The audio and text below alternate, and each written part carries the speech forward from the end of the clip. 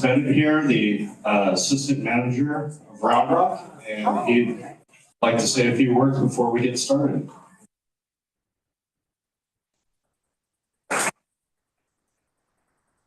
Good morning. Welcome to day 3 in Round Rock. My name is Brooks Ben. I'm assistant city manager here at the city of Round Rock. Fun fact about me is I was born and raised in the city of Round Rock. I've been here 43 years, seen us from 10,000 people to 130,000 people.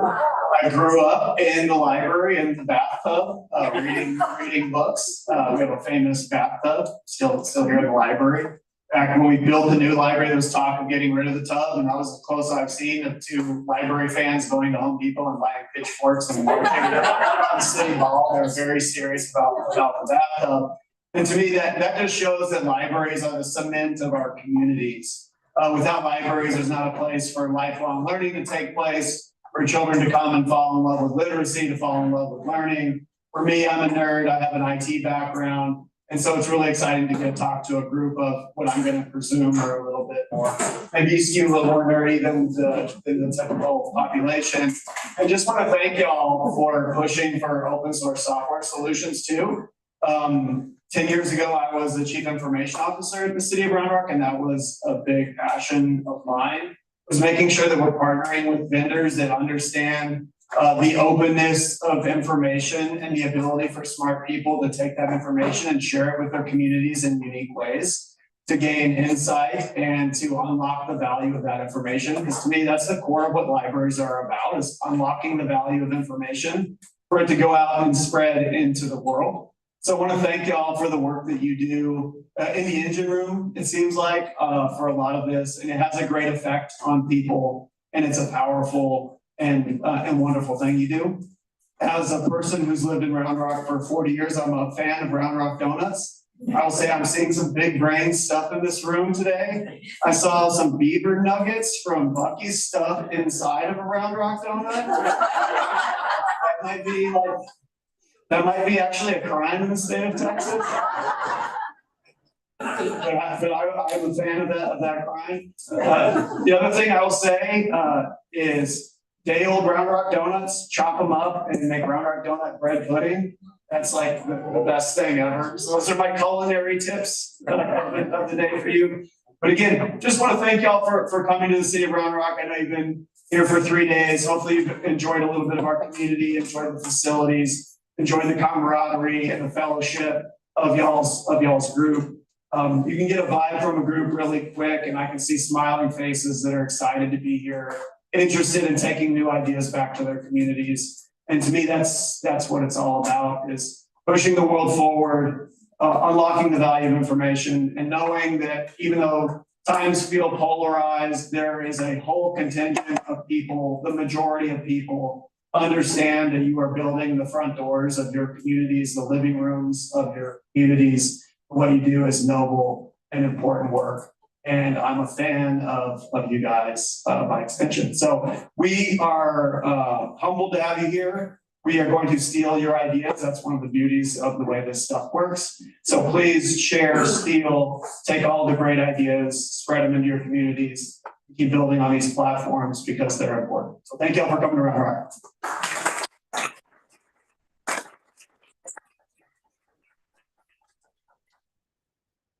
Right before I introduce our keynote, I want to say that we were able to have a second keynote this year because Bywater Solutions was sponsored this keynote. So as they are always involved in presenting and attending and interacting with everybody at these conferences, they also this year have provided financial support. So with that said, and thank you. Let's give them a round of applause for all their support. I want to introduce our keynote, Jean Darnell from the Pflugerville Independent School District. She's going to, her keynote is Unlocking Your Inner Trailblazer with AI. So welcome, Jean. Thank you.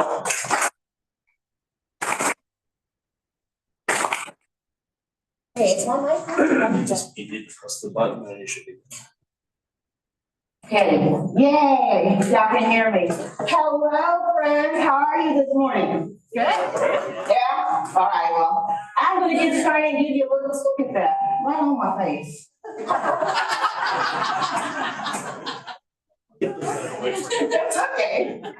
Okay, this is a little bit about me, my background, so you can see who it is that's presented in front of you. There we go.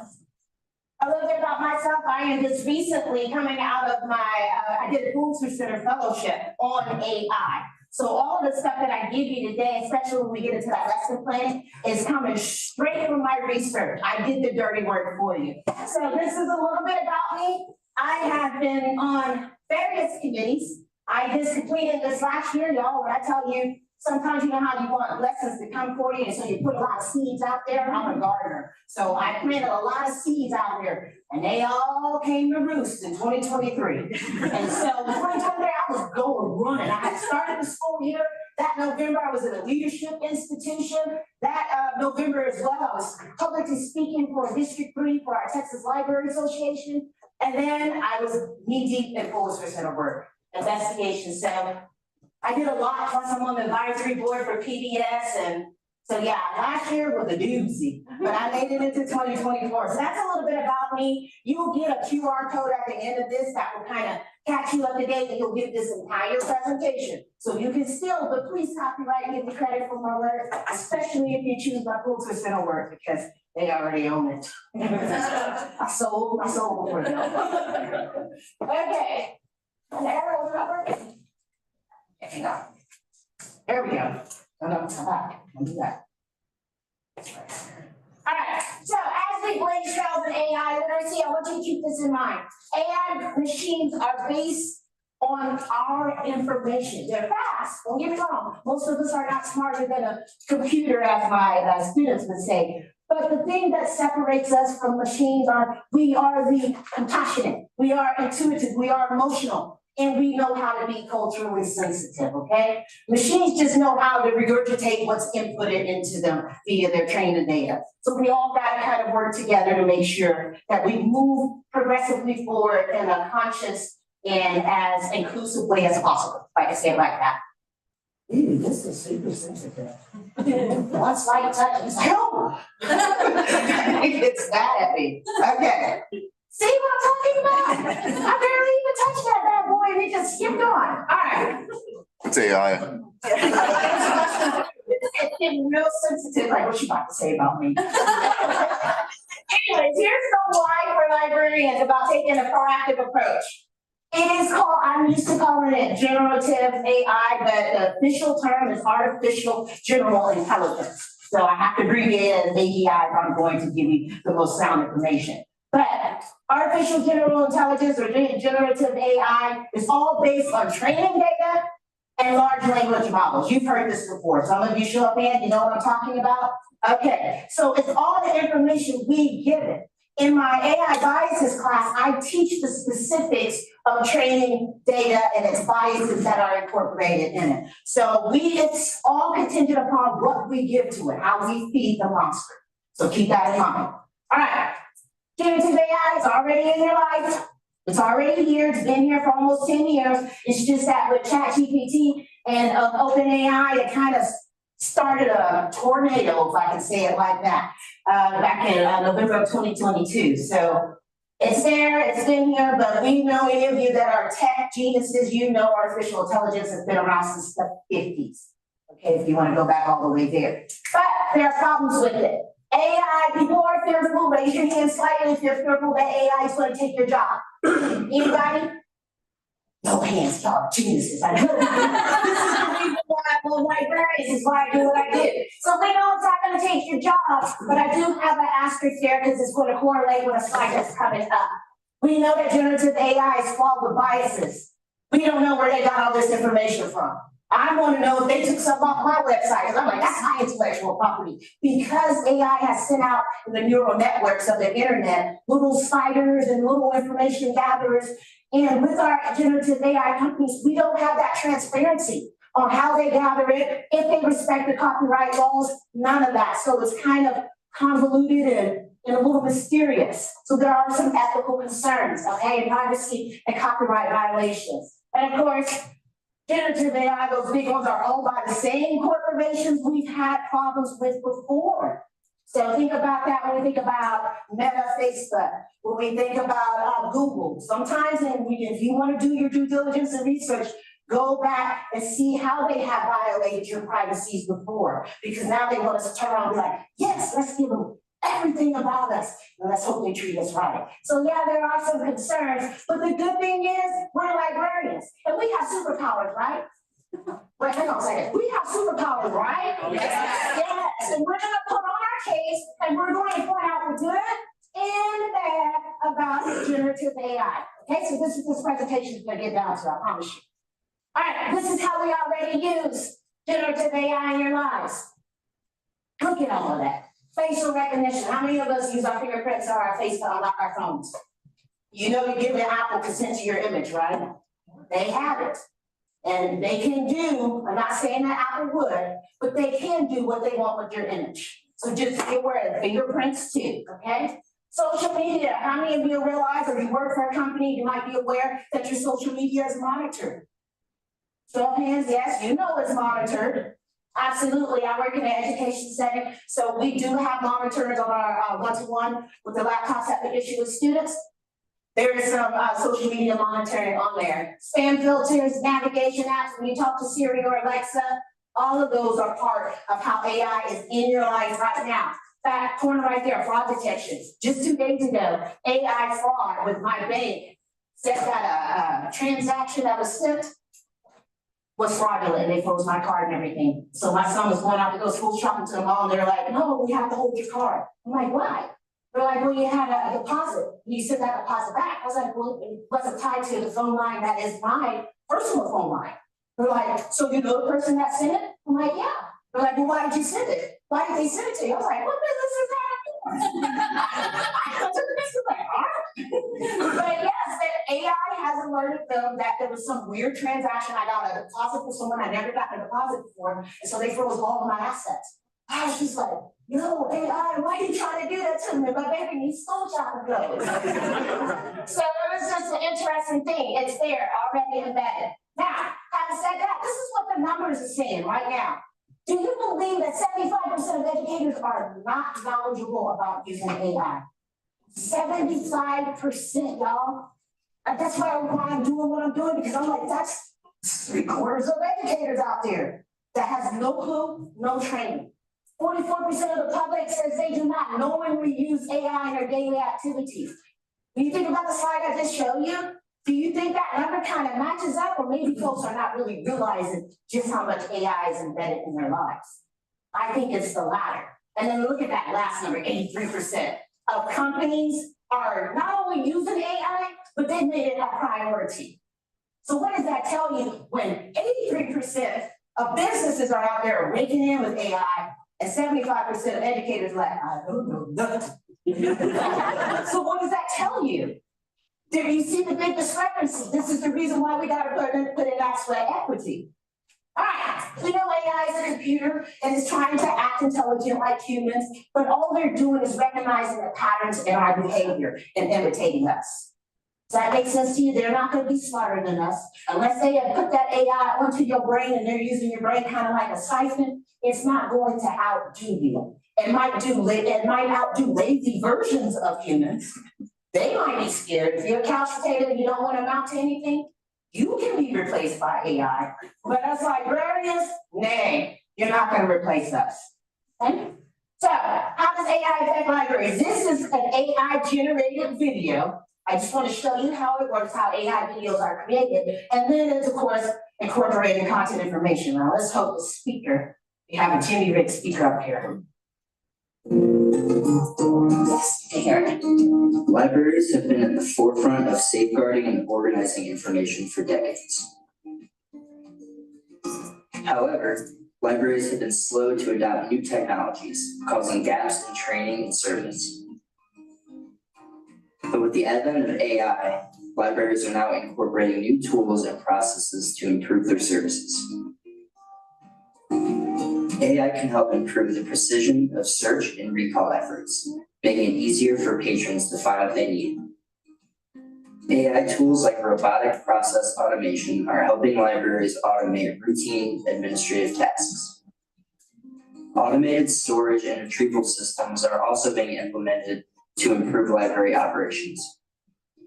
AI is also paving the way for the development of smart libraries that are available to patrons without being directly staffed. AI chatbots are proving effective in connecting users with personalized and efficient information requests. AI tools are also being used to provide more personalized and intuitive services to library users. Finally, libraries are helping patrons gain AI literacy, providing the skills needed for people to confidently engage with a society that is employing more AI tools and processes each day.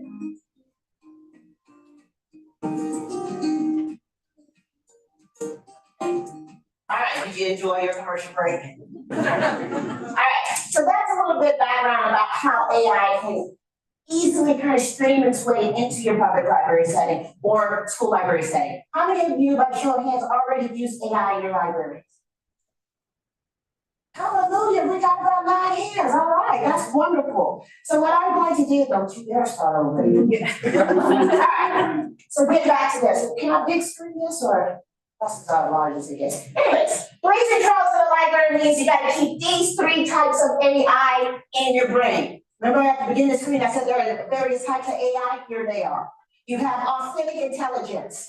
Okay, that's basically humans are at the heart of everything AI generated. I don't care what it is, if it's an algorithm, whatever it is, we are at the heart of it. That's the authentic AI, so there you go, number 1. Number 2, artificial. Machines assisting us on a repetitive structural task that we don't want to do because it just annoys us over and over again. There's a little bit down there, but it's a little cut off, so it's okay. We're gonna move on to 3, augmented intelligence. That's the collaboration between man and machine to improve our outputs. Can we get this, let's fix this a little bit because it's cutting off half my presentation.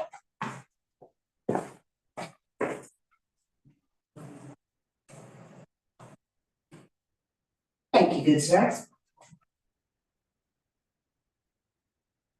All right, authentic intelligence. How natural creativity from humans supplies the imagination needed to delegate information to machines. What I want to talk about right now is how we can incorporate that at the library. How many of you have heard of Nature Smart Libraries? Only one person? Well, I'm going to give you some background on that. That's literally when the library is catering to the natural biology and intelligence around us. So case in point, Nature Smart Libraries are libraries that are connected to parks, nature reserves, state parks, whichever it is, some type of natural ambiance that the library is embedded to. And it's not just embedded in that area, citizens are encouraged to go out into nature, to start exercising, becoming one with nature. Do you know that 80% of our population doesn't even interact with nature? We're so urbanized that we don't even go out into nature anymore. But I ought to tell you something. So I wanted to bring this attention and this data to you because that's a program that we can incorporate that as passive programming that can be consistent just based on our locale. And look at the outcomes that can happen when you bring nature into the libraries. Now I'm going to give you a hint. You have a library here locally that's already doing Nature Smart Libraries. Okay? Don't believe me? We'll get to it.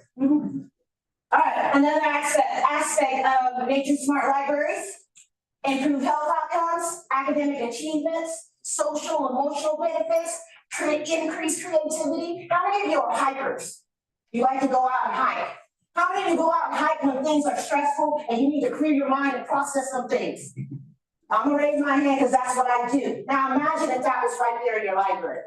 Instead of having to drive 30, 40 miles outside of the city to go to hike, nothing wrong with that. Imagine if it was right there in your community. You only have to drive 10 minutes to get somewhere where you can start hiking and improving your mental health. How many of you would take advantage of it? I sure would. Okay, so here are the cities that are embodying that smart nature libraries. Look at that, most of them are in the north. There's really only 2 in the south. Austin, woo! Tip your hat for Austin. And then Louisville, Kentucky. That's all. Most of the smart libraries are in the north. Why is that when we got all this land around here? It's hot. It's hot. Yeah. I know it is hot, but we can build mist and cooling centers. You can roll up there, take a little mist, and you go right back out to 100 degrees and steam. You don't need a sauna. Just go over to the misting. Yes. Add Washington State to it. Add Washington State to it, I will definitely read that feedback, that's not my data, I just wanted to make sure to snip it, but I would agree with you, I've been to Washington State, and I know how beautiful it is. And we have nature passes that they can go to the state park, they get a free pass to go to the state park, and they get a map of birds and different things, so yeah, we do that. Mind if we steal that, and I pitch it to the state parks here? We can steal that, do that. All right. I sure will. Not good at everything. City of Cedar Park. I didn't catch that last little bit, what you saying? Oh, I said it came with, the non-killer, it came with a grant from, the state library, but it's got everything, including a survey. So backpack, everything. So all of y'all that might be having ideas about what the right grants for, put this down. This could be something that we can collaborate with. Now, a local library that's already embracing that authentic intelligence, the natural intelligence we possess as humans, Cedar Park Public Library, I don't know if you know, but they are rolling out brand new library in the Bell District. And it is centered on this nature smart, incorporating, bringing nature into the library and extending nature out into, of course, the surroundings. All right, and so I wanted to share with you, in building the land that they built on, you know, they had to cut down trees. Just have a moment for that. I'm a gardener, cut down trees is like sin in my brain because we need trees to breathe. That's all I have to say. We need trees more than we need Wi-Fi signals. Anyways, the importance of this is the trees that were there, look at what they did with it. They didn't just toss them. Architectural firm to design the new library. The Lake Plato Interiors team saw a great opportunity to repurpose trees from the new library site to design a wood wall. The double height feature wall needed an inviting design that also performs acoustically. Using this material to screen the acoustic wall covering tells a story of sustainability and environmental respect for the trees that once stood here. These trees ranging from 30 to 80 years old include American elms, cedar elms, and pecan trees. Stood on the library site and skillfully cut at a local Texas sawmill, this wood feature wall preserves the memory of these trees. Each tree is tagged, creating a tangible connection to its history. Now, the wall stands as a testament to the enduring connection between nature and reading, honoring the legacy of the trees while celebrating the unique beauty of books on a library shelf.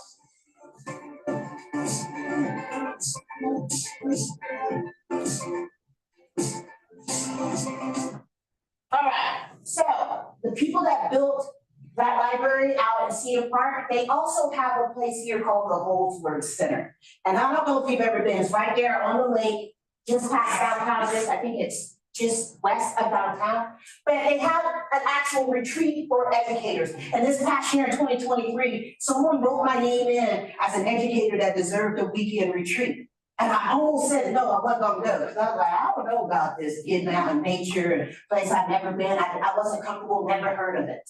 And I was last minute, I was like, you know what, you never do anything for yourself.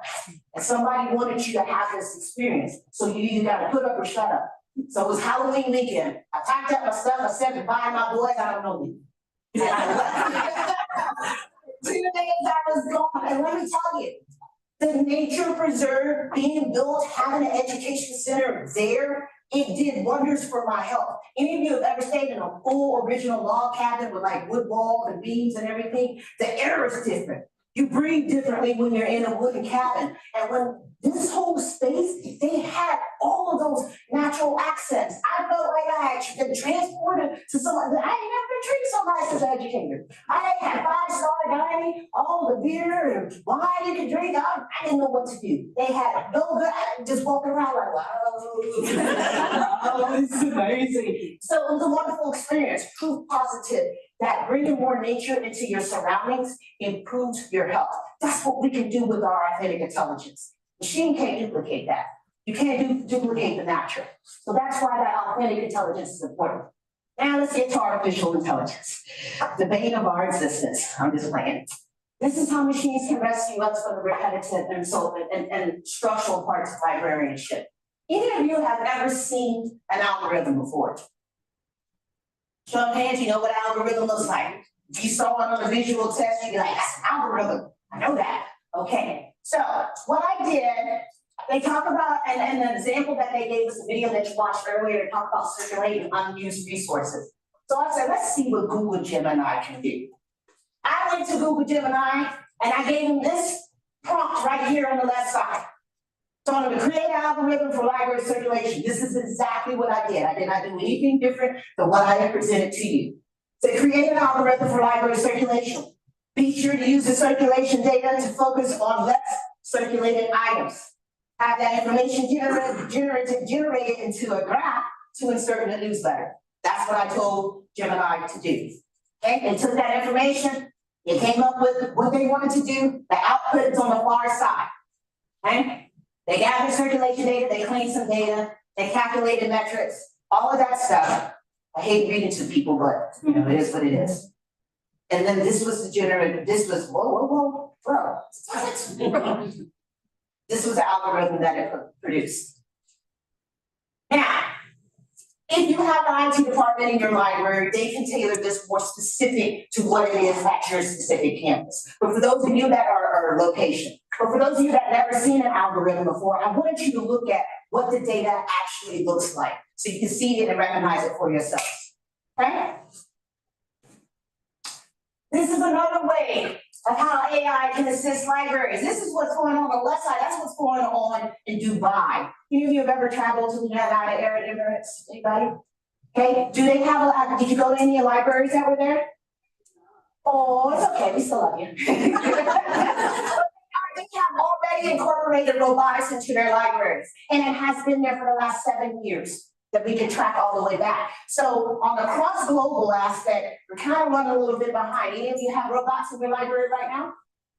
Woo-hoo! We have 5 hands up in the air. I wanted to show you a little bit about the robotics and mechanic. They took an actual, let me just show you. You can read in the center, they saw. I tell you to stay super sensitive. Okay, so they noticed this robot in a restaurant and they said, hey, that can be in our library. So I want to show you just a little bit of what it can do.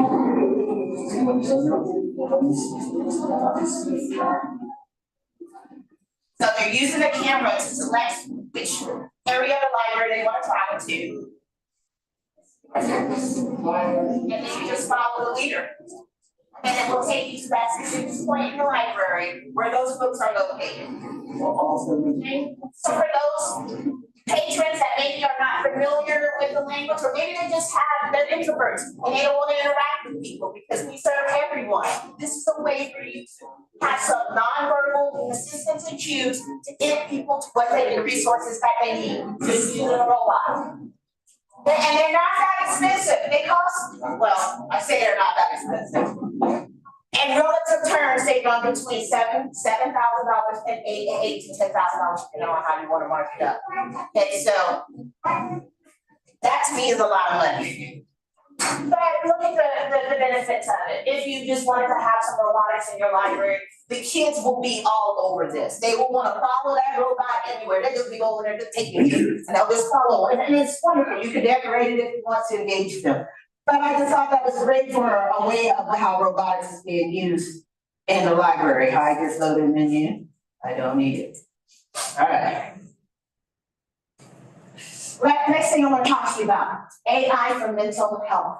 Mental health is something that's extremely important to me because as an educator, I've seen the decline in my students from what they were before the pandemic. I have 23 years in education. What they were before the pandemic and what they are now, whoa, howdy. They need some support. Adults needed some support after being locked up with their kids and their spouses for all that time. So I want to introduce to you AI's WISA. It is a AI-based app, but it's monitored by chatbots that are monitored by doctors and physicians. And it's accessible 24/7. Okay? And these kids, it's marketed to young adults because that's the segment group from 16 to 24 that we've seen a ridiculously and alarming increase in suicide. Okay? And so we have to, I feel like as secret super agents of the public in our communities, we need to look at that. So I thought this would be an interesting passive program that you can incorporate into your library using AI. And so this will take you into a little bit about it. There's a video and I'll go into it, but for the sake of time, I'm going to skip past it. Again, you're going to get a copy of these slides. There's been a lot of addressing of mental health, and I would love for you to take a look at that. If we have time, I'll come back to it. I want to get to the augmented intersectionality of the two AI. So I've presented to you authentic AI, artificial AI. The third AI is augmented. That's when we merge the worlds together. Okay, it's the harmony between artificial and authentic. Any of you ever had immersive reality books in your libraries? Only 3 hands? I would invite you to get you some Google VR virtual reality, augmented reality Google goggles in your library, especially if you want to engage the youth. Everything is in the virtual world now. That's how they live. That's where they prefer to be. They prefer to be in their video games than sitting at the dinner table with you. Not to say that that's right, it's wrong in my book. But we need to reach our kids. We need to meet them and get them where they are and bring them out of the virtual reality or bring them back into reality, whatever it is. I feel like we should meet them where they are. And these virtual reality books and immersive reality books are exciting for the kids. If you've ever seen them in your library, those that have them in your library, would you like to share on how the kids react to it? Yeah. Whoever it was, you right here, yeah. Yeah, sorry. Yeah, we only have a few of them. We bought them a few months ago, but yeah, each book comes with a little like Google Cardboard viewer thing that you can put your phone in, and it's pretty cool. Like, and the kids have been really excited. It's been fun to watch them go out. And you read along through the book, and you hit a page where there's a little QR code. You point your phone at it, and it loads up the IR video that you watched your little viewer thing. And like, also, it works if you don't have a phone that you can put in it. You can just sort of watch the video as a video on a computer or a tablet, which we were happy about because not everybody has a smartphones. Yeah, they were cool. Excellent, thank you for that contribution. I think about this for our young teens who may want to be video game designers. You might be able to create a software or an algorithm. They can look at this and test out the video games that they create. You know, put your goggles on, see if what your theory is and how you design it works. That's how I can see this with some of the older kids. Now, I don't know if you know about Texas State University, Alex Laboratory. It's led by Dr. Coy Lynn, and they will teach you classes on how to incorporate immersive realities into your libraries, okay? And this is what he had as a demonstration on the AIDS quilt, okay? It was a virtual AIDS quilt out in nature. So you could go out in nature, you could see the quilt. Some of them had QR codes and you could tell about different family members and who they were out while you're walking through on a path, and just scan that QR code and you pop up and you see images of those people's lives and who they were, and they tell their story. And I thought that was a wonderful way that if you had some type of natural surrounding, you can incorporate this. I think it would be cool and a wonderful aspect of your library. You can, taking away the actual subject content, but think about a secret garden for the younger kids, and they can go around and scan different things and see different images and characters pop up in their natural setting, and maybe even interact with them. So that's how I can see you using this in the library outside of this actual specific content. But I thought that was super cool.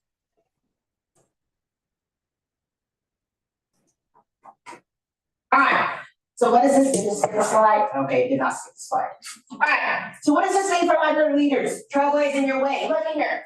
Some of you, raise your hand, let's just be honest. You hate AI, you don't want to get involved with it. You'll learn about it, but only if somebody forces you to.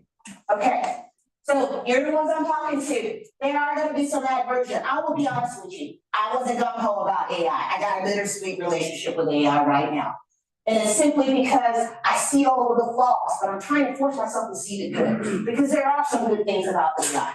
Okay, so you're gonna have to work with those that are reticent about joining AI, but you're gonna have to get some new skill sets too. We're gonna have to learn how to manage AI, police AI, create policies and procedures as it relates to AI. Understanding those data algorithms that we were talking about, okay? Coordinating and coaching, all of those different things. Virtual assistants and chatbots. You need to vet those companies. Because if ChatGPT, OpenAI can spit out some stuff and say some things that are off key and not well rehearsed or researched, then any AI virtual assistant, any generative AI, they will tell you in their terms of service and agreement, we're not responsible for anything, but you good luck on using it. And let me tell you, some folks have done it and got in trouble. We have lawyers, not in the state of Texas, but they were citing sources from ChatGPT and they weren't real, and they put it in a legal case and they got their legal case thrown out. Because they just trusted ChatGPT at face value. Rookie mistake number one. If the company is telling you I'm not responsible for it, you can't sue me for the data that's in there, don't use it. That's the best way I can tell you, especially if it's something like a legal case. Okay? Other things we're gonna have to talk about. I use AI for scaffolding as an educator. Sometimes my kids are ELL and they don't know the language too well, and I give them a 4-page paper. That's automatically gonna shut them down. They're gonna be like, oh, well, she don't know, I don't even understand words that are coming out of her mouth. But with AI, I'm able to summarize, chunk it, hit the bullet points at the click of a button. I've done that before, and I went and made sure that what they were saying was actually true. But you can do that for those kids that are trying to acquire the language, and even adults that have immigrated and they don't know the familiars and the customs. You can use AI to chunk information. Okay? New knowledge, drafting AI policies. I'm trying to say this and not step on anybody's toes. But when it comes to AI, how many of you right now, you have an artificial intelligence policy at your library? That's one hand. Out of 60 participants here, only one. Generative AI has been out for 2 years. This is how slow we are acting. And our kids are using it right now.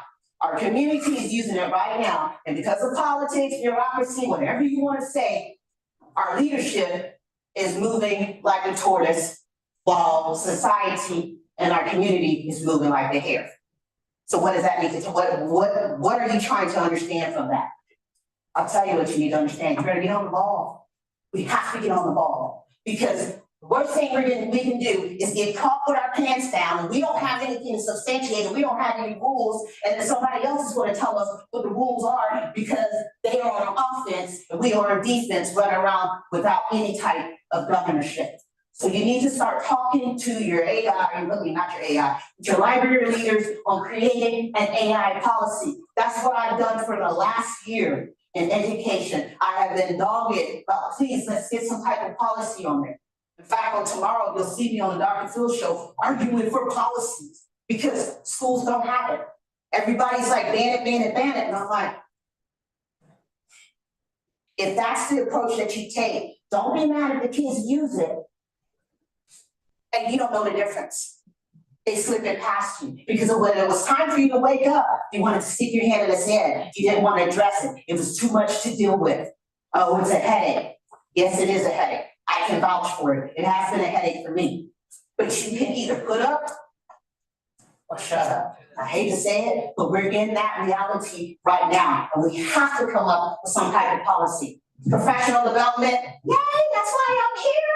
Okay? So professional development is important. And of course, start teaching AI literacy. Even if you may not like it, find somebody that likes it enough to start teaching it.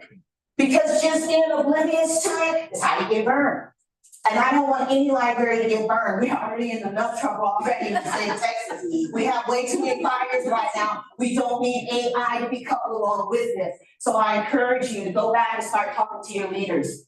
Okay?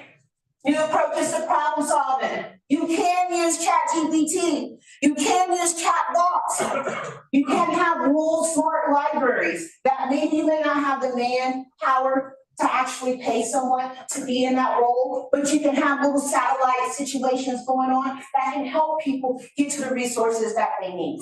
So think about that. An AI customer support phone line that will take you to a video, 3 minutes to show you how to set up a customer support AI line. Okay? Then we got to disclose and shorten the equity, digital equity gap. How many of you realize that there was a huge digital equity gap in your community during the pandemic? What have you done differently since realizing that information? Would anybody like to share? Because not all Wi-Fi signals are the same. Let's just be honest. Please share what you've done.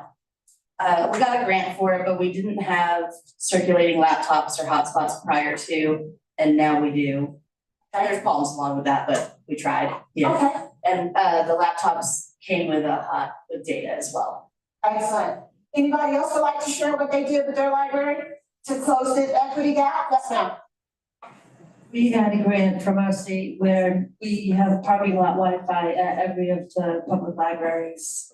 It was done with our internet service provider and the Take It Outside grant.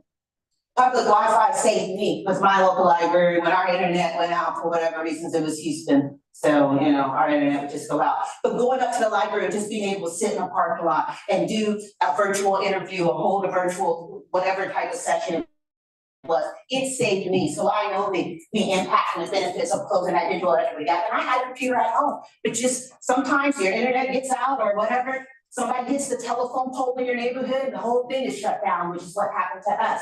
So anyways, inclusion of virtual and augmented resources, all of that stuff are the new approaches to problem solving. So I want you to see Airtable. Airtable is a new AI-based software that can collect your Google Sheets, your databases, your Microsoft Excel, and they can find the relationships between your data.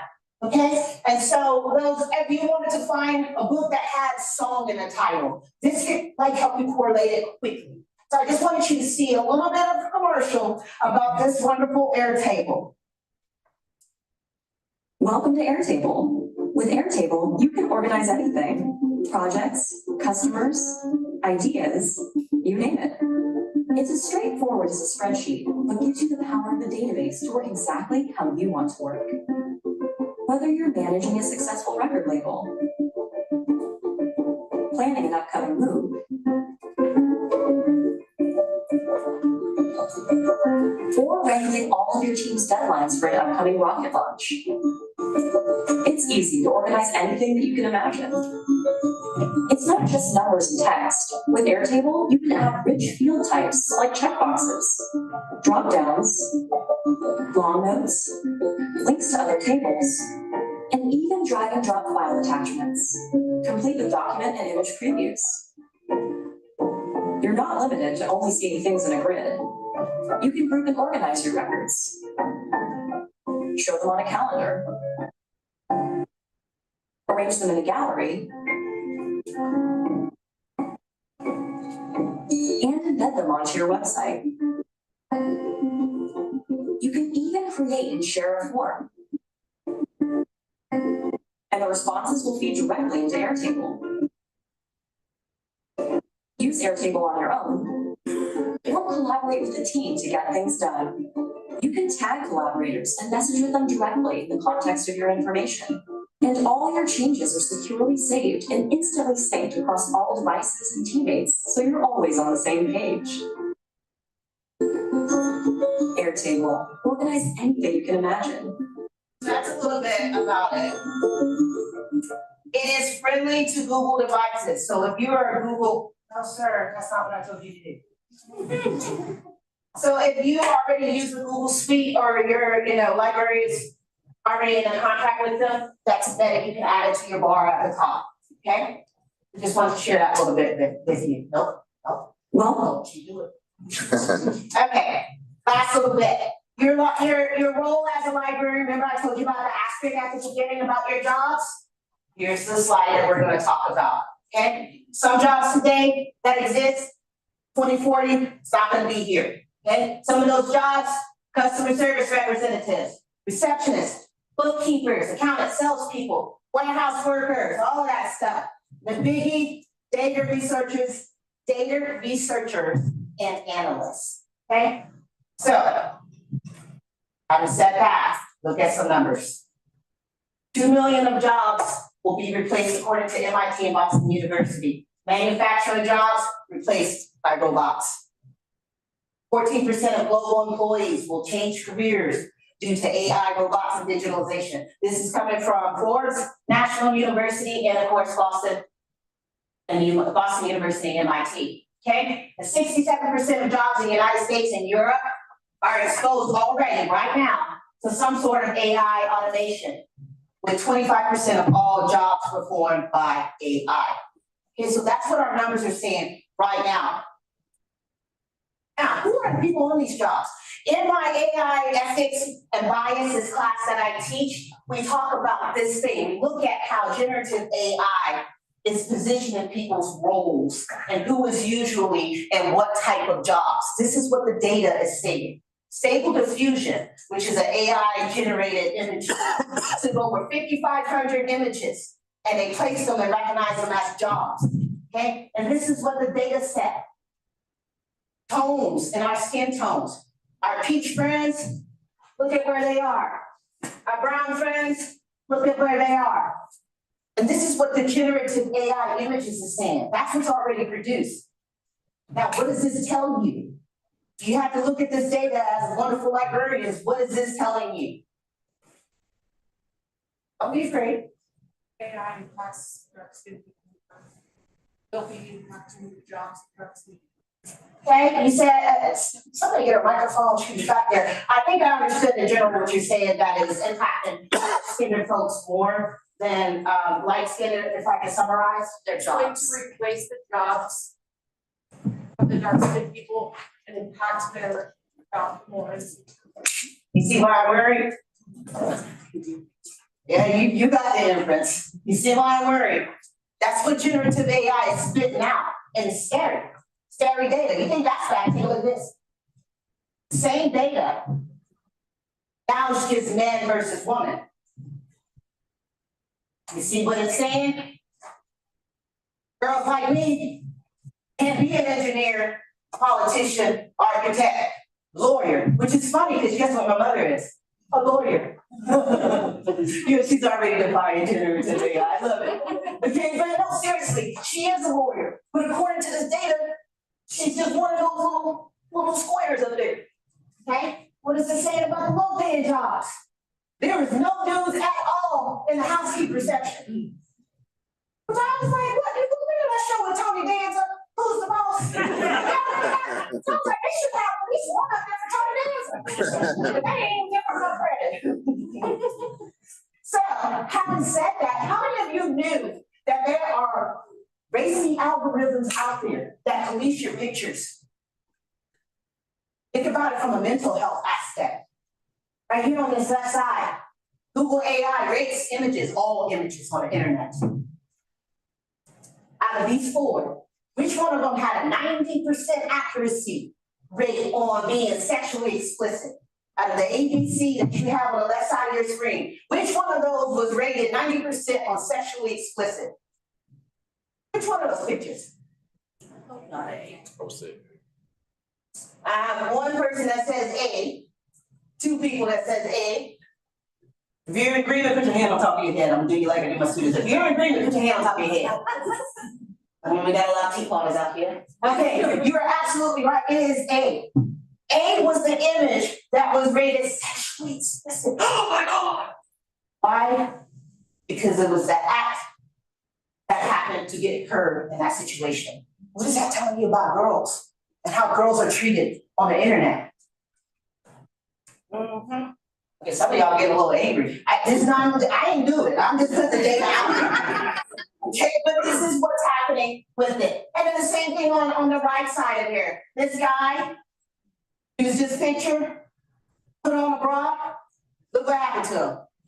The Raiders was like, oh, Jesus, somebody throw some holy water on that picture. What is going on? That's literally what happened. So you're telling women a certain thing. You're giving girls one type of governorship, one type of treatment, and you're giving gentlemen another. Okay? Which brings us to the elephant in the room. Biases, ethics, copyright, data, privacy. These are all the things that I think every last one of us in here are worried about as it relates to AI. I'm worried about it too. Okay, I'm worried about the graphics and how they're biased heavily. I'm worried about the medical knowledge that's on things like ChatGPT, especially as it relates to people that looks like me. Some of that stuff is just straight up lies. I'm like, what? I thought our skins were all uniquely, the same kind of depth. They're saying that black people got thicker skin. Like, I know for a fact my skin ain't that thick. You see all these scars I got on my knees, on my arms? I'm like weak, real weak. You know? Anyways, and then of course, racial biases in AI. I know we don't like to talk about it, but it does exist. And if we're going to be servants to our entire community, we can't just look at certain types of our community, we gotta look at all aspects of our community. And if you want, this link will take you to a very hot article I wrote back in fall, a year ago, about what it would take to fix AI's biases problems. I went deep into it, y'all. I had links and everything. You don't do that to no librarian, come out here with some stuff, and it is not factually, copyright, or ethically the same. So if you want, you can go back and read that, but I promise you, it's interesting. That was the nice wash down version. There's like an unedited rogue version on my Medium. But anyways, I was hot, let me tell you. Because, okay, let me give you a real quick background, I'm gonna make it short and sweet. When generative AI first came out, I was excited about it. I was one of the ones back in 2001 that taught myself code, you know, because I wanted to know what was going on. I was late for everybody else. And then I said, well, when generative AI came out, so I'm gonna hit the ground running. I'm not gonna be scared. I'm gonna teach myself what I need to know. And when I started digging and finding out, there were some wonderful things with them when I applied it to how it felt to people that look like me. I was like, oh, no. So what did I do? Go to my blog. I said, I'm about to teach AI how to behave and how to be ethical, how to be inclusive, all of that. And I did. And the PBS picked it up. They were like, you like what she said. I was like, I like it. I thought they were gonna like it, but they did. And so they published it and we started talking about different things that we could do to improve it. They're like, get into a boot camp.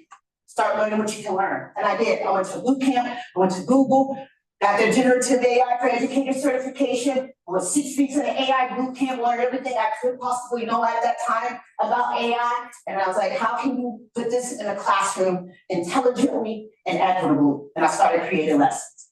Now, that's how I address the ethics. Copyright. How many of you are aware or have seen images where it looks like a professional person and their body is doing something that is completely inappropriate? It's been around forever. We have deep fake images, whatnot. But now we're starting to get into voice AI. We can take people's voices and make it say and sound like it's like someone is literally talking to you on the phone. Images, people's artwork. Right now, Colin Kaepernick, I know everybody knows him for his protests, but right now he's trying to get together a business to create graphic novels using AI-generated images. And the issue is some of those AI-generated images are copies, for lack of a better word, of real artistic images, and they have a problem with it. I would have a problem with it too. If you're not respecting my copyright, and you think you're just gonna get your little AI machine and do whatever you wanna do with it, no, that's the reason why we need policies out here. Because right now they're running road. Same thing with your data.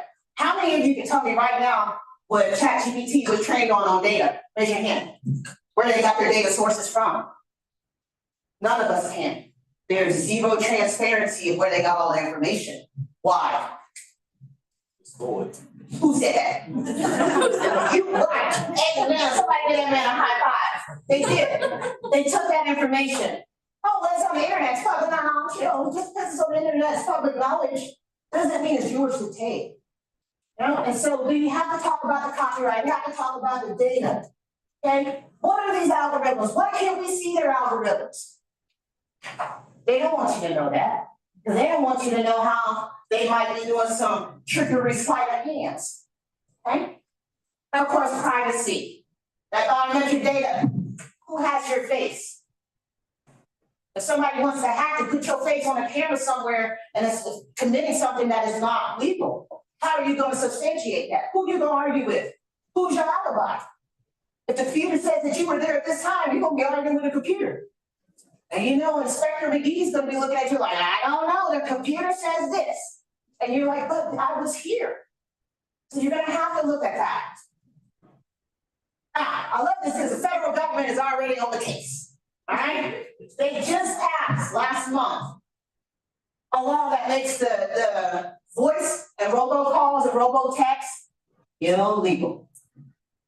So our government is slowly, they on a bicycle, but they're trying to catch up with what's, progressing with AI. Now, this is how I did it. This last year I taught AI my district, I was like, hey, I have this big lesson I wanna do, blah, blah, blah. They're just like, yeah, but you're not touching AI right now. I was just like, but, they're like, yeah, you can't teach any AI apps, it's just, but I'm like, my kids are talking, and we need to. I was like, so what can I do in order to respect the rules and still get the kids the content that they're interested in? So this is my workaround, like I said, yo, that's no librarian. So I went out there, I said, we're gonna do some research on what we know about, we ain't teaching AI, but we're gonna research AI. And that's exactly what I did. I taught them how to use AI as far as from an observer's standpoint. I showed them how they could use it, and then I gave them articles that they could use to investigate. I said, I want you to put on your Inspector Gadget goggles and get to looking at the content that's out here already. As soon as they started learning, they were like, Miss, AI can do this. I'm like, and AI can do that. I'm like, uh-huh. And then they were like, and I started teaching them other things about schools and colleges that were using AI already that they weren't aware of, and they were just like, oh, I was like, yes. So I'm running out of time, let me wrap this up. Now, for those of you that are curious, these are the articles that I use to teach my kids. Okay, those are the articles, I'll give you a couple seconds to look at it. That the ones that we were just looking at with the images of the raciness, that's this article right here, number 2. Investigators find AI algorithm objectify women's bodies. Read that. If you're a girl, read it. Read it and then try not to smash anything. Try not to go into Hulk mode because it will send you into Hulk mode. But definitely read it out there. My kids that are a little bit on the rougher side of life, they were looking at number 3 and number 5. And I had a whole derailed 25-minute conversation about facial recognition software. The kids were fired. When I tell you fired up, I've never seen a group of kids literally turn all into detectives to make sense. One of them was on the Constitution talking, which one of those amendments? Which one of those amendments are on my privacy? It was like, I think it's the 4th one. They just say, I have my kids write a policy. It's like our school district doesn't have a policy, and I think it's important for you to have input as the generation that's literally had slight technology at their fingertips since birth. It's like you guys know a little bit more maybe than the boomers, as you call it, or the old fogies might know. So rather than just whine about it, do something. So I was like, let's come up with some policy writing. We looked at the AI Act in Europe because America doesn't have anything really substantial to investigate. So we looked at it over in Europe to see what was going on across the pond and what their rules and regulations were. And then our kids came up with their own policies. It was amazing. Okay, so what can we do to further our inclusion in AI? We gotta investigate AI. You cannot be a librarian and take AI at face value. Investigate them, then expose.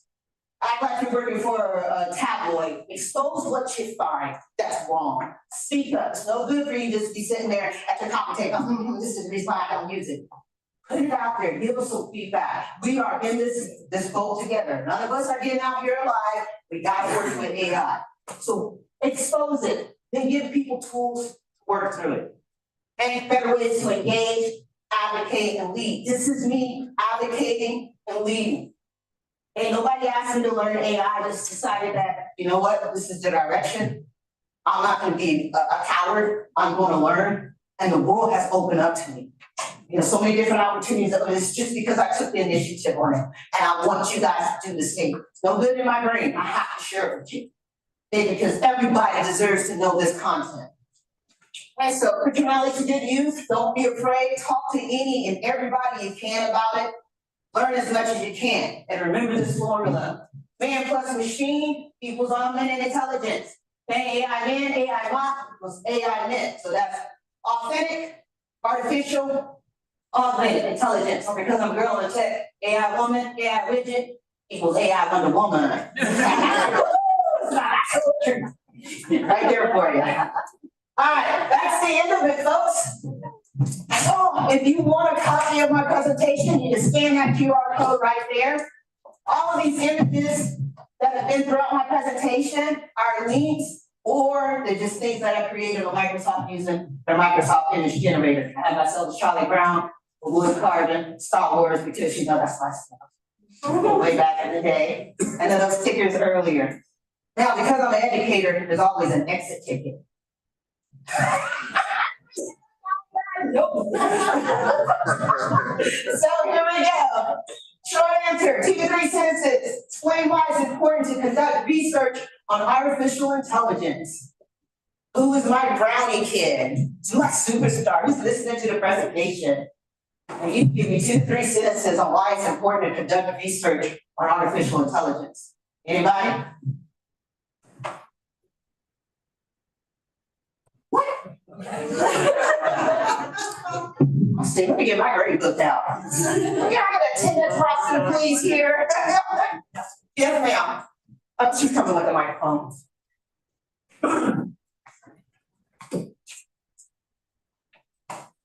My knee-jerk reaction, my knee-jerk reaction to this is just safety. Safety for ourselves, safety for our patrons, safety for our data and those who do the creative work. Knowing that this is out there and knowing that we have a part to play in changing the narrative, changing the data underneath it, just making sure that people are safe and educated, like you said, educated to keep themselves safe.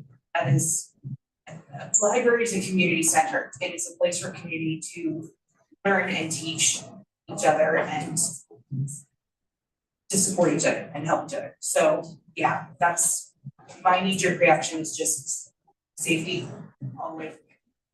Well, that knee-jerk is 100% on point. So you must got some like seance skills or something, because you're absolutely right. That's why I feel like it's important for us to have some policies and procedures in place to protect our citizens. Because inevitably, something that we've never even imagined, we don't have a prior experience is gonna happen. We're gonna be scrambling to try to figure out how to respond to it. So if we don't have anything in place, we're gonna get got. So I agree with your knee-jerk reaction. All right, anyone else? Last section says, imagine you're a researcher studying how AI can be used to assist individuals with disabilities. I want you to outline a potential research question. This is my higher level thinking, kids. You're a researcher. Something that I present to you today, what did I say that might pique your interest to research further? If I can rephrase it in a simple way. What is something that I said today that piqued your interest that you might want to research a little bit later, follow up on, find some content about? Anything? That big one right here. Woo! Hallelujah! I love you already.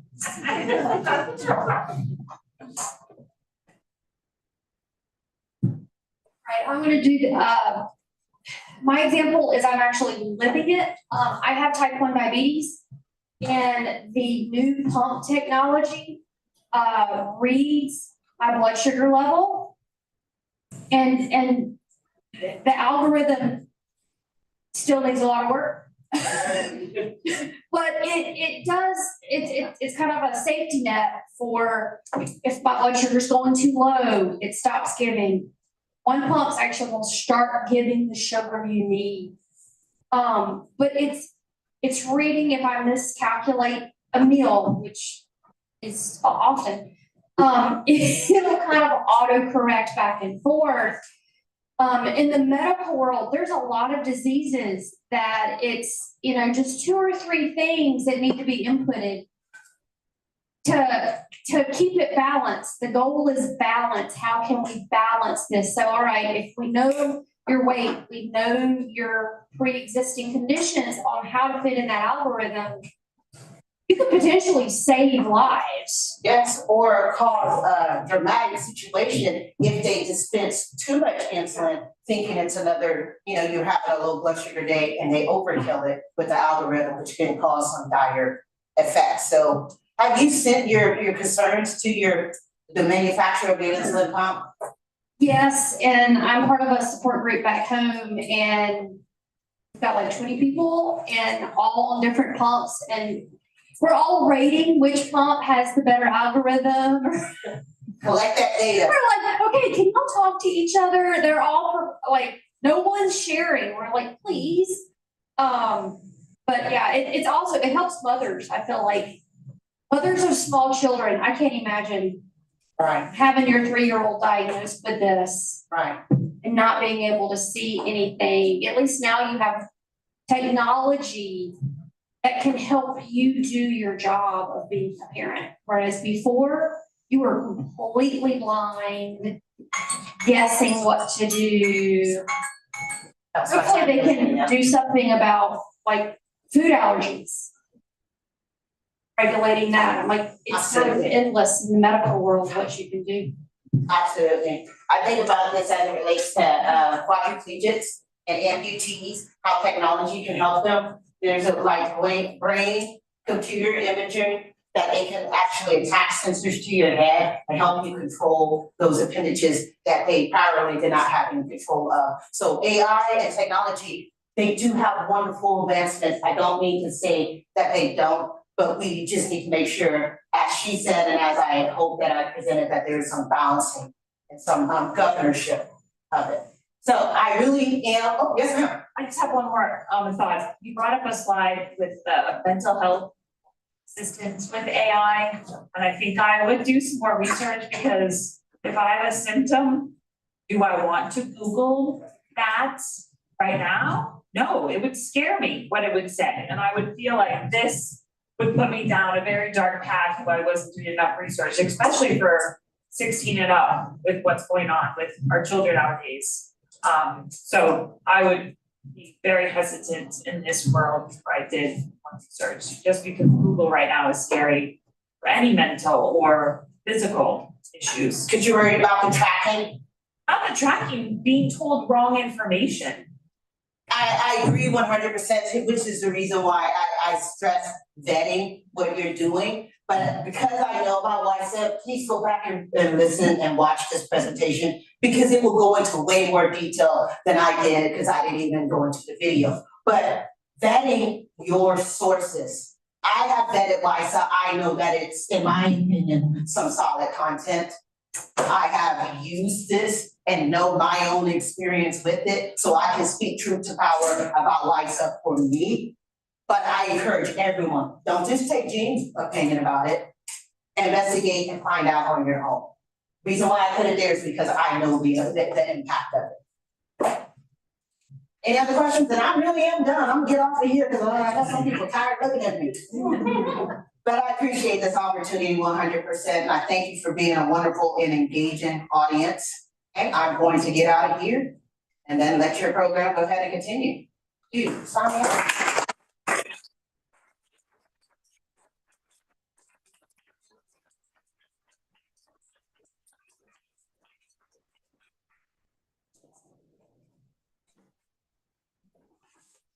Sorry, I had to bring my church fan. I get flowers in.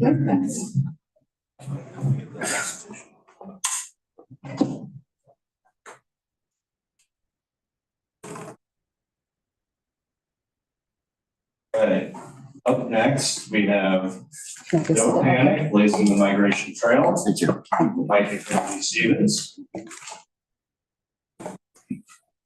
Is diligently working on getting the presentation out.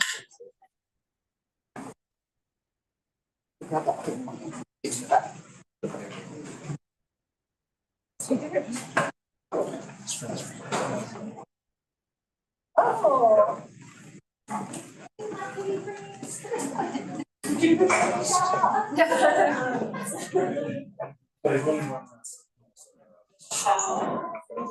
Are you waiting for people online?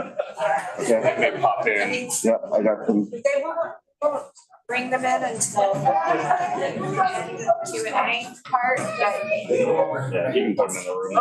They're in the room. You'll, if you want them visibly, you'll have to change it up here. Yeah. Okay. These are in person, because then you have all the technology. Detail, you'll do the basics. Just so we don't have to go to that. Okay, good enough, thanks.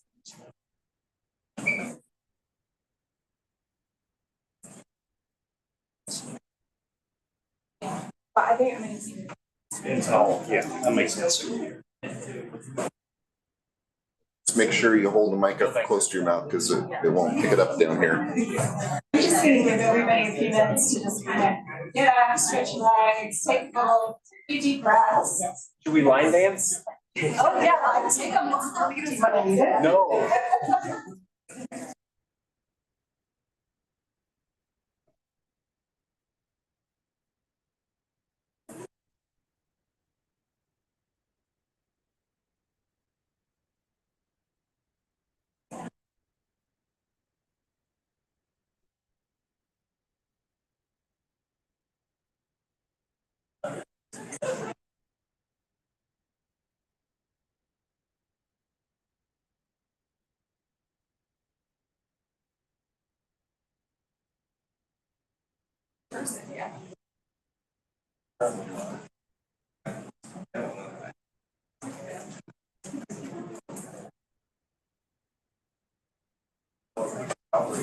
However you want.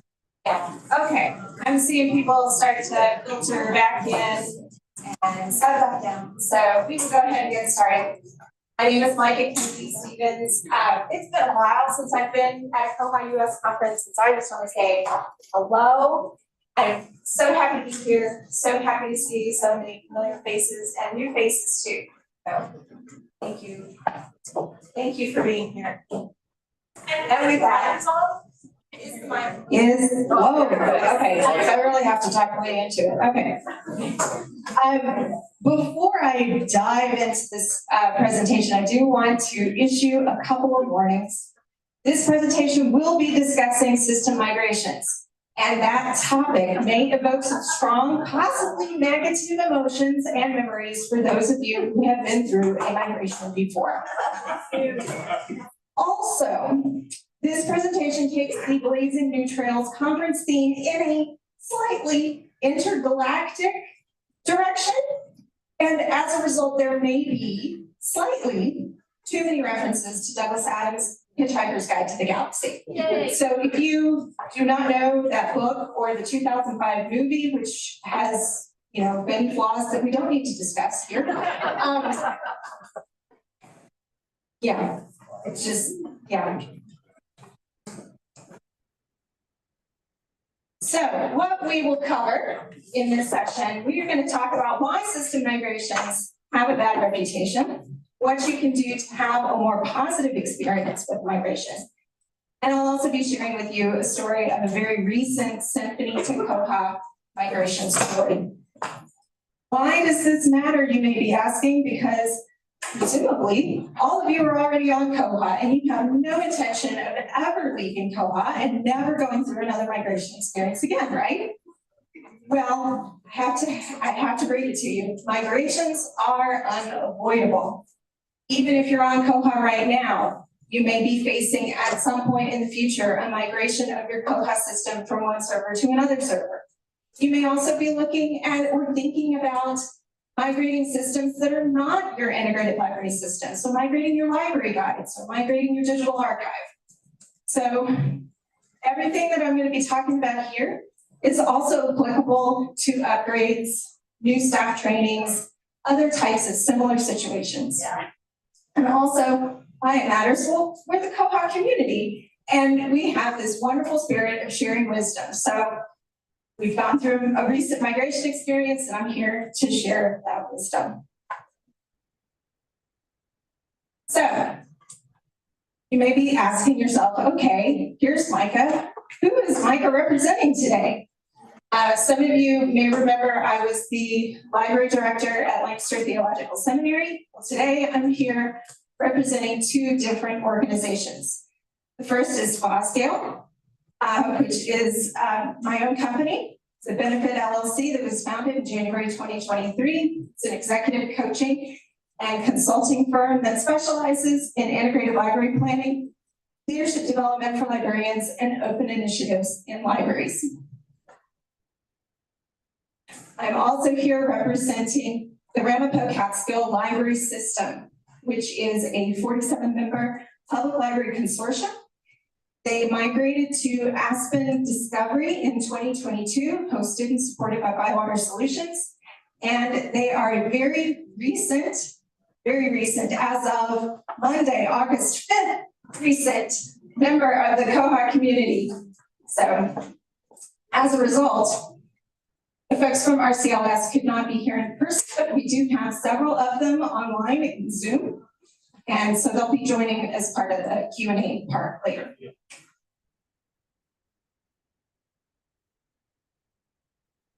So how do we typically react to system migrations? Have you ever thought about laying down in front of the bulldozer that is the system migration and saying, no, don't do this? I once had a library director tell me very honestly and very strongly, I have gone through one ILS migration in my career and I will never do another one. And it wasn't, that feeling was not something that was foreign to me, strange to me. I was well aware of, several people, several colleagues at other libraries who had similar feelings. But when I was confronted with this particular librarian and how she said it, the emotions that were behind it, it really impacted me that we're not only doing a disservice to our libraries, but a disservice to ourselves when we hold on to these emotions and about system migrations. So what's underneath this? Let's unpack it a little bit.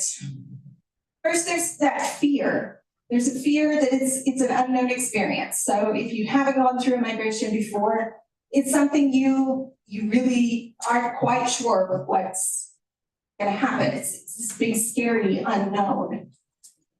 There's also a lot of stress that's related to the complexity, the amount of work that's involved. Let's face it, migrations are a lot of work.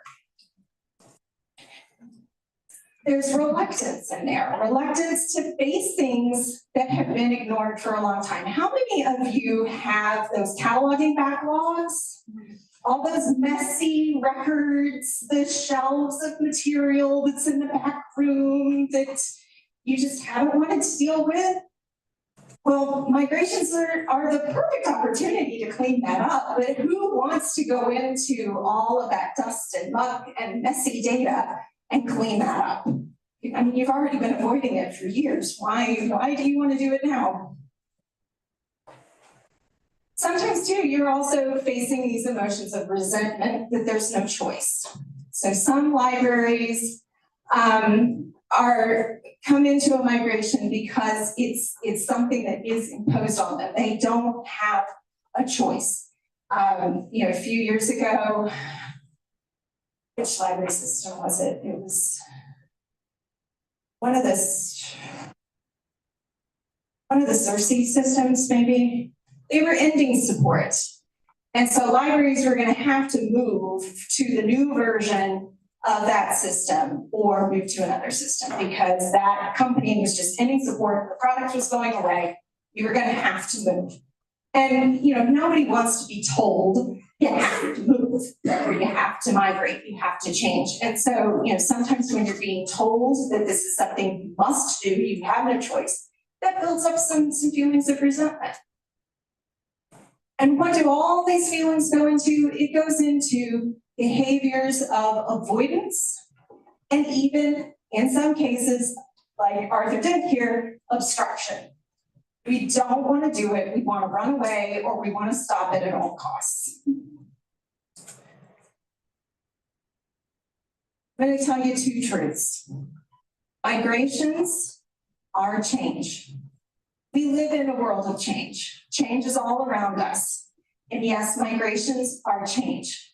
Migrations don't just change our systems, though. Migrations change human behavior. And the second truth of all of this is that change requires transition. In order for a change to be successful, you have to have transition. Transition is not just training. And so sometimes when we're looking at system migrations, we really get hung up on the actual system, the workflows, how are we gonna train to, how are we gonna use the new system? It's all of that education piece. What we also have to pay attention to, because that's important. That is super important. You have to be able to know how to use these tools. But what's also important is paying attention to giving that space to process through all of the emotions that go with the migration and give that space for transition. So one way of understanding transition is this Bridges transition model. So if any of you are familiar with the work of William Bridges, this is from a book called Managing Transitions, Making the Most of Change. Basically what this is it's 3 concurrent processes that happen in this period of transition. And so if you imagine here, you've got along the horizontal axis here, that's your timeline. That's time progressing from the start of the change to the end of the change. And the vertical axis here is the amount of energy or attention that you're giving. So at the very start, you're giving a lot of your energy into the ending process. So that's ending, losing, letting go of what has been. When you progress even further towards the middle, you see more of your energy is going into this neutral zone. Neutral zone is where the chaos is. It's where everything is really messy. It's where you're trying to straddle the old and the new. It's where a lot of creativity happens. It's where a lot of problem solving happens. And it's messy. We don't like it. Some of us, particularly introverted librarians who like things to be in order, don't like a lot of mess. But you see how there's so much space here in that neutral zone. It's not something we can rush. We have to figure out a way to live in that messy space for a little bit. On the other side of that, as you get towards the end, you're in that new beginning, more of your energy is going into that new beginning stage. So that's where you're settling into that new reality, living with the new system. So another thing though to note though is even right here at the start, you still got a little sliver of new beginnings and a little sliver of the neutral zone. And at the end, with as much of the new beginnings, you've still got a little sliver of neutral zone and a little sliver of letting go. So you have to attend to all 3 of these processes throughout your transition period. It's just the amount of energy that you devote to each of those is flexible and changes as you move through.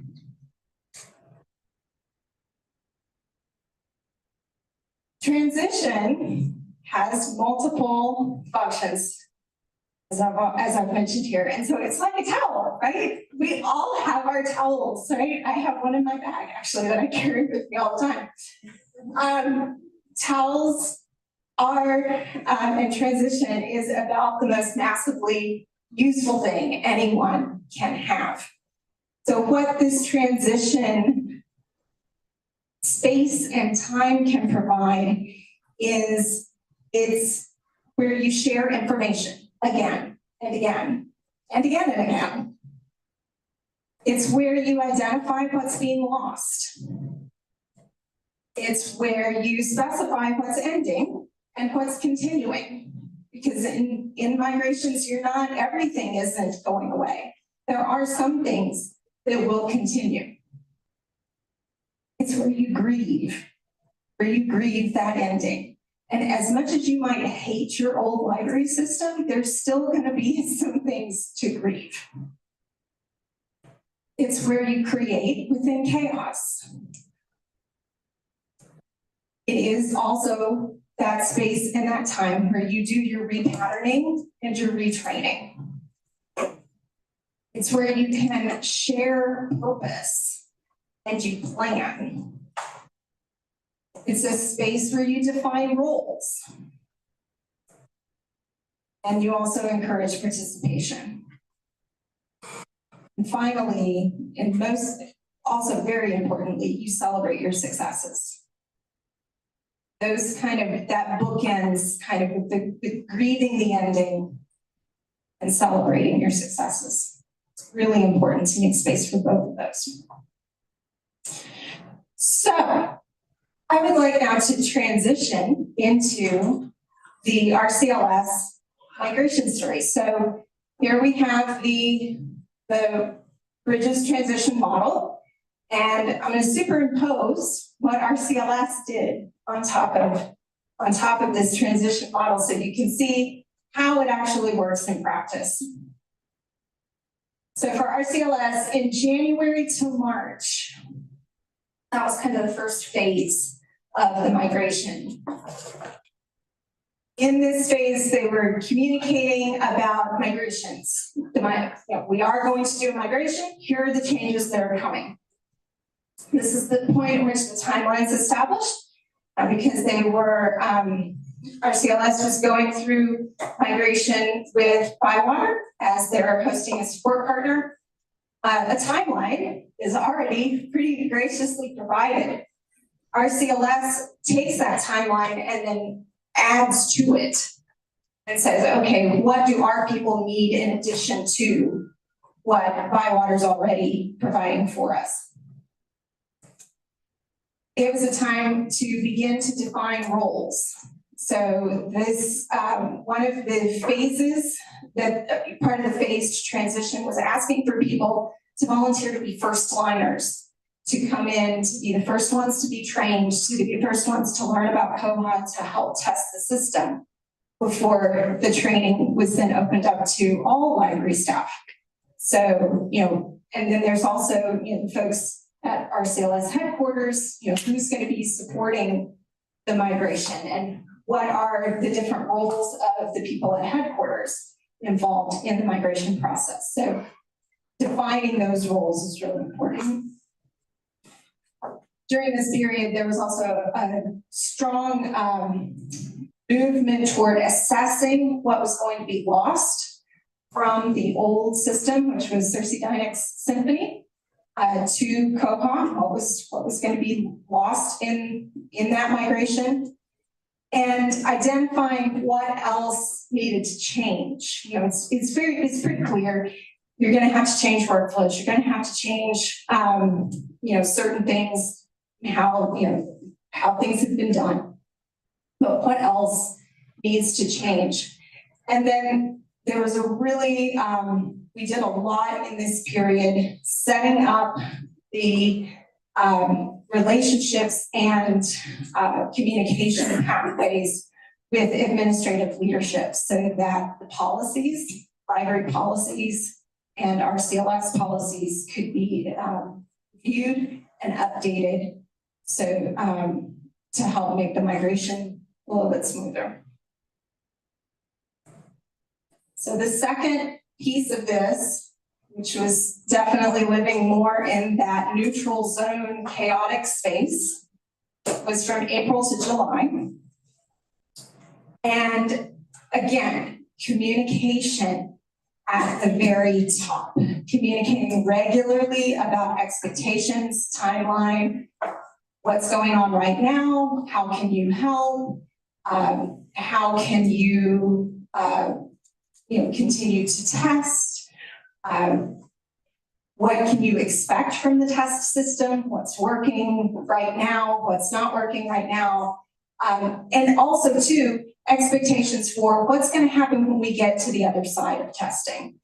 Here, here's how you can prepare for Go Live weekend. Here's how many days that your library is going to be without a library system and being offline, and do you want to be open or do you want to close your library for part of that period? All of that was part of the communications in this period. This is also when we began developing documentation for the new system and also testing the new system. We were training first liners. It was a 2-stage training period, so training first liners and then training general staff. And of course, as part of that training, the system was also being tested. We encouraged, and this is something that I felt worked really, really well, we encouraged a lot of questions and we encouraged people to submit bug reports. And I can talk a little bit more about that in a minute with the key takeaways. It was also a time when we were listening to feedback and responding to concerns with compassion and understanding. So, getting emails about, hey, this doesn't work, or wait a minute, I could do this in Symphony, but I can't figure out how to do this in Koha. One of the approaches that I took when answering those types of emails would be saying, thank you so much for raising this question. I'm sorry to hear that you're having trouble. Let's see what we can do to make this as much like what you're used to as possible. So that, instead of just jumping straight into problem solving, which I think some of us as librarians, we're used to answering questions, we're used to finding the answers. Sometimes people just want to be heard, and they want to make sure that you know that you've heard them and you've seen them and you see what they're going through. So taking a moment to do that can really help. And so finally, here we are in August, we're at in the 3rd phase of this migration rollout, communicating frequently and clearly up to that go live experience. So there were lots of emails that went out even on the day when systems were due to go offline. Emails, almost hourly. Here's an update, make sure you're off at this time, make sure you've got 30 minutes left to wrap up your work before we go offline. There was also attention to shutting down the legacy system very carefully and very sensitively. We had people asking right up until the week of, or the days leading into the offline weekend, oh, so, I can still go in and get my reports from Symphony, right? Or I can still go into Symphony and get my patron data, right? Or I can still go and do fill in the blank, right? No, we're sorry. It's actually going away. It's time to say goodbye. So making sure that folks are aware of that, but then also being very intentional about access, taking away access at just the right time, so that anyone who still thinks, oh, maybe I can still get in, maybe I can have one last search in that legacy system. No, sorry. The pivot to Koha at this stage, the goal was for it to go as planned and rehearsed, because this is something, again, testing in that middle phase, anticipating, kind of rehearsing how the go live is going to go. And, the result is to do that pivot as planned and rehearsed. Then during go live week, offering real-time support. So having like an open Zoom room. This is something that I think a lot of libraries have done, and what our CLS opted to do is have an open Zoom room so that people could, from, a library could just jump in, drop in, ask a question. Also making sure that phone lines were open, as well as all the usual pathways to ask questions. So the email forms and, other telephone lines, other avenues were also still open for asking questions. Something that, another piece that's really important in this stage is watching and attending to issues and loss that didn't show up during testing. So that's something that's kind of come out in the last week and a half as we've gotten more questions and bug reports from libraries after go live and saying, oh, but wait, these dates don't look right, or this information didn't look right, or I'm not seeing special characters in certain records, and what's going on here? That's making sure that there's space, because there has been additional loss that we weren't fully aware of during the testing phase that's come up, and being sensitive to that. And then also in this is a staggered rollout of additional new features. So understanding, trying not to overwhelm everyone with a bunch of change and a bunch of new things all at once, taking the essentials in the initial migration, and then staggering out the new features and new enhancements that are coming with Koha over the weeks and months ahead. So some key takeaways from this. And these are color-coded according to the Bridges transition model, in case you're wondering the method behind the madness of the colors. So in that letting go phase, giving ample time and attention to working within hierarchical committee structures to identify and address places where policies need updating. So this is something that I cannot overemphasize enough, especially, and it really doesn't matter the size of library or library system that you're in. You would be amazed how many policies you've developed that are conditional to how your library system works. We don't intend for our library systems to drive our policies, but it happens because library systems have limitations, and sometimes that just impacts how we design our policies. Well, when you're migrating from one system to another system,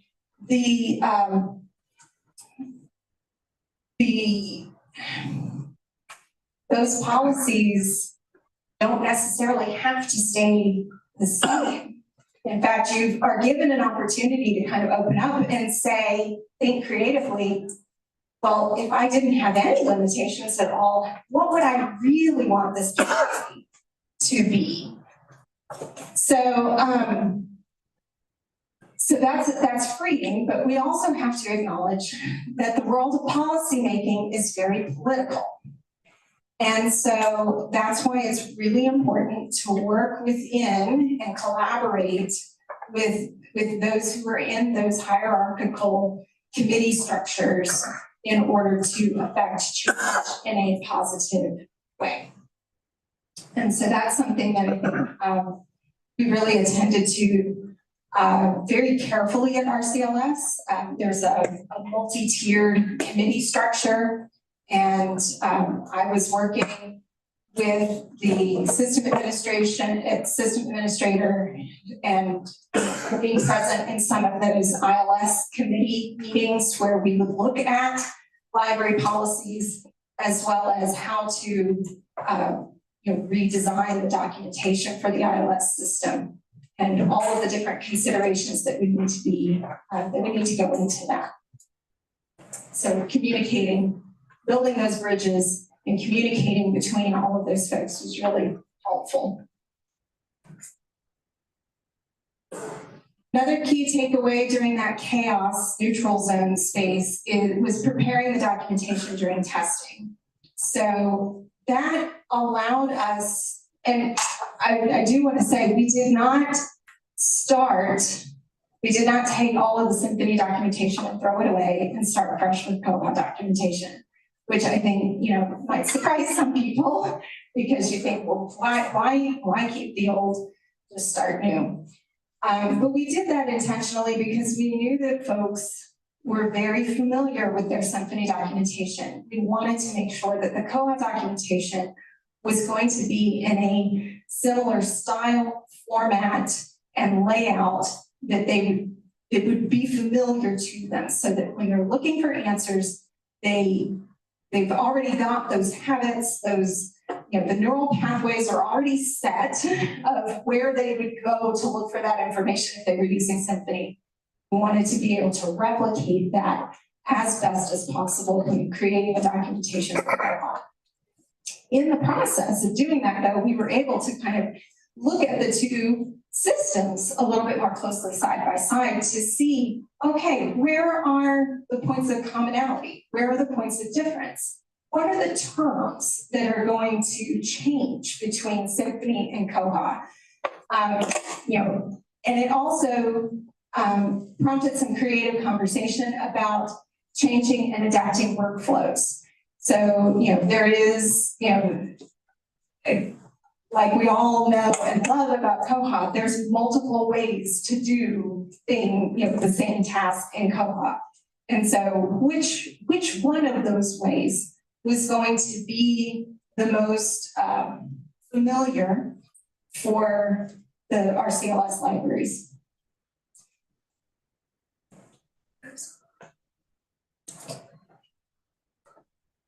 So another key takeaway was helping staff members overcome their migration fears by providing incentives and encouragement to get involved and stay engaged during the training.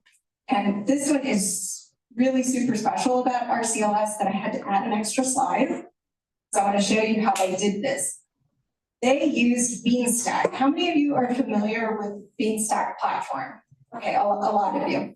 So they use Beanstack for their summer reading program challenges, and Michelle Muller there at RCLS said, well, hey, we could use Beanstack to create challenges for the training. And so she actually created two different challenges, a first liners migration challenge and then the library staff migration challenge. In these challenges, staff can earn badges. Some of the badges have raffle tickets assigned to them, and those raffle tickets can be entered into gift card giveaways. Each badge had different tasks associated with it that were tied into the migration testing protocol. So each badge offered guidance and opportunities for here's what you can test in koha, and there were also some badges that dealt with engaging others in migration-related exercises. So some of them were, submitting a ticket, or some of them were helping another person with a koha question. The other really cool thing about using Beanstack is that Michelle and the other staff at RCLS were able to get really robust data to see who was engaged and which libraries they were from. So, because it's part of the Beanstack registration process, you put your name in, you put which library you're attached to. So they could see from across the 47 member libraries, which libraries, how many staff members in each library were doing the challenges. And, were there libraries where there were a lot of folks who were active? Were there libraries where there were many folks active? And all of that data could go into helping plan for, and it did help plan for the migration and the go live weekend and week to be able to anticipate which libraries might need a little more help and hands-on attention than others based on how involved they had been in the training. Just a little bit of some statistics down here at the bottom. So pre-go live, when I talked to Michelle about a week before go live, they had approximately 300 registered participants out of a 500 FTE. Okay, so it's about 60% of their staff FTE were registered in Beanstack. And 65% of those registered had completed challenges beyond that initial registration. So that is a huge, I know it's not 100%, but it's still a very significant amount of folks at our CLS who were engaged and participating in the migration challenges. So I've got 3 more takeaways. Also in this neutral zone space, it was really important to offer and hold space for questions and observations, especially when Koha was not meeting expectations. So we did this by Alex Carver, the system administrator, set up a form in LibWizard to take people's questions and bug reports. And anytime that form got submitted, it went to both Alex and myself, and we would answer those. Some days we got a whole bunch, some days we only got 1 or 2, and then there's always a surprise on the weekend, on like a Sunday afternoon, and somebody had been playing with Koha, and I got 3 emails in a row on Sunday afternoon. But it's holding that space, giving them that opportunity to say, you know, this isn't what I expected, or I tried this and it didn't quite work, or can you explain to me why are the permissions set up like this, or why is this acting the way it is? Was really helpful because we were able to see. Well, first, we were able to give that space to those folks so that they had an immediate way of asking those questions and getting feedback in a timely manner. It was also helpful for us on the ILS side to see what people were asking about so that we could understand better what's not clear, or maybe what needs additional explanation or additional documentation. As part of this process, though, we would often run across things that were bugs in Koha that had already been reported in Bugzilla. And I understand this part of a migration is, you know, when you're coming to Koha, you're not just adopting a new integrated library system, right? You're joining a community. You're joining a community that gathers together to support and develop and build this software. And so when, as part of that migration, as part of that transition period, it's helping the folks who are using Koha understand that you're not just using a piece of software like you've used a piece of software in the past. You're joining a community. You have voice and you have some power to prompt change and development and add enhancement to this software. And so anytime we ran across a question that was related to a bug, I would provide the link to Bugzilla and say, hey, this is a bug that the community knows about, and it looks like it's going to be in the next release, and you should be able to see it, you know, in another month or 2, or it'll be ready by go live. There were a few times people would say, you know, it would really be helpful if Koha did fill in the blank. Or I don't, you know, this doesn't seem intuitive. It would be really, you know, much nicer if it looked like this. In those cases, I often found bugs in Bugzilla that were enhancement requests that, you know, were still new bugs. No one had picked them up yet, or they were in discussion. And there was some debate among the developers and the librarians in the community about how to address this. And I tell you, it just really excited me because I was able to tell one librarian, I said, hey, this is something that is actively being discussed in the Koha community. Here's the bug link.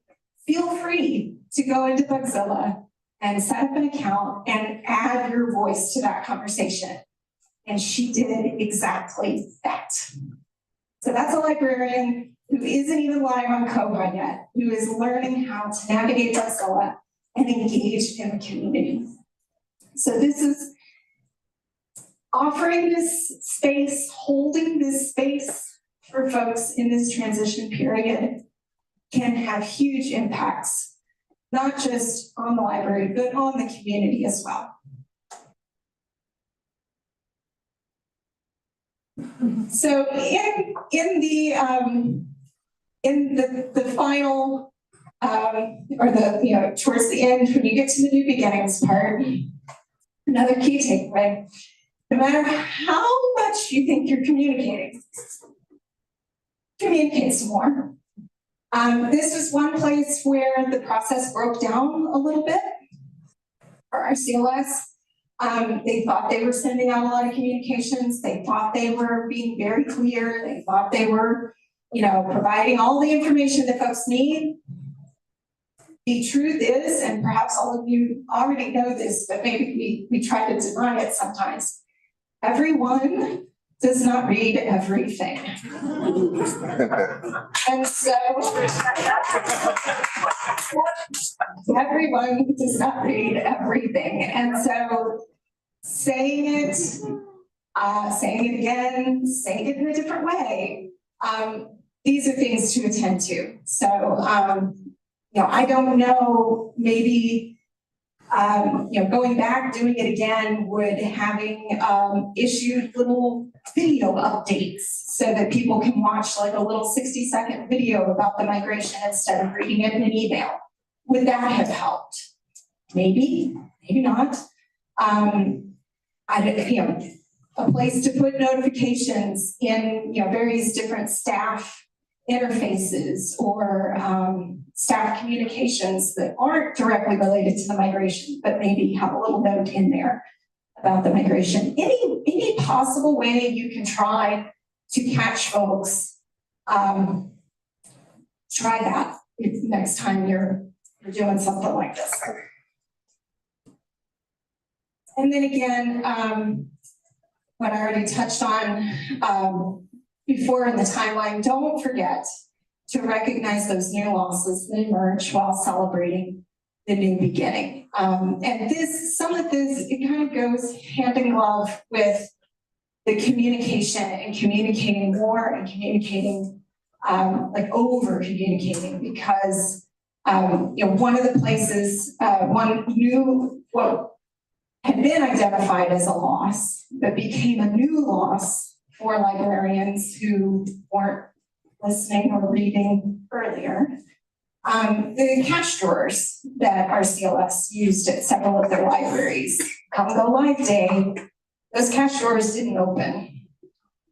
And this was something that had been communicated, but some people didn't catch it. And so it became a loss. Oh, you mean we can't use our cash drawers anymore? So for those on the ILS side, we had already grieved that. We had already processed that, and we had already moved on. But recognizing that, there are going to be those moments for folks who weren't with you back there. Now they're experiencing that loss. Offering that compassion, offering that sensitivity can go a long way to keeping that migration experience as positive and as healthy as possible. And so now, I would like to open it up for questions. We've got about 15 minutes left, and there's a free answer right here.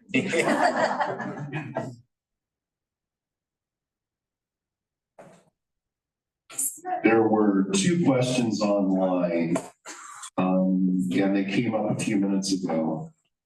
So Trevor Diamond says, can you give an example of a feature that you waited to roll out until sometime after the migration? Okay, Communicate again. A feature, George, where are you? It's back. I'm Oh, back here. there you are, okay. A feature waited to roll out. Yeah, it's from Trevor Diamond. He asked, can you give an example of a feature that you waited to roll out until sometime after the initial migration? So the acquisitions module is going to be something that's rolled out a little later. Acquisitions was not something that was used in Symphony. And so the acquisitions, there are a couple of libraries who were doing some live testing of acquisitions kind of on their own. But there will be more training and documentation and all of that for the acquisitions module. Okay. I've also put in a plug for exploring the use of the ILL module. Because of the way RCLS currently does their ILL requesting. I think the ILL module, particularly some of the new enhancements of bringing the freeform backend into the latest build of Koha, can be really helpful. So that's going to be something that we do. Okay. And then SFPL is wondering, can we get an example of a policy that was determined by the ILS?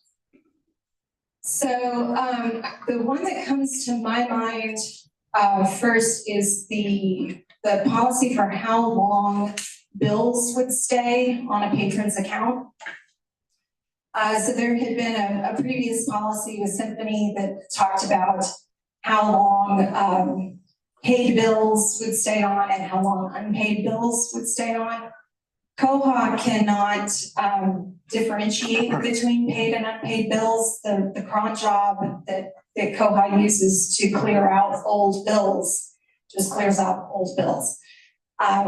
So that was a piece where they had to kind of come together and compromise on the length of time for both paid and unpaid bills to stay on patron accounts. Okay, thank you. That was from Trevor Diamond and from SFPL. So. I would want to welcome, so Michelle and Megan are on Zoom. They are both at RCLS. They have their video off. If y'all want to turn your video on and wave and say hello to people. You're on the screen now. Oh, and Alex is there too. Alex is here Alex too. is in Megan's office. Or his artist.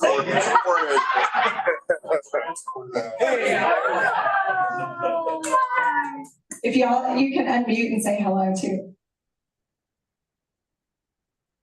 Hello. No, we can't hear you. Hold on just a second. We're going to get the sound worked out.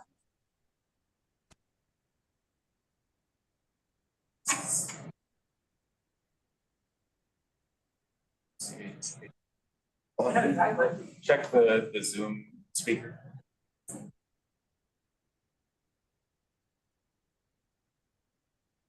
It's there.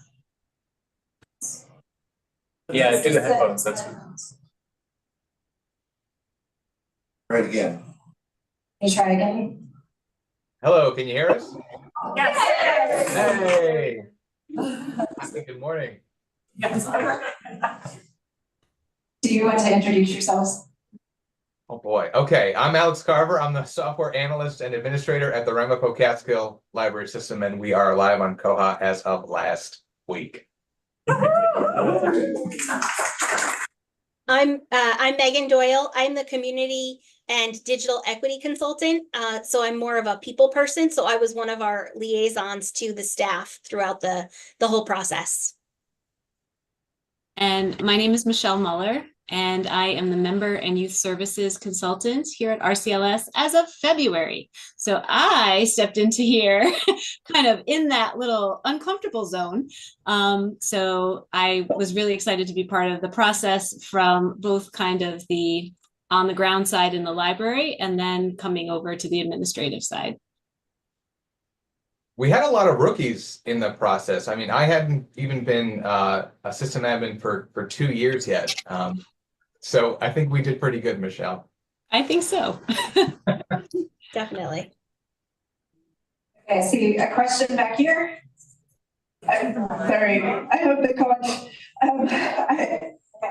I just really quickly, I'm wondering about, development, like, were there any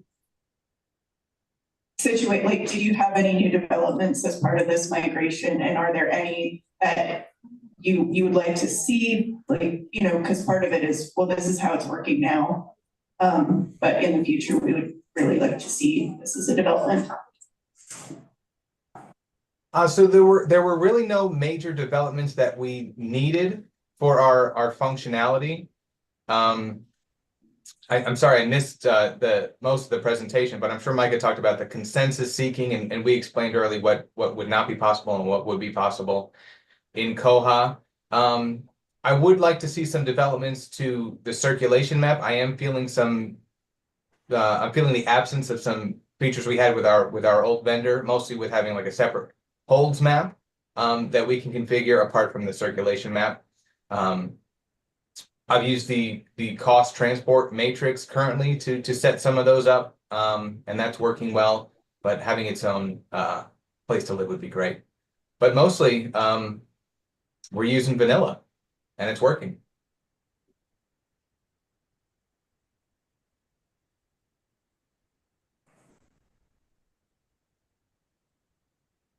I'm wondering if you had this transition model in mind while you were working this through, or was this something that you that helped you process it afterward, even though afterward is, you know, 5 days or 10 days. And also, what did the folks who are joining us remotely, what did they think?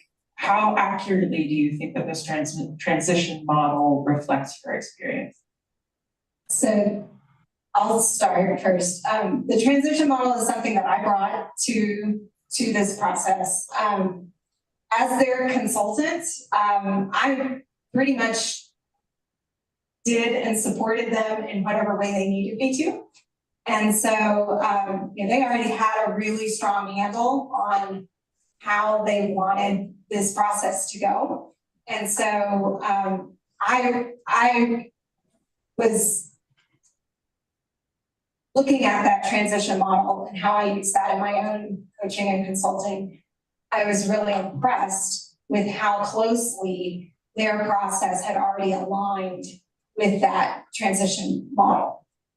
So yeah, so that's, I don't know if Grace Rario, the CEO of RCLS, if she had that in mind, if she was kind of thinking about how the transition would go.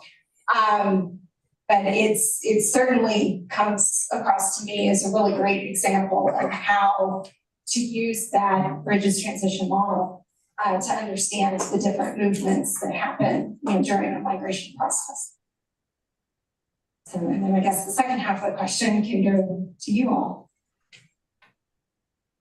Yeah, I would just add, we did have kind of a rough outline of how this process would go. We put together a timeline and shared it with our ILS committee, which is made up of member library directors. But that is not to say we didn't have, I don't want to call them emergency meetings, but maybe quickly scheduled meetings. We're like, okay, we're running into this speed bump. How can we fix this? Like the RCLS liaison idea, like we didn't know this back in December or January. That came out of a meeting, is how can we best support our member libraries? We started anticipating the volume of questions and calls that would come in, and knowing that I couldn't handle it, that my department couldn't handle it all alone, right? We are staffed for our normal jobs, and we still had to do those, and now we had a migration on top of it. So we did poach from other departments, and luckily our executive director, Grace, she was completely on board with that. Luckily, Megan and Michelle said, yes, we will help with this. We would have been in trouble otherwise.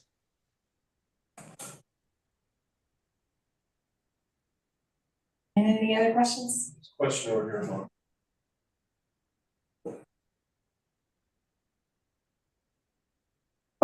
Philip Berg online is asking if a prospective Bywater customer doing due diligence wanted to ask questions of RCLS, who would they contact? Could we get an email up on the screen or something?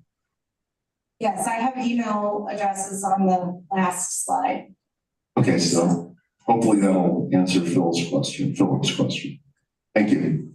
Yep, so definitely email me, just maybe wait a week before pulling the trigger on that email.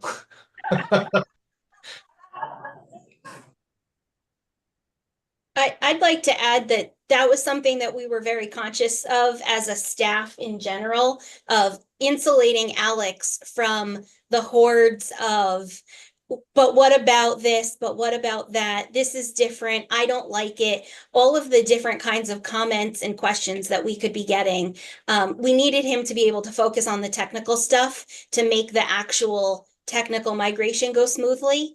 And so this liaison system that we created, we had 3 of us, and we divided up the 47 libraries in by the 3 consultants, and we each had our set that we were responsible for, and we communicated with them that you are to contact me and me alone if you have questions, and I will go to the right person. If I don't know the answer, I will find out for you. But under no circumstances are you to call or email Alex directly, because we wanted him to be able to focus. And and everybody bought in. They were totally on board with this liaison system, and they said, okay, that works for us. And they liked having a contact person, because I'm still getting emails from people. I hope it's okay that I still email you.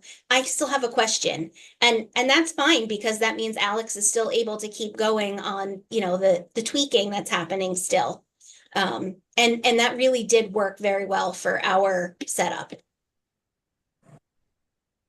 Wanted to give a little shout out to the educator team and such at Bywater also, because when we were a smaller library, we still are a smaller library. But the change for us was very smooth, I think, considering basically we could make a phone call, we could do an email back and forth, we could chat, we could Zoom, whatever the case may be, we could get the answer right away. And their support to us was invaluable. It took a lot of pressure off of us on the front line, because we had a go-to that knew exactly what we were talking about and could work us through it. I'll echo those sentiments. Absolutely. I would say that before January of this year, the word would be terrified of this project. And then after that first meeting with the educators, that just moved down to scared, which is where it stayed. But they are terrific. Yeah. I just have a comment, not a question, but as someone who in a library has been the systems librarian overseeing this transition, and now I am a migration librarian with Bywater, so I see it from the other side. I think your use of the beanstalk to get your staff engaged and trained, that is brilliant. I love it. I just had to say that is so awesome. It's Katrina. I wanted to see, Michelle, on that note regarding the Beanstack templates, have you been able to talk and see if that's something that we can make available to other migrating libraries? I did speak to my representative at Beanstack, and she did say that it is possible. She would have to bring it up a level from her, and it would have to be requested by the library in order to, and then, communicated to us, and then us allowing. So it's in the works as far as being included in their templates. Typically, they have their templates and their templates alone. It's not other libraries or other systems developing templates for them. But it is something that she was taking up a level to communicate and see where it goes from there. So I will certainly keep Bywater involved and letting them know if we make any success or progress with that. Is there time for two more comments, Bob? Okay. So actually one of these is a question. So Tillamook County Library says, besides email, did you have any one area people could go to review communications? So I'm not 100% sure I understand the question. Maybe the LibGuide, Megan? Yeah, I'm having a hard time understanding the question. You're looking for information about what we did? I don't know, because it's a communication coming in on the YouTube Are our feed. LibGuides public? Yeah. Yeah, we created a LibGuide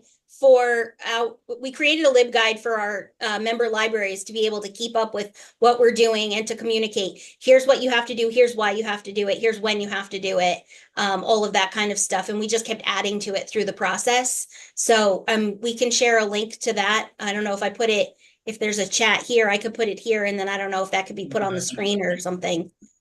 If But I can Mike find it and share it. email address on the last slide, then these people should be able to contact Micah, and then they can get the link all worked out. And Tillamook County Library is saying, perfect, thank you. If there's a LibGuide, that's awesome. And then the other comment is from WPPL. We did the same thing for our migration liaison per department. They triaged and communicated with appropriate people.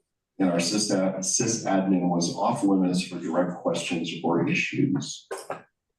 And I think there's some other comments coming through, and I'm gonna let Bob have the microphone back because I think we're past time, so. Yeah, I think we are. I'm gonna go ahead and, y'all wanna wave? Before I switch off the slide, or put the slide back up on the screen.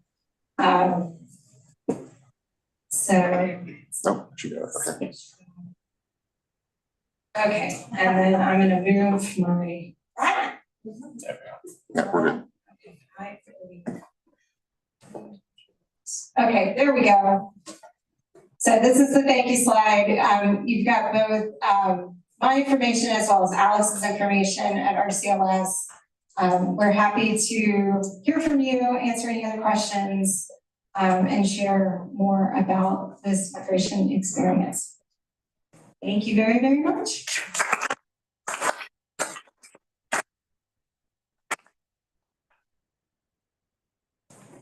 Next up, we have a break, but there's a couple of quick things I want to do. First and most important is we have a lot of Round Rock staff sitting over here, and you've seen them running around, doing all sorts of things. So we're going to acknowledge them. We're also going to ask them to come up, and we've got some conference mugs to give them. So thanks for all the work you've done to help make this a great conference.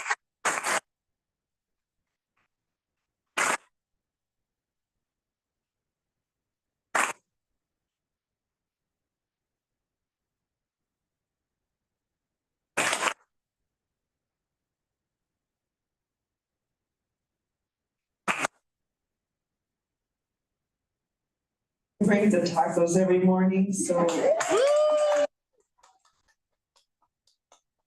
You know how it warms my heart to see the smiles on your faces when I come in the morning.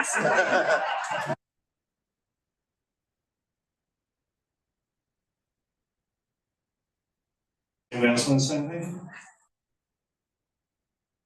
I'm sorry, I'm showing this is the admin of the library. So I worked on reserving everything, reserving the rooms, working on the visual, and I made y'all coffee. Thank y'all for being here. Donuts. I'm just here to attend and I'm along for the ride.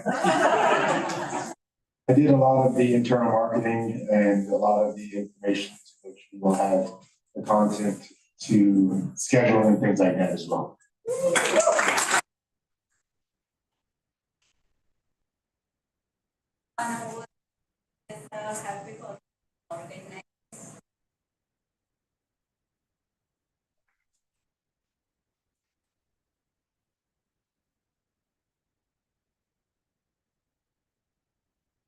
Sarah, I just helped with planning and getting snacks. Again, one more round of applause for everyone.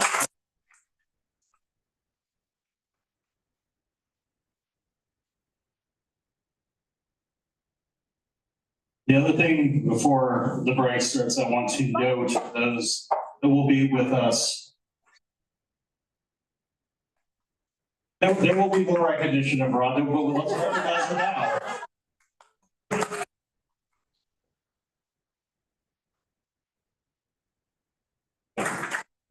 No, we're not done with Rhonda, don't worry. The other thing I want to mention is a little scheduling mistake tomorrow. The first session is 9 o'clock.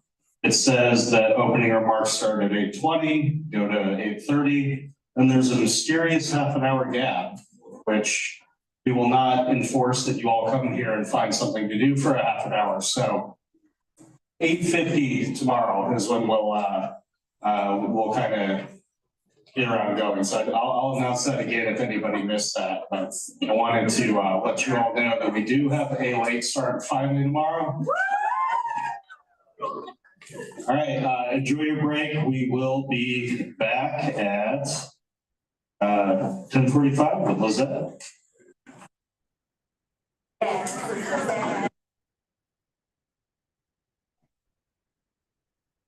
What's this?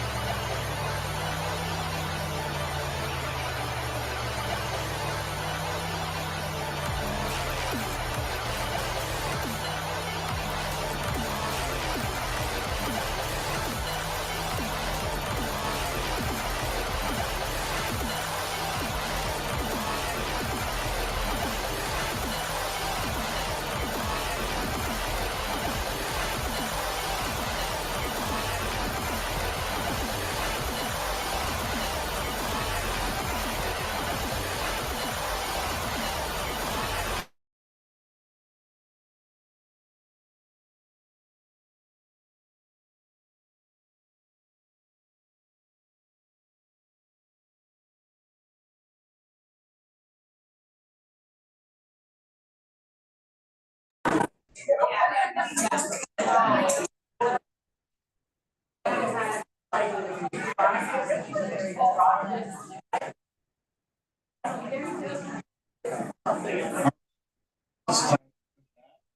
have our next presentation. Demystifying development, courtesy of Lizette's here. Yay. Morning, everyone. I'm gonna do my best to try and demystify the development process for Koha community here a little bit. There are a lot of steps. You might be like this rat. I have pet rats, so I make lots of rat gifts. Very confused by the development cycle for Koha because it's a lot of steps and a lot of different statuses, and sometimes it's hard to know where something is and what you can do to help, or what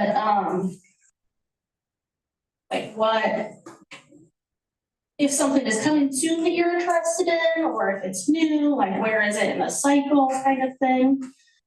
So I made this, and this is the very cut down version of what's on the Koha wiki. But basically, it starts with a bug or enhancement is reported on the Bugzilla.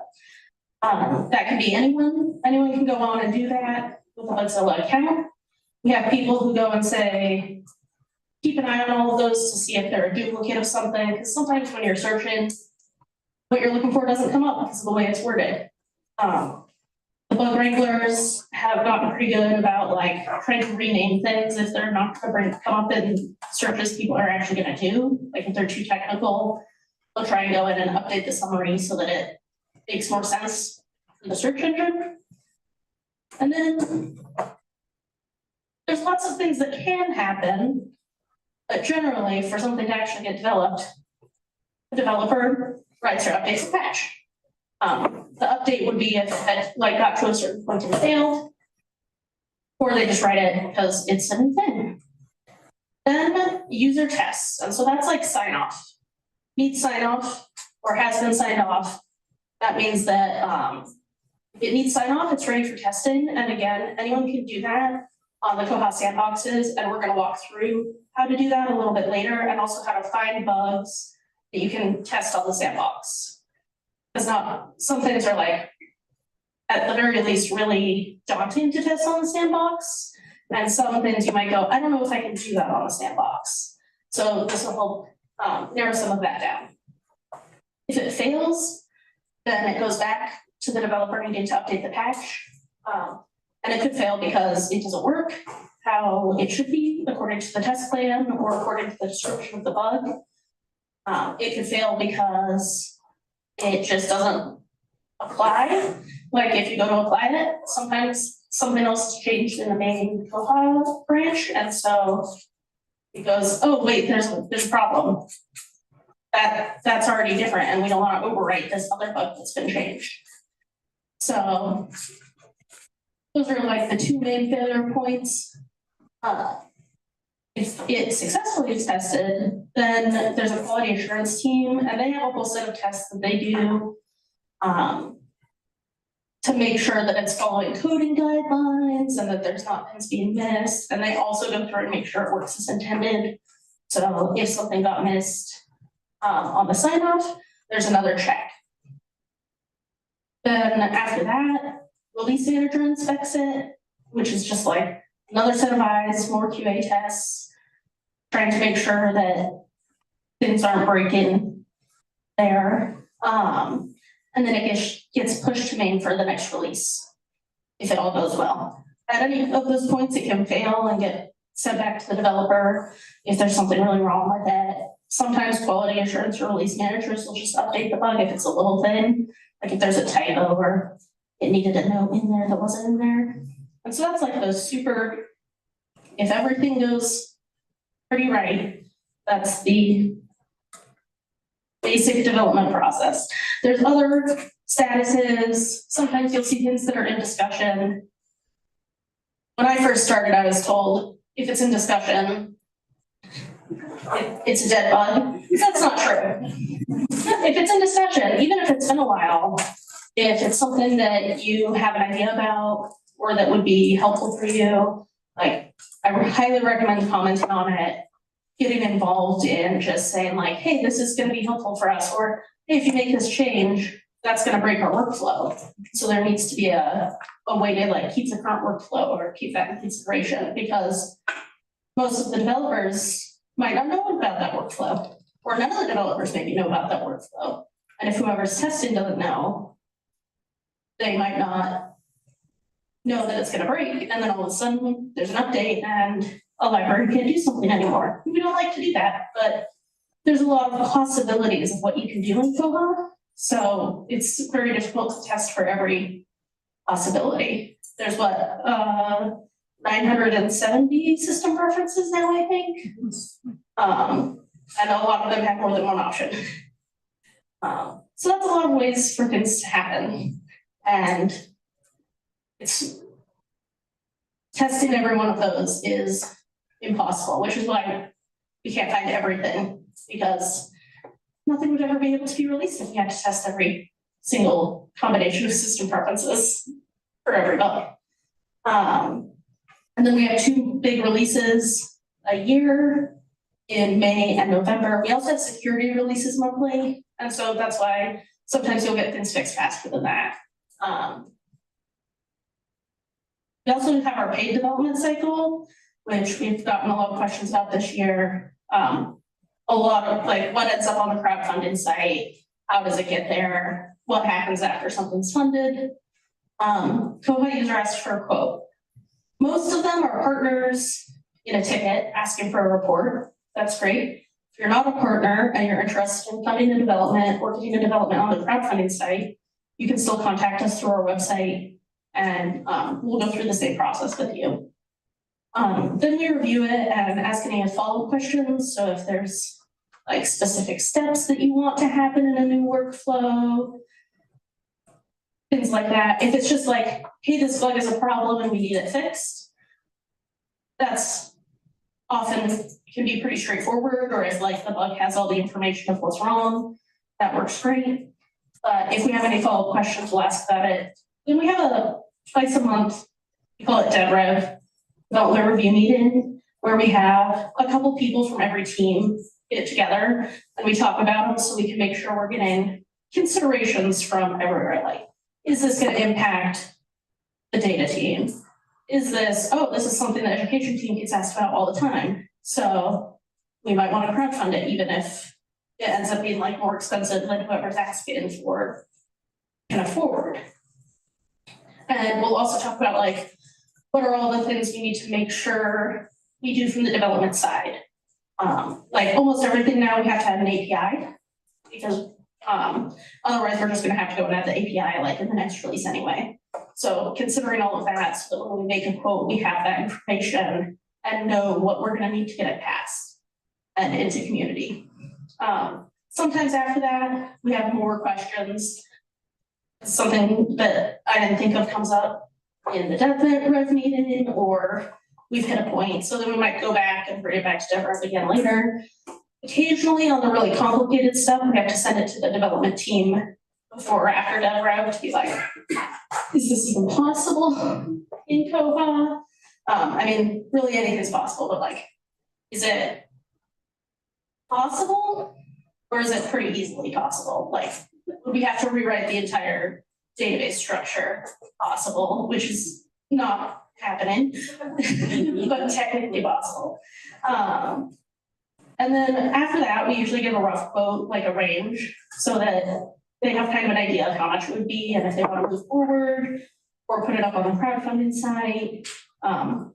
So the next part, there's also 2 other things that happen. Sometimes when someone asks for a quote, sometimes it's already coming. Maybe it hasn't been in release notes yet because we're in between releases, but we know that it's coming. Or sometimes it's something that's already being worked on for someone, or sometimes it's already on the crowdfunding site. So then we can let people know like, this is already coming in 24. There's been a few things that we've been like, this is coming in 24/11. This has already been pushed. And so then when you upgrade to 21 or 24/11, you'll get that. Sometimes it's already been quoted and is on the crowdfunding site, and then we will let them know, and oftentimes that's a great way to get more crowdfunding for something. It's like, oh, here's another library that's also interested in the same thing and can throw in some money. And sometimes it's already quoted and paid for by another library, and then we can say, this is gonna be coming soon. Thanks for your interest. After the rough quote is sent, we get some feedback from a partner about like the one about template toolkit that we were talking about yesterday, using the template toolkit for batch updating mark modification, or like more options for the mark modification. When I put that quote back to the partner in the range, I also explained about that we thought template toolkit was the way to go. And she came back and said, why is template toolkit the way to go? And so we had some conversation about why. And so when I put it up on the crowdfunding site, I included some of that information as well. So that context. So that's like part of that step. And then they'll either, sometimes they'll come back and they'll say, yeah, that sounds great, I want a full quote. And sometimes they'll say, that's gonna be too much for us no matter what. Sometimes they request to put it on the crowdfunding site. Sometimes we just say, this is something that's gonna be popular. If they don't want to fund the whole thing, we should put it on the crowdfunding site. And so after the full quote, we'll get partner feedback again, and sometimes they'll say, well, the lower range would have been enough. We could have covered it. You know, it's a $7,000 to $10,000 development. We could cover it if it was 7. And then the quote comes back and it's gonna be 10,000. Then they might say, we'll convert it for 7, but let's put it on the crowdfunding website, the rest. And sometimes they just say they're not interested and it's niche enough that we don't think it's gonna get any traction on the crowdfunding site. And we'll still keep it there, and if someone else asks about it, we might say, oh, okay, well, this is something we're getting multiple questions about now. Even if they don't want it, we should put it up on the crowdfunding site. And then that also lets us know later if we do put something up on the crowdfunding site, my document that I track all of this in, I can go back and say, hey, McKinney was interested in this. Now it's going up on the crowdfunding site. I'm gonna let Ed know in case they want to contribute now that it's up there. I just picked that out of the crowd.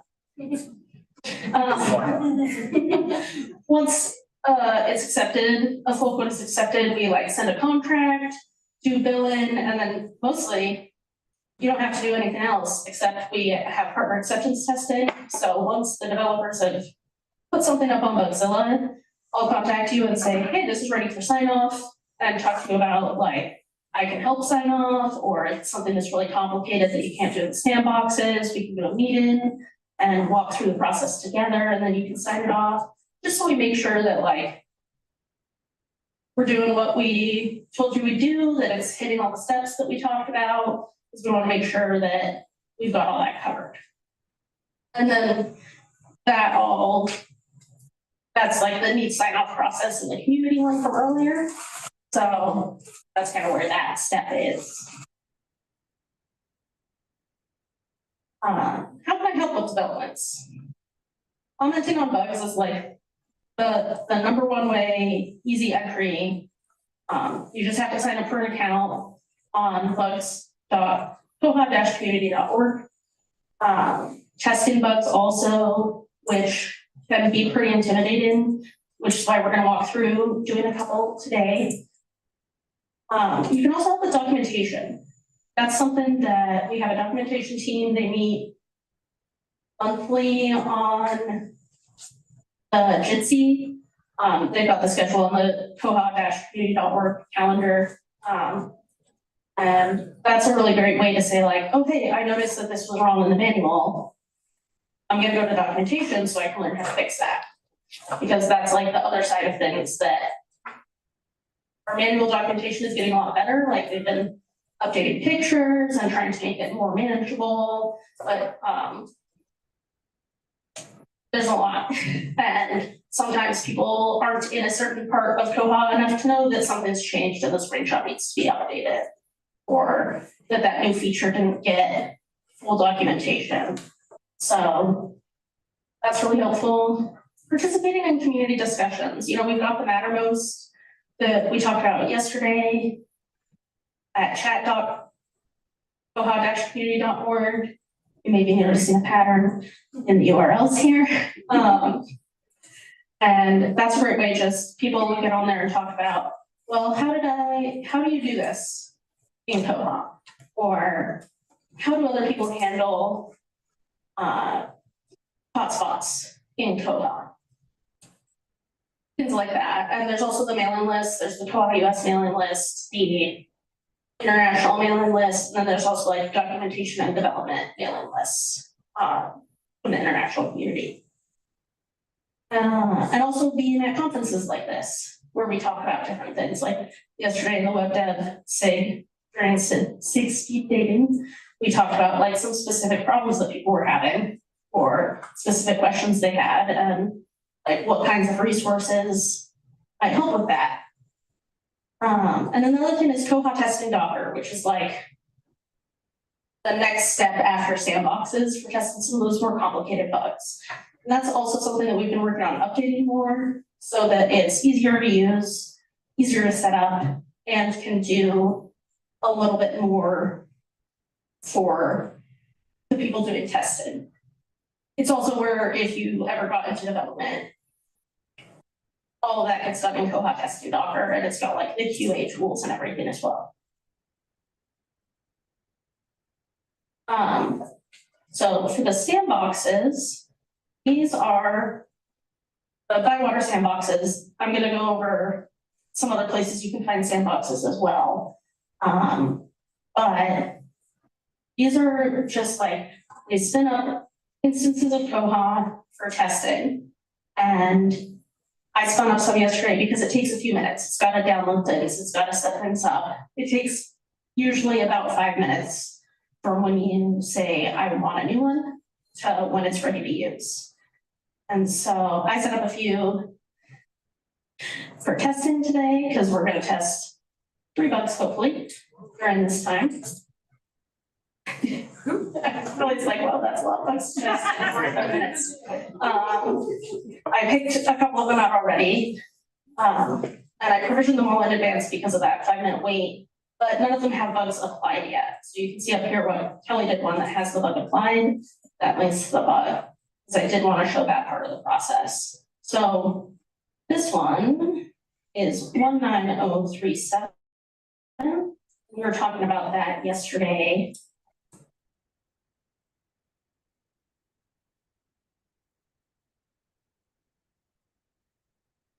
Circulation and find rules test tool. Set to need sign off. And it so what is this? You can see add a test tool for circulation and find rules. So you can see what issuing rules match that patron item and branch, as well as the REST API endpoint. So you can do the same thing for API calls. If you look, there's a lot of things here that are like, prove T/DP dependent, like, what does that even mean? That's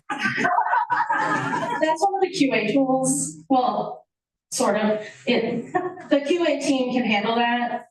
Those ones, if you're testing the sandbox, I usually, when I sign off, just say, I tested this in the sandbox and didn't do the API side, or didn't do the prove part. And that's okay, because not everybody can do that. And a lot fewer bugs would be able to get signed off if everybody had to be able to do that. So you can do it in Koha testing Docker, but you can't do it in the sandboxes right now. It's on my list of things I'd like to see in the sandboxes, but Kyle's got a few other things higher on the list. Like actually making it mark the button sign off. So we need another Kyle. Yeah, we need another Kyle. Does anyone know how to clone Kyle? Okay.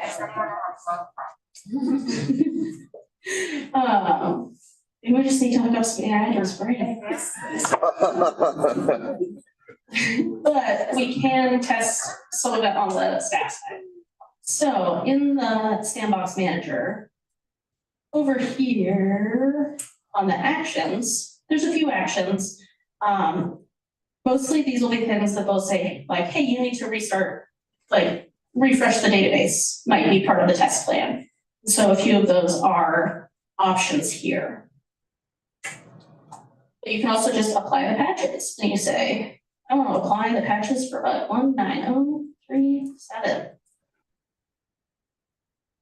Then it thinks for a minute.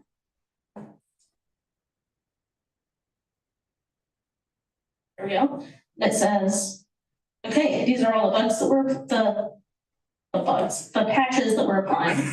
There's 4 of them.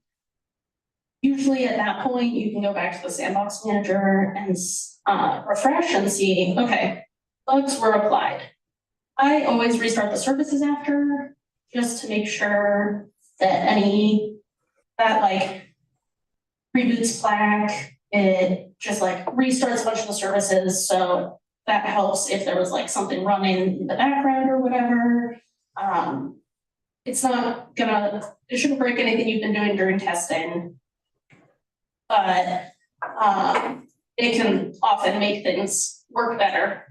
Or if you forget to do it and it's not working right, you can go and restart services. And again, it'll come up and say, okay, we stopped the plaque daemon, we stopped the C3950 and all this stuff. And so then you know it's done.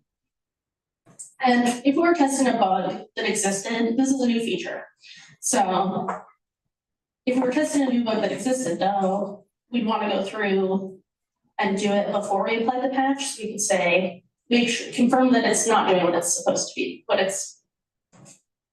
that whatever's getting fixed is actually happening.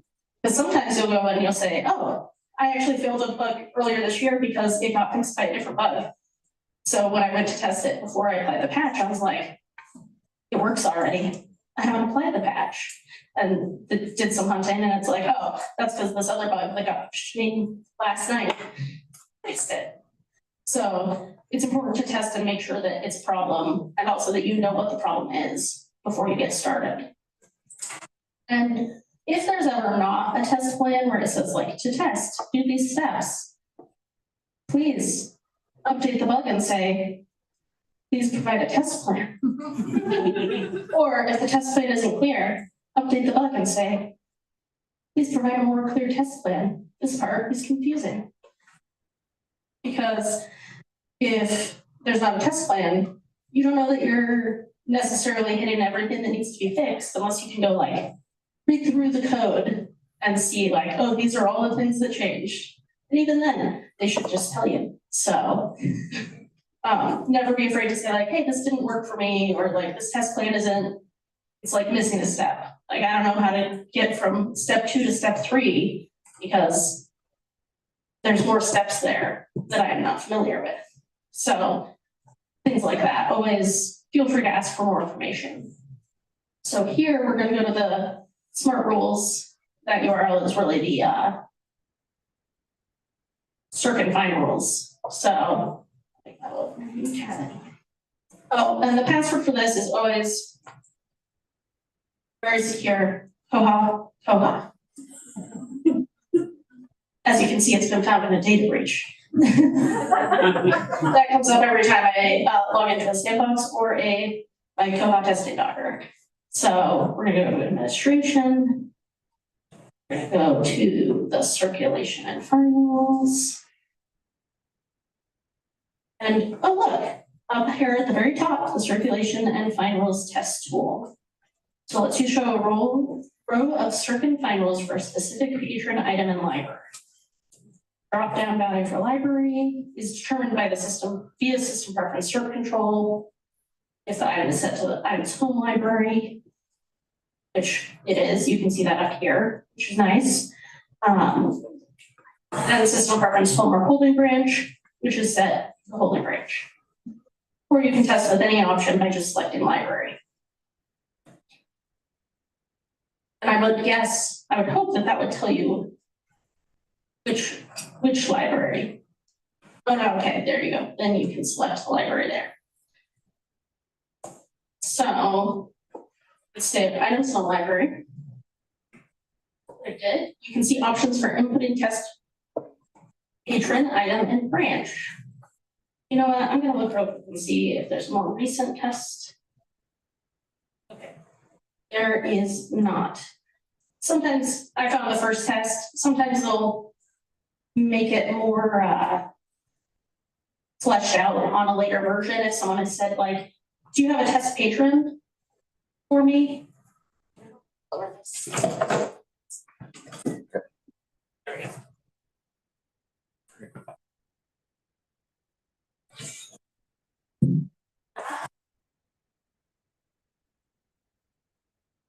It's still here. Cool. So we'll need a patron. We'll use my favorite patron that's in the sandboxes, which is Henry. He's in all the Henrys, and the first koha-US convention I went to was in Monterey. I'd been doing koha system stuff for like 2 weeks, and I thought that it said Henry Avocado.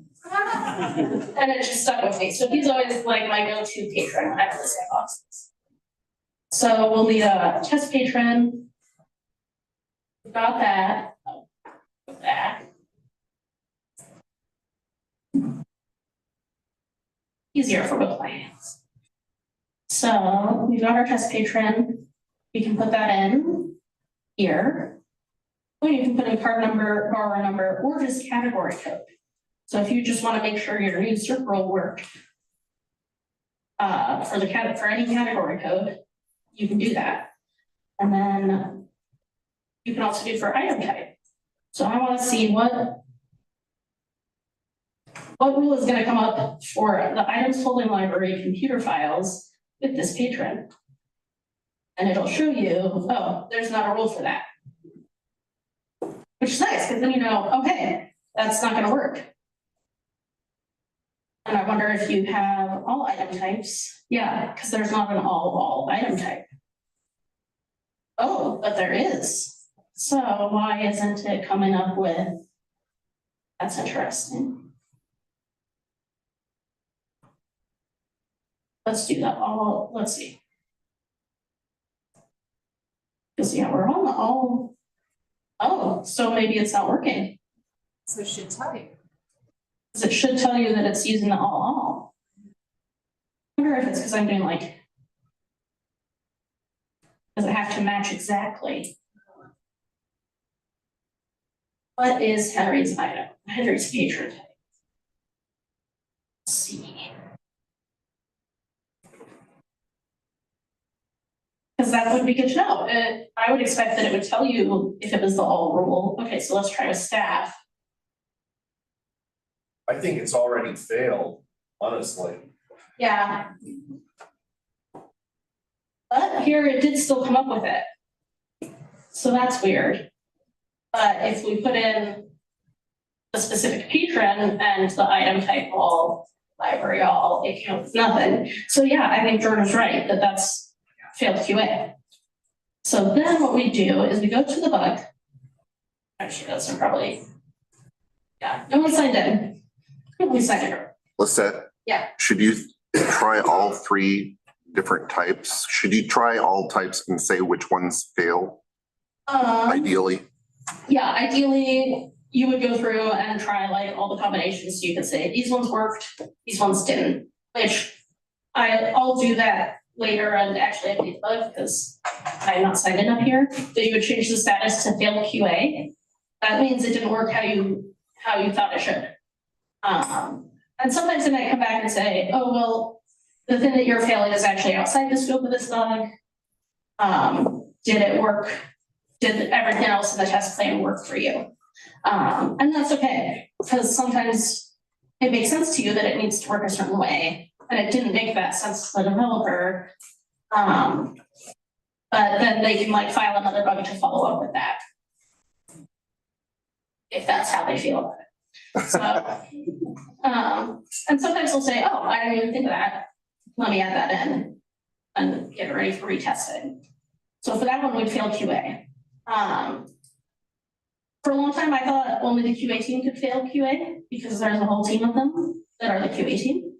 But no, anyone can fail QA if it doesn't work how it's should. And no one's gonna get mad at you if you put the wrong status on for failed QA or patch doesn't apply, because then they'll say, oh, well, actually, here's a learning experience. It's a great community. People aren't gonna be mad when you failed their bugs. Usually, unless you fail all their bugs because you're doing it wrong and you're at Koha-Con with them, but then they tell you and show you what you're doing wrong. That was fun in Portland. I failed like 5 bugs in a row from the same person, and he went, why are you failing all my bugs? Is that? And it was because I wasn't restarting services. So that's part of why that's helpful. But it's okay. You can learn and you can keep learning how to do more. So another bug that we were talking about yesterday during the web dev SIG. This one was Jason's. Jason brought this one up. So this one is a checkout limit for all libraries. Right now, if you have it set to follow items home library in the patron circuit bind rules, and say the limit is 25 at patron's home library, but 50 at this other items home library, they can check out 25 from their branch, 50 from the other branch. It doesn't say, oh, what's the total limit? It only does that if you're following the patron's home branch rules. So this one would make there's a test plan. So gotta update the update database script, and which is part of applying the patch. So that's just something the sandbox does. And then we'll do the rebuild that we saw in the actions. But first we've got to apply it. 8137, 4-digit bug. That's pretty old. It's been around for a while. There's been a bunch of old bugs and fixes lately. So that's great. Things have been around for a long time getting fixed. Sometimes they're around for a long time because it's tricky to fix, or there's a lot of different ways it could be fixed, and the devs have to come to a consensus. So that doesn't always happen super fast. So it's been applied. We're going to refresh the schema. Takes a minute because it basically goes through and says, we got to make sure that all the table names and all the table columns are correct now.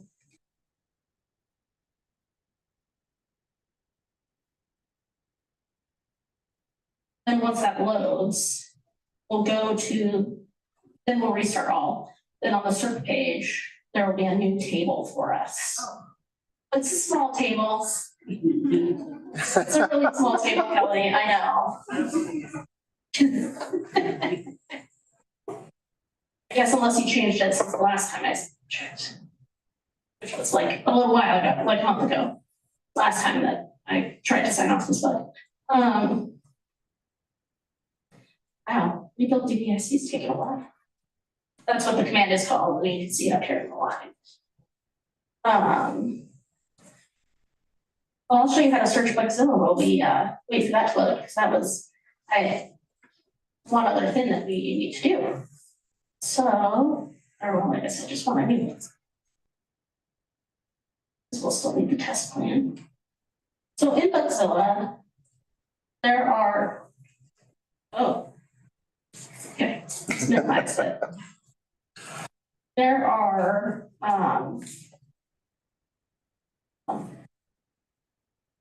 if you're logged in, there are some safe searches you can add here, including signed off. The easiest way probably to find the signed off bugs is to go to dashboard.koha-community.org. Which has this great dashboard which shows things like different versions of Linux, all sorts of things. You can also find your dashboard that has just things you're copying on. But here you can see there's this nice neat sign off here, which is, these are bugs that need sign off. That one's critical. You can see the orange to the orange. These ones are major. Those ones are just normal. It's all nice and coded and sorted well. But you can also just say, click on the number and it'll take you to the bug search. And that's all the things that need sign off, which is really nice. Not everything can always be signed off in the sandboxes. If it's got to have certain, like if it has where it says update database, it doesn't tell you that it does that unless you go look at the logs. So if you don't know that, you might think, oh, I can't update the database. In this case, you can, but sometimes there'll be like, you need to run this cron job right now. You can't do that currently in the sandboxes. That's another thing that's on the list. Yeah, Micah? So this has been bothering me for a while. Yeah, microphone. Just a second, just a second. I'm walking.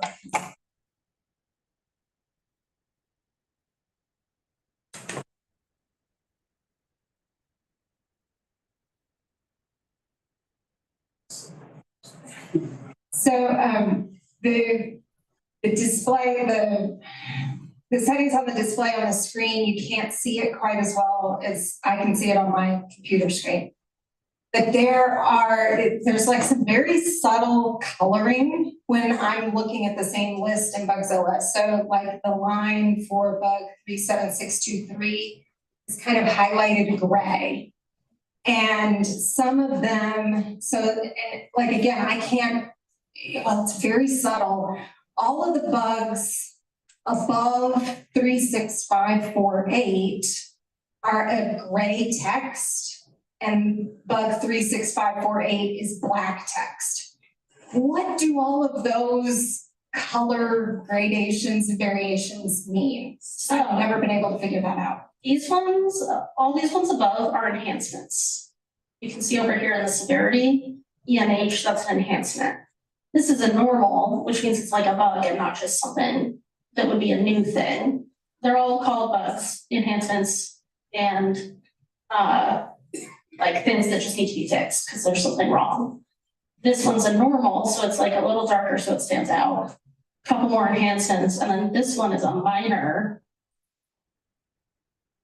So I'm not sure why that one is highlighted. Let's see, is there?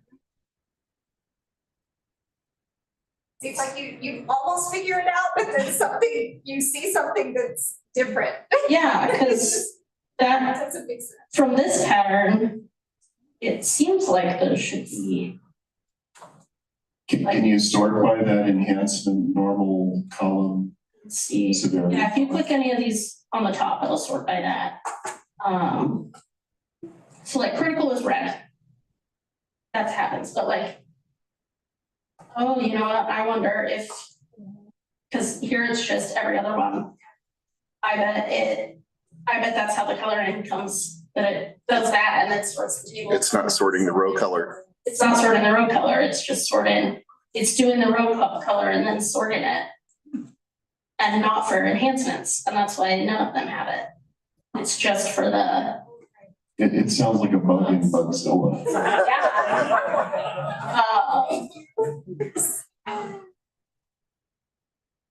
Okay, you mentioned something about update database, and that was something that I was getting stuck on when I was trying to sign up on a bug. It said to run the database update, and I didn't know what that meant or how to do that. Yeah, so the let's see, actually does this show? No, because that was the schema.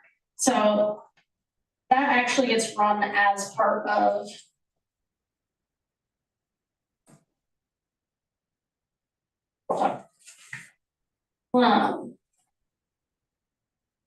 so this is like what it would look like if you were running it in a terminal. These are all the commands. If you get down here, you can see it stops all of these. This is like the result of restarting. So it's actually just built into the sandboxes. If you're doing it in like a dev box, you're just gonna have to run the command. But if you do it in the sandboxes, it runs update database for you. And then one other thing, I think this is, so when you create your sandbox, if you put the bug number in, does that automatically apply the patch then? It does, but one thing I found is that sometimes it doesn't like it. So, what Kyle has told me to do is always do it clean and then apply the patch after.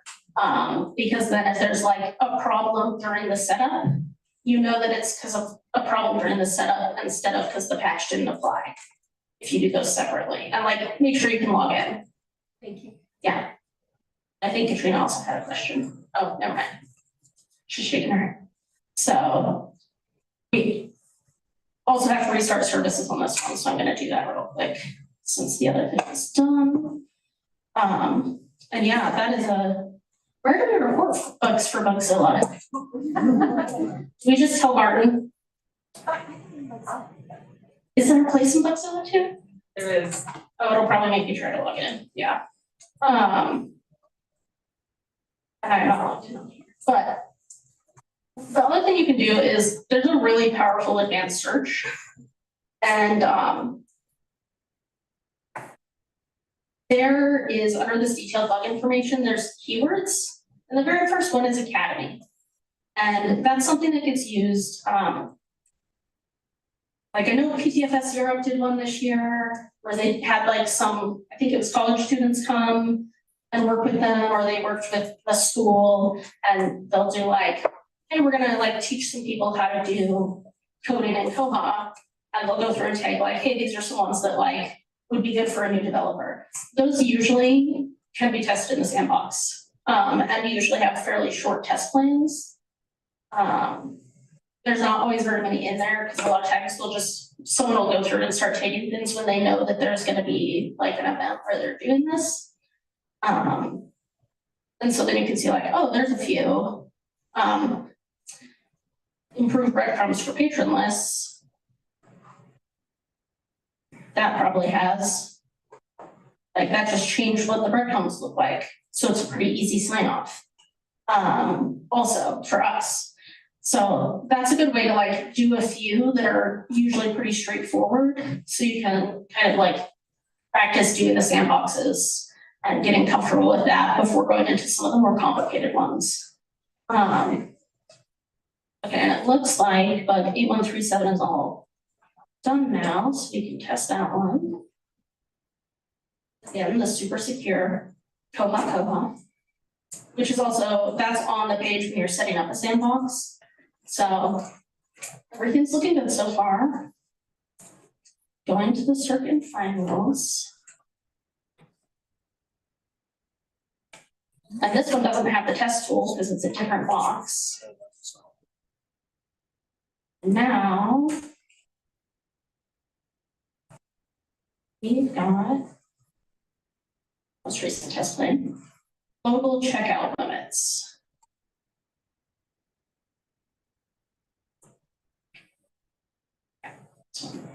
So, see, it's not a very big one, although it could get bigger because you can do different patron categories and item types.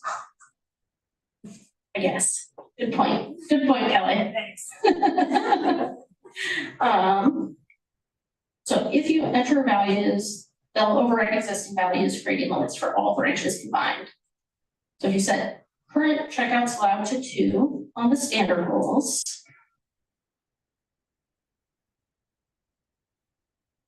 By standard, pretty sure that they meant this. Is that not set? That doesn't look right. Yeah, there's like the first 4 rows are missing. Or first 4 columns. No, you scroll down more. Oh, I scrolled down too far. Thank you. So we're gonna set 2 current checkouts allowed. Are there any other steps there? Set a global. Save that. That's saved properly. And we're gonna set this global to 1.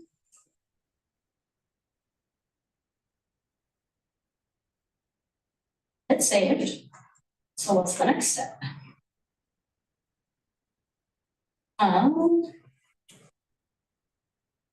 Oh wait, let's see. So 1 should now be the new limit. So let's go find patron to check out to. Any guesses? Henry. Yep, I just forgot it. Anyone know what book I'm gonna use?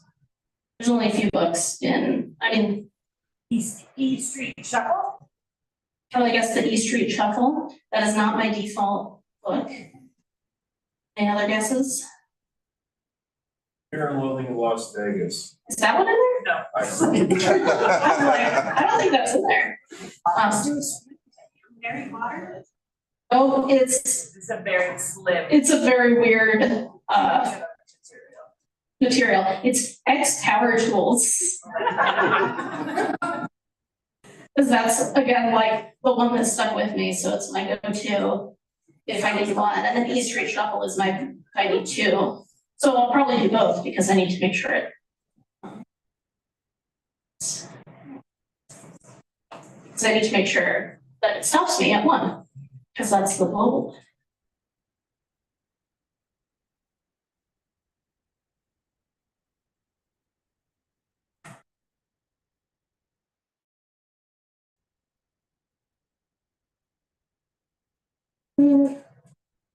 Back to Henry.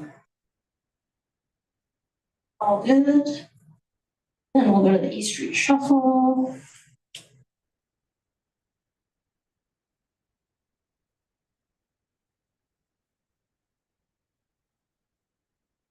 There's even multiple bits for the E Street Shuffle.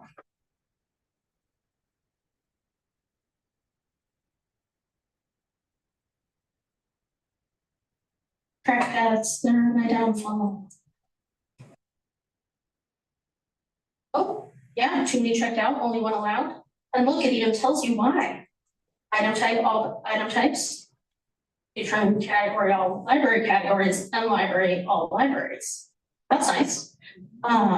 Is that new in 2405? Really shaking your head, so maybe 2411. It's nice. It's a nice new feature. So that does properly block. What other things do you need to test here? You can make sure that if the you can also set it for branch, because that's the other thing is it's also like the item type limits sometimes get weird. So you can also set these if you go to this library. Or, yeah, and set it for, no, that's, yeah, okay. Just slow this more. Okay. Then you could, if you wanted, set. In the wrong. I'm in the wrong sandbox. Thank you, Jason. They're both circuit fine rules ones, which I see now is maybe a mistake. Okay, so we've got global checkout list there. We'll go to Centerville. And it has. Oh, because we've got this total checkouts allowed. The defaults. So if this was set to lower than the global checkout, say we'll make this one 1 and go back and make the global one 2.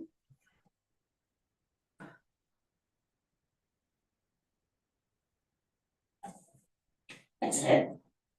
The global's only showing up on the all page. Yes. The word global. Yeah, because it's for all libraries. Kelly asked, it only shows up on the one for all libraries. And the answer to that is yes. It's just gonna reload the patron. Make sure it's not trying to old ones somehow. Would it be nice to have the global on every page to show them? And that's a scope, that's a pretty.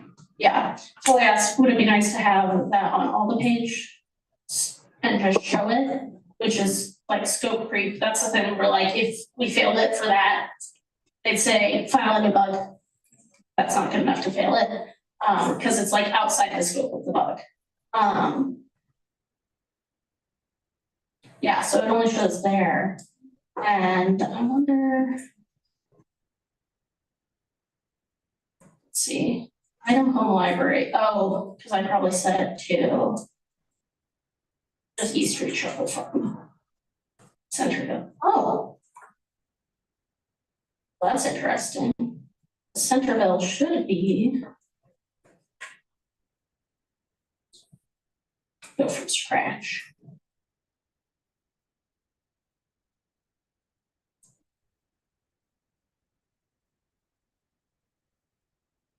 Oh.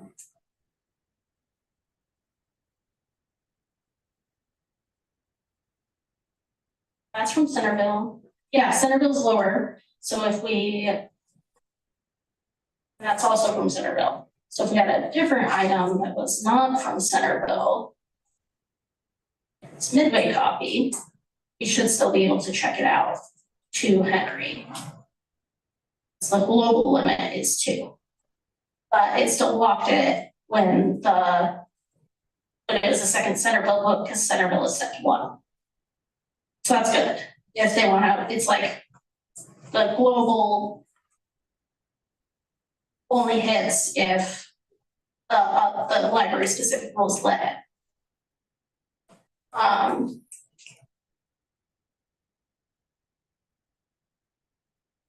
And yeah, on the specific, it should be shown as a reminder. But if the matrix is empty, it's hidden because everything should refer back. So that's why it's not showing the global here. But if we had an all 20,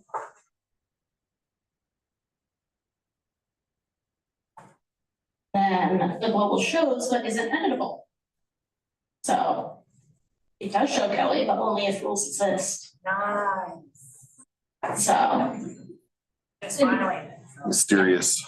So then you can see that it's there. So that's one that we could sign off on. I was hoping to also test one that would fail QA or fail to apply, which just means it don't work. And sometimes the only time you can tell is by looking at the logs in the sandbox here. So like if you log on to Koha after applying something and it's not working, if you check the Git log, what does that just tell you what the patches were? Tell you what the patches were. I always have to do a couple of these to find all the right logs for things, because everything's in different places. But then there would usually be a section, okay, what's this? Where it would say, oh, patch shouldn't apply because XYZ. Which, that's another thing that I should tell Kyle. It would be nice if it just told you that instead of never telling you that unless you don't get logs, because that's not very intuitive. Kyle, I'm building you a whole wish list of things. So that's when I can show people like later in between things if someone wants. But I do have a couple more slides. Oh yeah, sandbox. Oops, I made a mistake yesterday. We were talking in the web dev special interest group about sometimes it takes a long time for things to get done, and that's because there's a couple of bottlenecks in the Koha community. We have lots of people in Bugzilla saying, these are things we want, participating in the discussions, which is great. Then we have a smaller number of people who sign off. Or sign-offs is great because we can get through things faster. But we have bottlenecks both at the development stage and also at the quality assurance stage. And so those are both places where like we don't have, like there's a lot of open bugs because we don't have enough developers to develop all the open bugs at once. You never will probably, you know, that's not something most places can just solve all their bugs all the time. That's not really how software works, but if you're interested in learning more about developing for Koha, we're gonna try a baby devs SIG or learning how to devs. And we'll probably also talk about testing in sandboxes and Koha testing Docker, because that's like a good first step, especially if you're gonna get into developing, doing the Koha testing Docker testing, because then you get familiar with the command line stuff. But also just testing the sandboxes. If that's something you'd be interested in, I'd like to set a first meeting before we leave this week. It doesn't have to be like what the regular meeting time's gonna be, but it would just be great to get something on the calendar so we can meet and talk about like when would be good and what our scope kind of is. So, oops. But I think it'll be really good because that's something, just more people who can do devs, especially if you've done any like custom template toolkit. Template toolkit is Perl. Koha's written in Perl. So like, it's intimidating for sure. But if you've done any custom template toolkit, like you're already partway there because you already like know kind of the basics of how the code works. And there's a lot of things that get used in the code that don't get used in template toolkit very often, if at all. But that's definitely like a good starting place if you think I could never be a developer. Yes, you can. You can always do, even if you're like not super comfortable with things, all the devs I've had pushed are typo fixes, because that's what I started with, where there were just like a bunch of bugs that were like, hey, there's a typo fix here, or like for accessibility, we need to rename this link. Because right now it just says here, but it should say where it goes, things like that. Because that's a really good way to just get in and be like, I don't have to do any code. They already said exactly what I have to change. I just need to go find it, change it, and then push it to Bugzilla. Like that's a really good starting place. So talk to me if you're interested. I regret it. I put it in the wrong place this testing time. So I was hoping to do a fail QA, a sign off, and fails to apply. We didn't get to the fails to apply, but we did the other two. We have lots of helpful resources. The koha-community.org Get Involved has a lot of links to other things that are helpful, the mailing list, the chat, all that stuff. Bugs.koha-community, there's a wiki page for the sandboxes, which also lists not just the Bywater ones, but GoodLeave also has some, and PTFS Europe has some. The Koha testing Docker link, which has much better instructions than it did when they first started moving to Koha testing Docker. And Tomas has been making a lot of improvements on that this year to try and make it load easier and also easier to use and more helpful for people. And then the dashboard. And I have this QR code that I made in Koha in the cataloging tool. That's for this presentation, so you can have all those links if you want. Does anyone have any questions? Let's say. Yeah. So this hasn't been broadcast yet, but the education committee for Koha is actually working on a developer forum. Like hopefully later this year, depending on timing, it might be the beginning of next year, but we're shooting for the end of this year to do that. But basically that forum is to help bridge the gap and find out where we're lacking in understanding, where we're lacking with communication and tools, and how we can improve the gap between the developer and the librarian. So that is something that I will say for everybody to keep an eye out for. We're still in the planning phases of that, but we've had a ton of discussion on that in the education committee, and I would encourage, if you're going to start up this thing, to coordinate with us on that. Sounds good. Oh yeah, and these are tipsy owls because we have the hungry alligators in the notices and templates, and during the upgrade webinar, Barbara. Awesome, named the template toolkit, which is like a bracket and a percent sign. That are at the edge of the template toolkit things, the tipsy owls, and I liked it so much that I made owls and stickers. I gave her a sticker yesterday. Anyone have any questions? There are two comments online, both from very early on. One says, Lizette, you're so cool, and the other one said, Lizette equals coolness.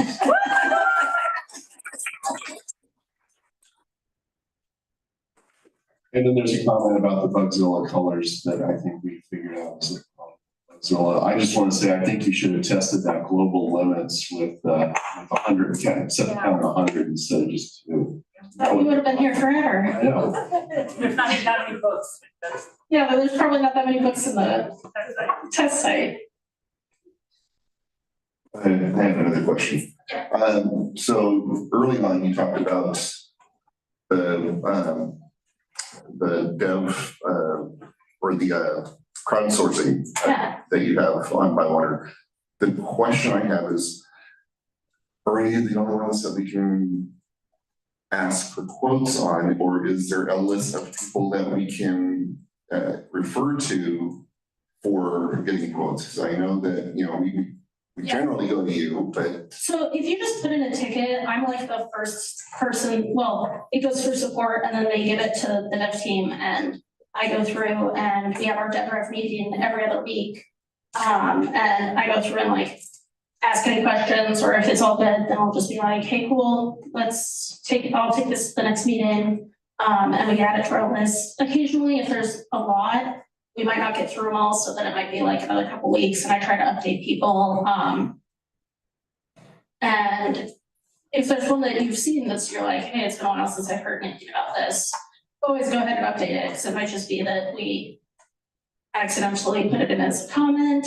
I know what you're thinking of, but I think that I asked you a question and hadn't heard back, so that one might be you. We'll see. Or maybe you have two other ones and I just need to look at it, but we try to get through those pretty fast now. It used to be a much longer process, but we're trying to really get the time from when someone first asks for a quote to when it's either getting a contract or up on the website or whatever, much shorter. I know Jason has one that he's waiting on, but it's because we need to figure out this mobile checkout stuff first. And so that's why I've tried signing it off like a few times, and there have been different things, but it seemed to work pretty well this time. So I'll do a little more testing and maybe we can get that signed off and get that one. And then just a real quick logistics question on the crowd sourcing. You said that sometimes things are kicking off if it's not generating any, or if it's like there's only one person. No, it's usually more like we won't put it up if it's like really niche and they don't specifically say like. And how do you, is there a reason you don't want those niche things? I mean, because maybe it would generate more. Yeah, and there are some niche things like your emailer ticket you put up there. There was one where you asked about a specific email plugin, like making a plugin for a specific verifier or something. Mm-hmm. Yeah, we put that up there because we were like, even if it's not this specific plugin, or like, this is the kind of thing that we think people would be interested in, we get questions about. But part of it is we just don't want to be like so hard for people to see what's on here. But I don't think that at least yet we've had anyone, there's ever been something where they said, will you put this up on crowdfunding? And we say, no, you have to pay for the whole thing or it's not happening. Like, usually we just don't put it up because it's like, oh, that's like, we don't really care that much, we were just curious or whatever. But a lot of times if it's something that we think other people will be interested in, we'll put it up. It's less like oh, I don't think this would do well at crowdfunding, and more that they didn't ask and it didn't like stand out at Deborah that would be good at crowdfunding. And how annoyed do you guys get when somebody asks for a quote and then just drops it? Not annoyed. Okay. Especially because the point at which it happens now is more often someone asks for a quote and then I ask for questions and then they drop it. And so part of the reason we're doing that is so that, like, two things that we're doing now, that and also the range quote that we give. That means that we're not doing like, our quotes are usually like two of the devs sitting down and going through and figuring it out, so it's like a lot more time. So by having both those two steps, that's like both helping us make sure we have all the information to get a quote to you as fast as possible, but also that if someone isn't actually that interested, that we don't put like a lot of time into it and then never hear back kind of thing. So that means that we don't get so frustrated because it's happening a lot earlier in the process if we're gonna get ghosted. So. Thanks. Yeah. Yeah, what's that?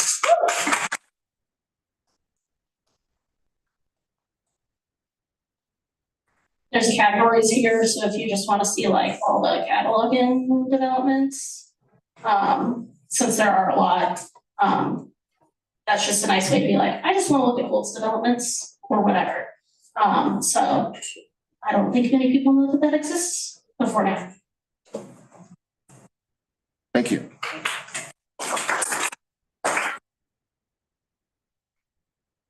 Real quick before we go to lunch, wanted to give out one of our award certificates, and that's because Lizette just explained that, and that's for Barbara for best new slang.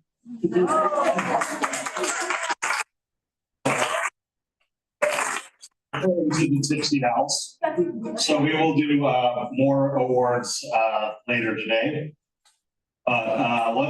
Lunch is now, and we will be back at 1:15.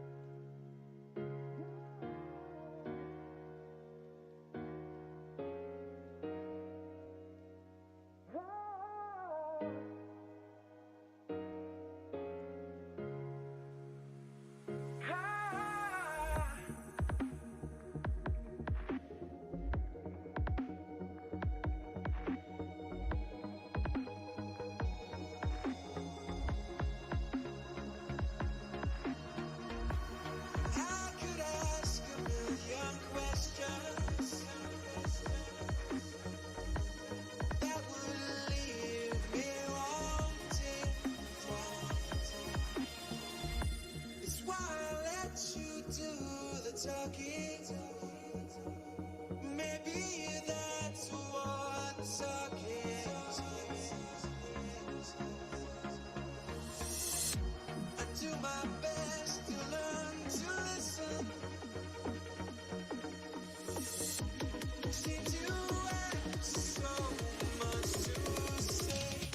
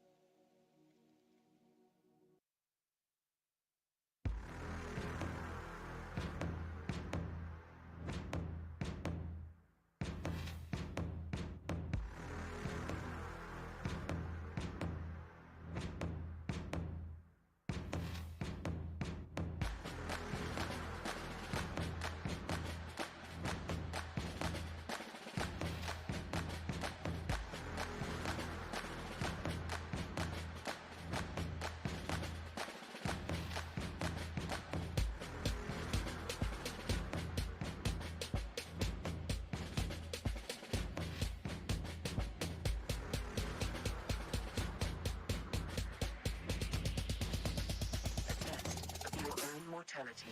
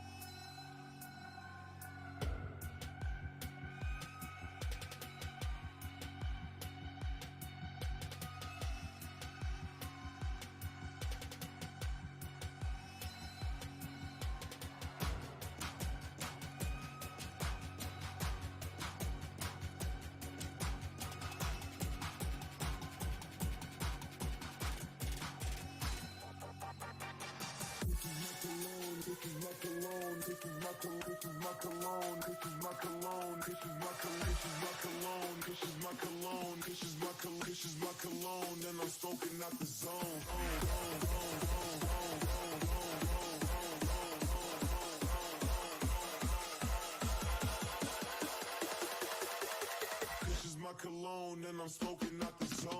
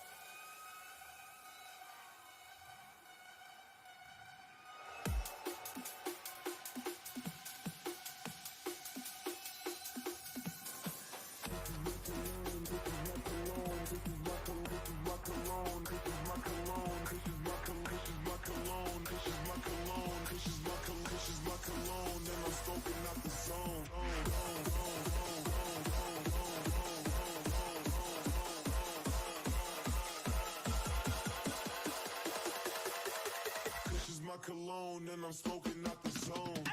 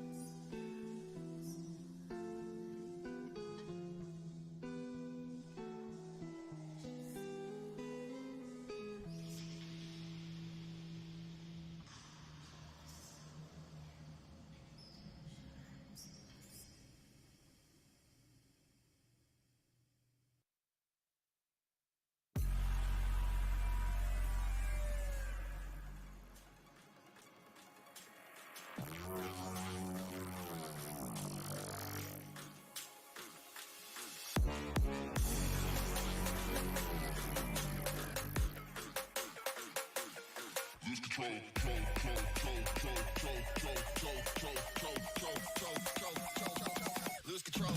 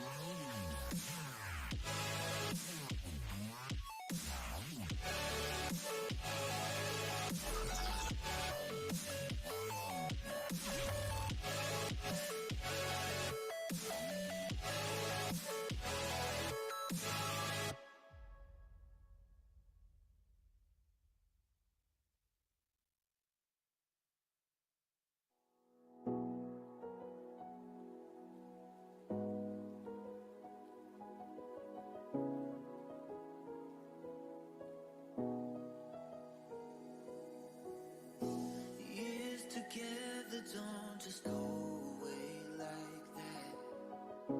I do everything I can to forget, but nothing ever works. I'm still filled with hurt. Wish my memory could be blurred.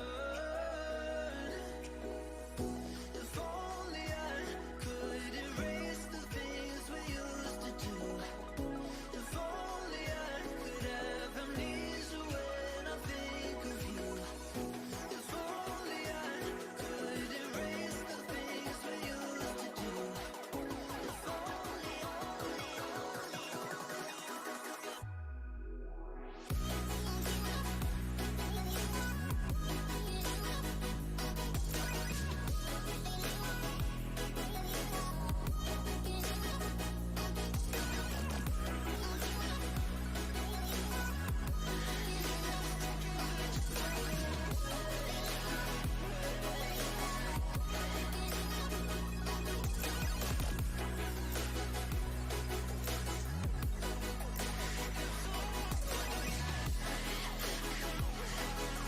amnesia when I think of you.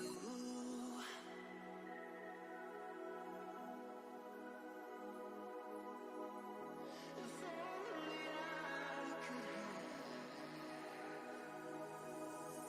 I let you in and right away my walls crashed down. You loved me till you left. I tried to numb the pain now, but nothing ever works. I'm still filled with hurt. Wish my memory could be blurred. If only I could erase the things we used to do. If only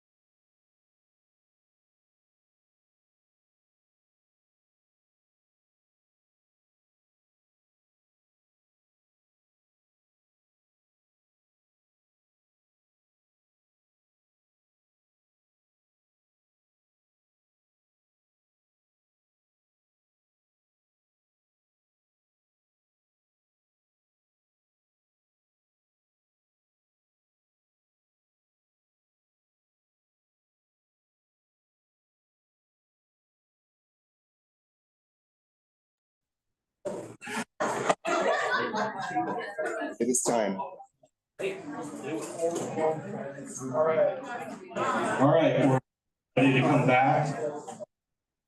Real quick, because I know not everybody is able to stay for day 4. We would like a show of hands if you are going to be here in the morning, so we can get a good head count for breakfast. That's most of the room. So that's encouraging. Okay, awesome.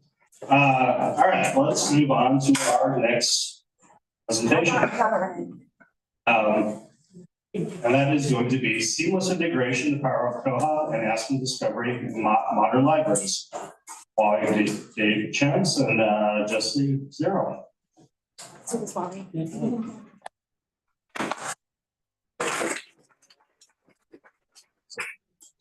Only a little bit.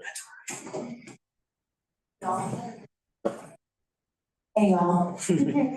Wally and I are here today to talk about integration between Koha and Aspen Discovery. So just with a quick show of hands, how many people in the room are currently using Koha and Aspen together?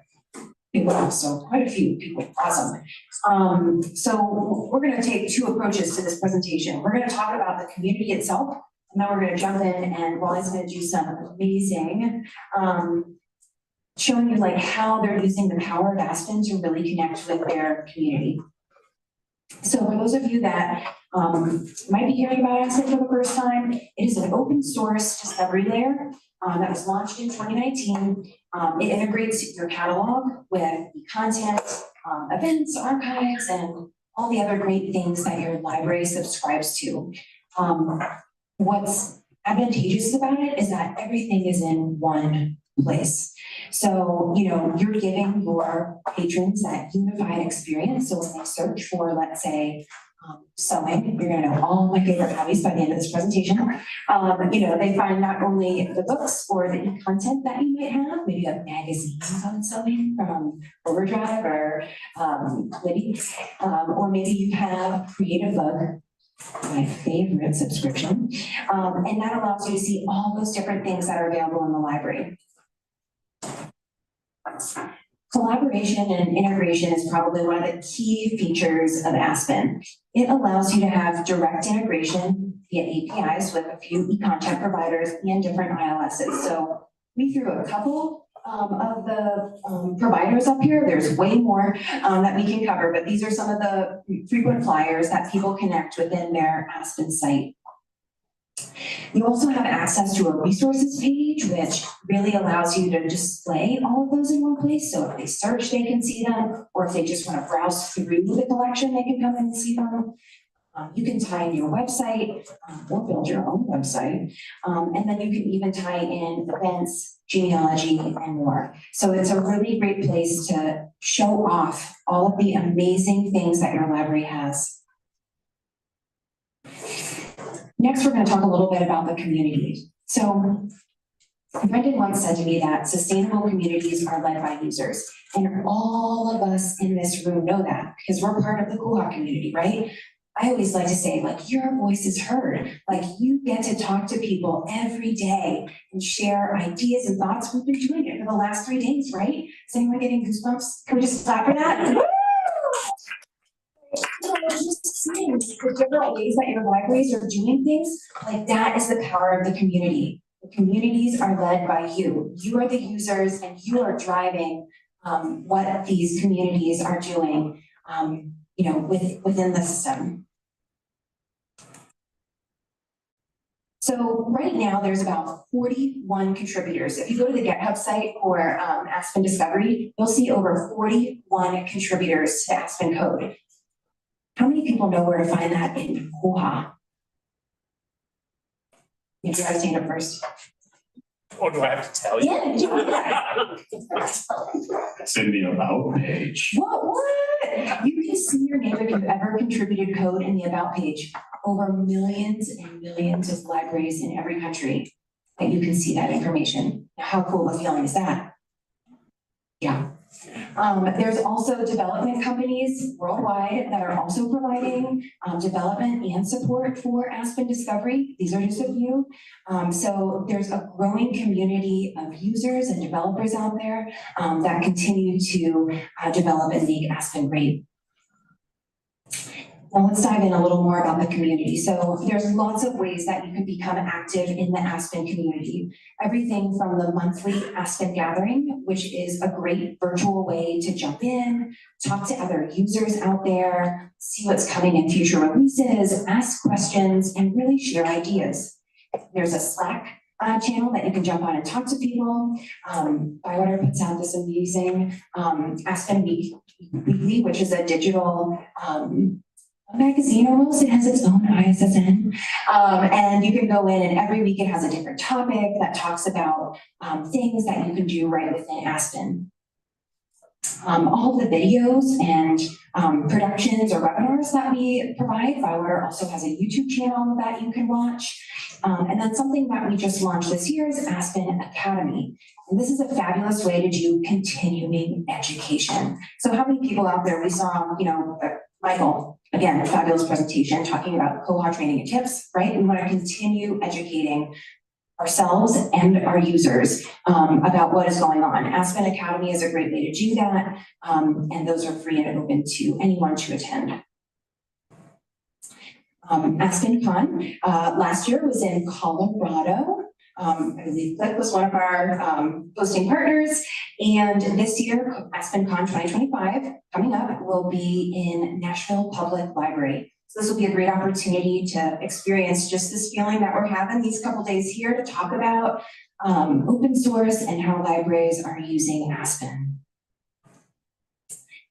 Before I pass it over to Wally to talk really about the tight integration between Koha and Aspen, I just want to share some feedback from two longtime Koha libraries, Los Gatos and Williamson County Public Library. And this just talks a little bit about kind of being on Koha and then bringing Aspen into the mix and just being able to really expand everything that their library offers. And I just think I always love to hear like the different things that libraries are doing, so we can take those ideas and spread them to everybody else. Okay, so now we are going to talk about Prosper Community Library. If you scan that QR code, it will take you out to Wally's catalog. So if you want to follow along with him, you'll be able to do that. But without that being said, I'm going to pass it over to Wally. All right, first I said I was going to do this for Kelly, but but I have to say that every time that I listen to Monday Minutes and to Jesse's presentations, I always feel like I'm going back to the era of FM radio. And heavy speed, like next up, nice and white satin. Absolutely, she is, her presentation skills are out of this world. They always call me, if something's going on, I just pull up a Monday Minutes and I get energized by Kelly and just absolutely smooth by Jesse. But anyway, so I want to go on, and basically my portion of it is just to kind of give you a sense of what our what we have done with our catalog. First off, as probably many of you are municipal, your town probably requires you to have a tie-in with their town website. We fought this because especially before they changed to Civic Plus, it was very difficult to navigate. It was not user-friendly, et cetera, et cetera. However, when they changed to Civic Plus, we made sure that it covered certain aspects that we could then tie in and seamlessly go to our library website, which we are using as Aspen. So the town's website is what you see here, and this is our library landing page. If you notice down at the bottom, we have everything from the catalog, going straight to the catalog to the membership application. And so I want to give you just a couple of, this thing is bad.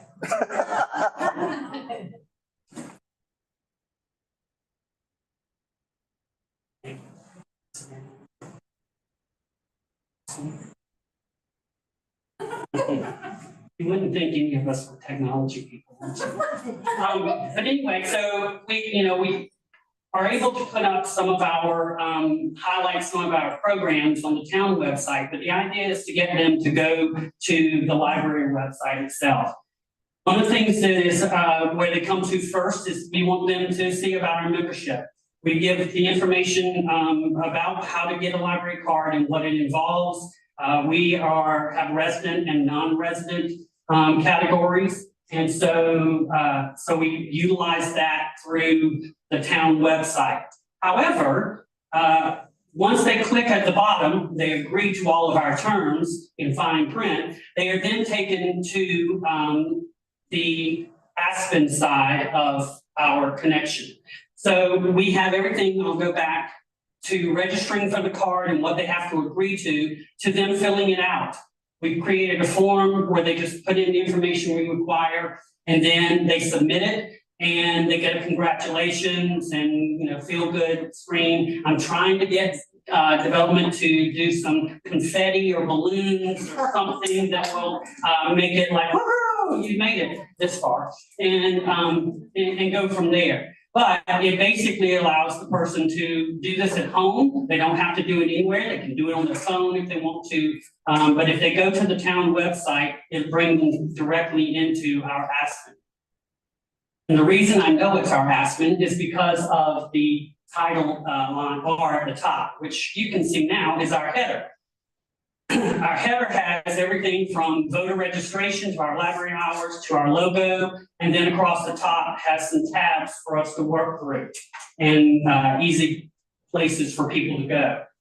Yes, you can put yourself out to connect with external websites. We have ours so that if they need to learn how to vote, register to vote, they can click on that and get the information. That helps us with our requirement to provide voter registration information to patrons as they come in, being a government entity.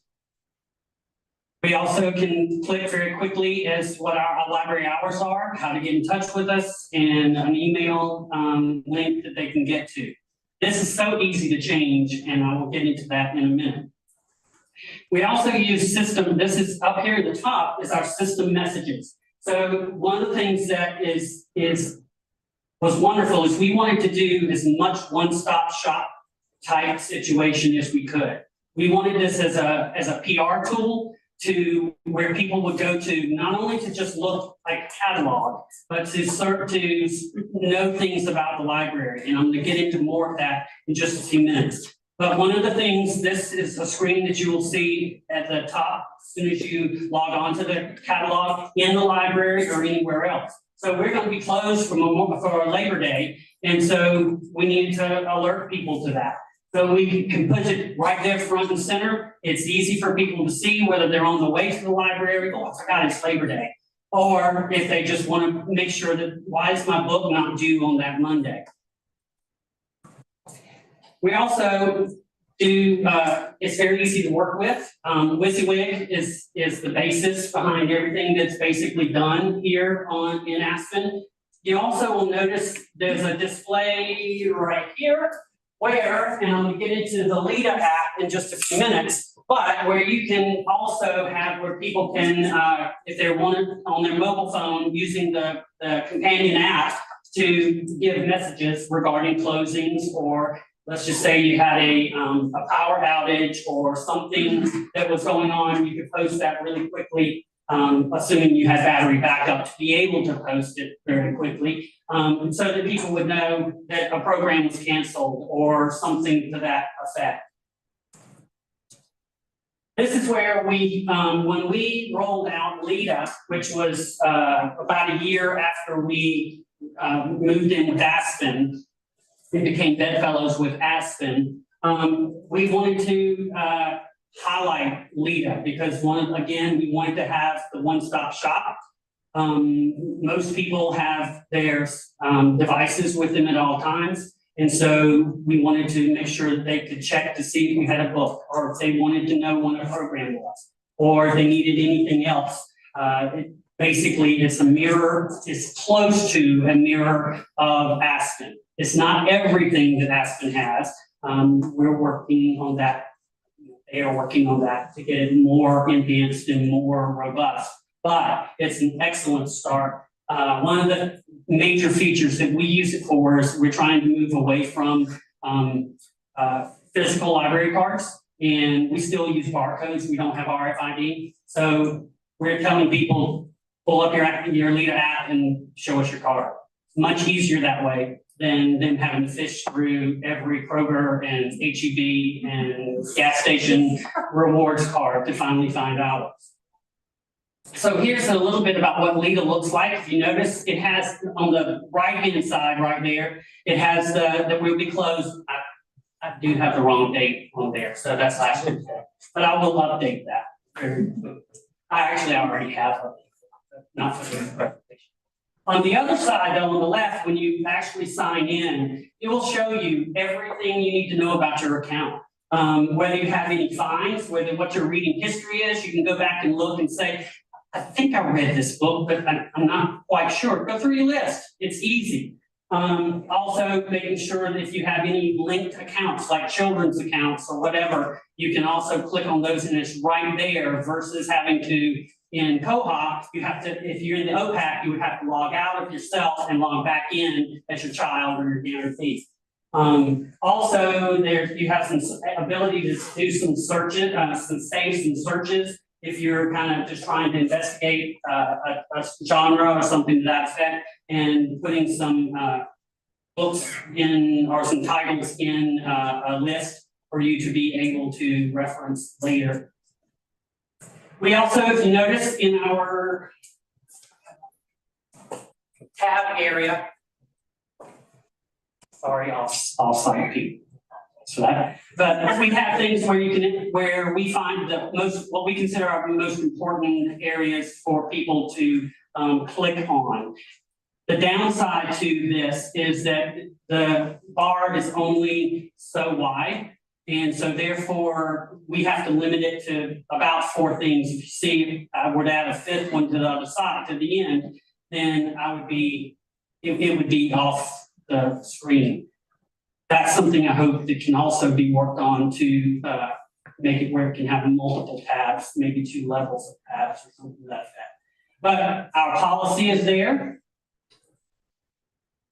You can also see where I have interlibrary loans. We do charge for our interlibrary loans, basically only for postal service. And this kind of explains what the process is and the justification for us charging for that service. You can fill it out, and then I get an email from the person that says, I want this book, this is the ISBN, whatever information that I have for them, and then I can then reach out to them and start the search, and it's very easy. 3D printing, we also do 3D printing. You saw that at the very top. Also, this gives what the 3D printing process is. We hold workshops twice a month on 3D printing where we kind of tell a little bit about it. But this one, then the people can go home, digest it, and then determine what they want to do and submit an application for 3D services. Another major thing that we did was putting in our program, digitizing our programs. This is an example of our summer program. We did Every Animal is a Story. If you notice on the tab, it just says Summer 2024. That way we can continue to update it, and I can basically take that tab and reuse it for fall, for spring, and just put in the new information. I'm still working on digitizing the current program, but basically what I did do is I take the PDF and break out the different parts and then hyperlink each one of the blue areas and the yellow area are hyperlinks. And you can go to just if they want to know what are the weekly events for children, or they want to go to just the teen and tween events, they can do it just in one click. If they want to have a printed copy of the program, they can click in that yellow area and download it and print it themselves at home. It doesn't cost us anything. These are just some of the pages that I put together, basically, again, taking the paper program and digitizing it. Just flip through a couple of these.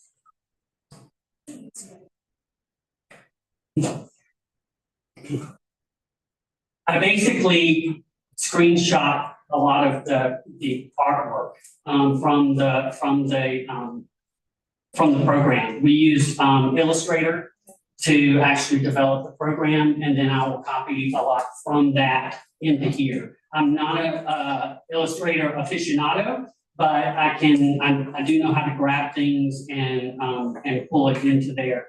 As you can save things, again, it's a WYSIWYG type situation, so you can just copy and paste into the to the pages that you're developing, and voila, it's right there. We also have, put the calendar in there because, again, people want to be able to see things in a more compact and comprehensive way. This is what we've got. Our McKinney has huge catalog monitors that we hope to have one day. But we were able to get some standalone kiosk type catalogs. This is what our catalog looks like. Basically, again, if you see the announcement there, it's on all day during the day, and then it goes to sleep at night, so we don't get screen burn or anything like that. But again, the first thing they see is the top, is if we have any special announcements or our information needs to be up front and center. And then the tiles below where you see juvenile and young adult and new adult, they can just click on that and it will be everything that we've just gotten in and determine if it's something that they would like to go and find. If you also notice, we have put in the star system. We have not pushed that yet. One of the things that patrons can do is to go in and review a book if they want to. We have not pushed it yet. You can also get it to show you detailed information from the partner groups like New York Times and whatever else that would give you some reviews and feedback. We just have not chosen to do that because we really wanted it to be what's prosper reading, and we will get there. These are just some of the tiles and some of the screens of what we have going on. I like this one a lot because we highlight our Texas Award winners quite a bit. If you notice the tabs underneath, we have them for every year that of recent, since we've been in this library and with koha, where even if it's this year, parents will come in and say, I want quality books. Well, I want my child to read this. If they've already read the ones from 2024, we'll go back a year or two. And if they haven't read something from there, or they were elementary school and now they're in high school, if they can go back and find the list for a different time frame, different focus. This is the New York Times list. And so again, people that are looking for the latest and greatest based on other people's reviews and such is there. All this is tied in, automatic. I mean, it's just, you flip a button and it's there. There are other services that we chose not to be a part of, but it's included in our package. All I have to do is go in and click a button and it's there.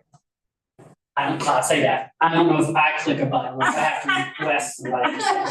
But anyway, y'all don't want me clicking too many buttons.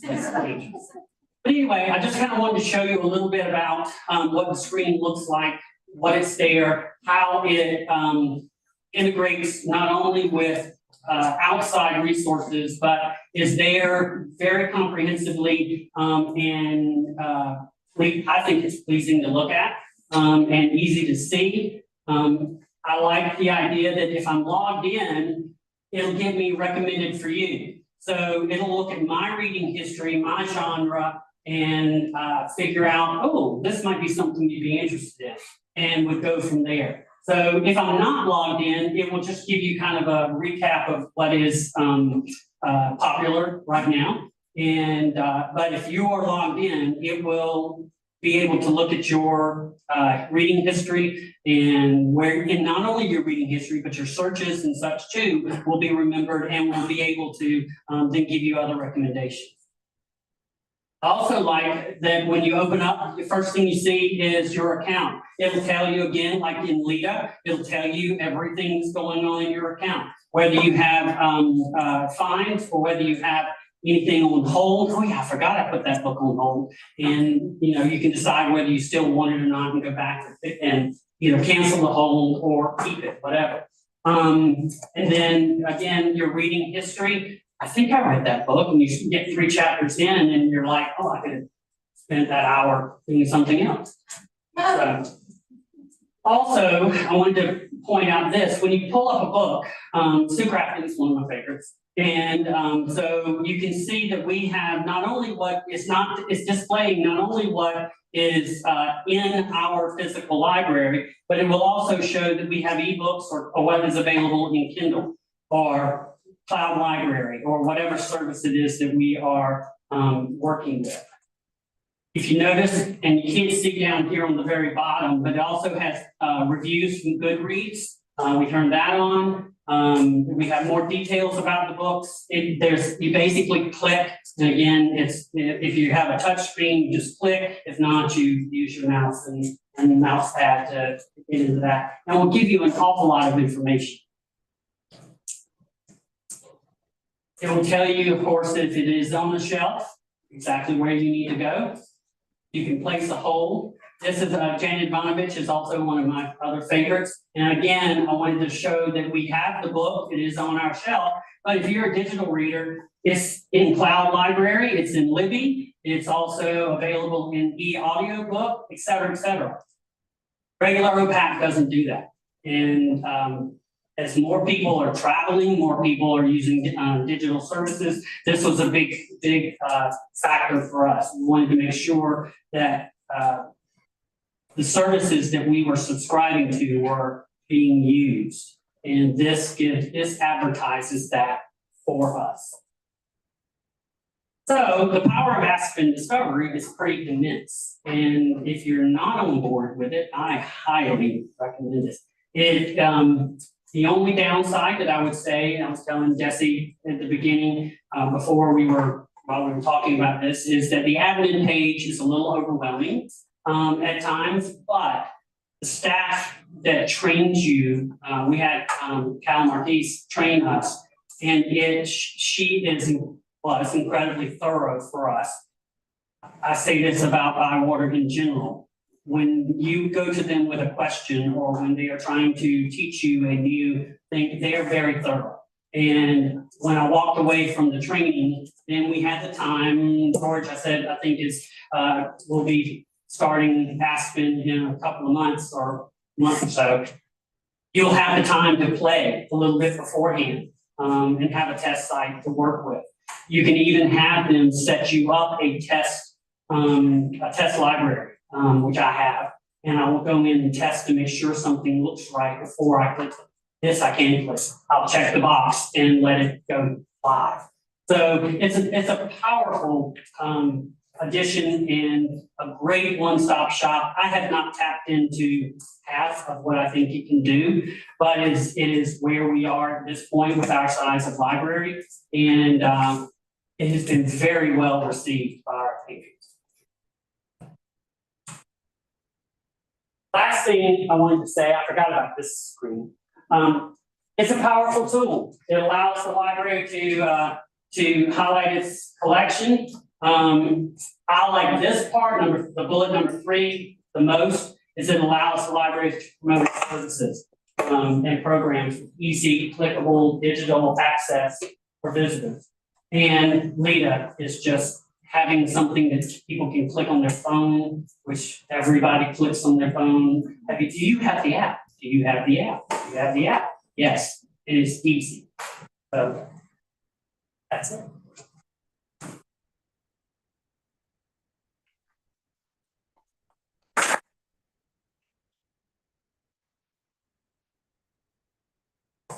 For those of you that have Aspen, what are some of your experiences and trials and tribulations.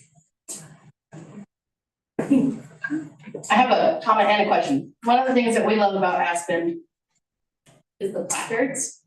So if you are searching yoga books, it'll automatically like promote your Namaste and Read story time. So it does cool stuff like that. It also highlights our digital e-resources. So if you're searching, I don't know, a genealogy book of some kind, you're like, do you know we have these text share databases, stuff like that. So we utilize those, not as heavily as we want to. We don't update them as often as we should be, but we love them and we aim to be better at that. The question I have is with the app, does it communicate with your security gates at all? Do you have security gates? No, okay, yes, your eyes answer that question. Yeah, but we love Aspen. Thank you.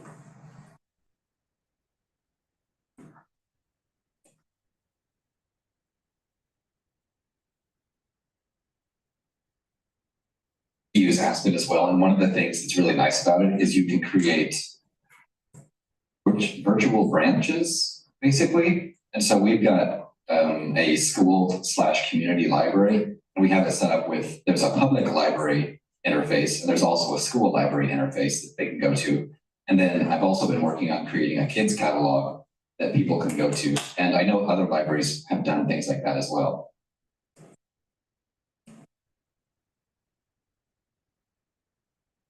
I am, I've always been really resistant to having a separate mobile app. Can you talk to me about why that works for you? Because I was sitting here having a great time using the responsive website on my phone, not in the Lynn app. So can you talk more about that?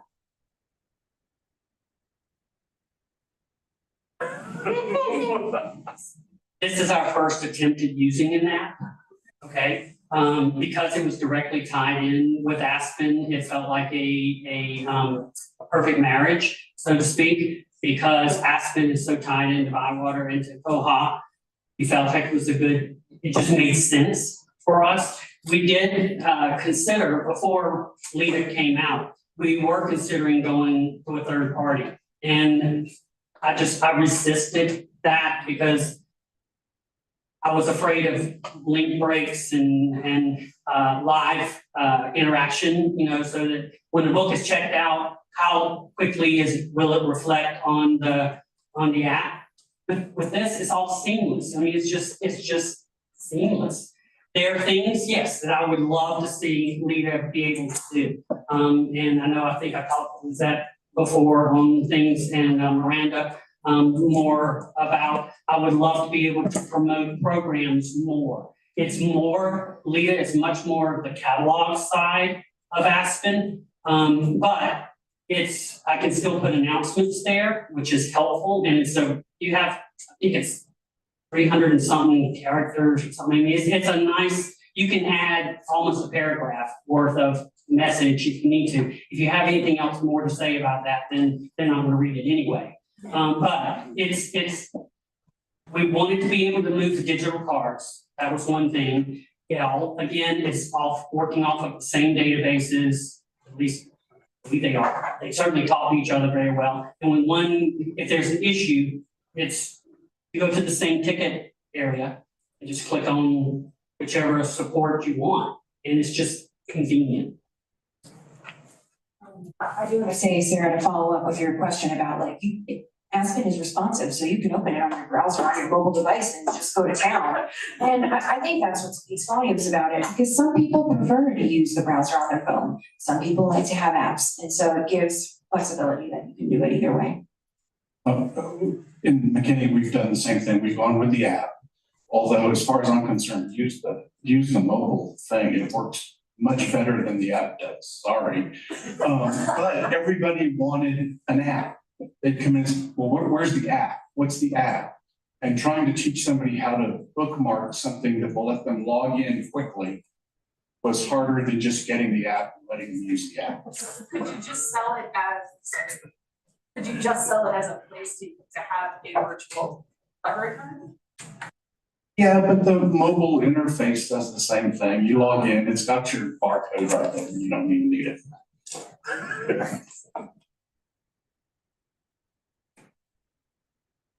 So, I missed the first part of this, so I'll apologize if we covered it already. One reason that I get asked for app all the time is for push notifications. Did you guys talk about push notifications in the lead app?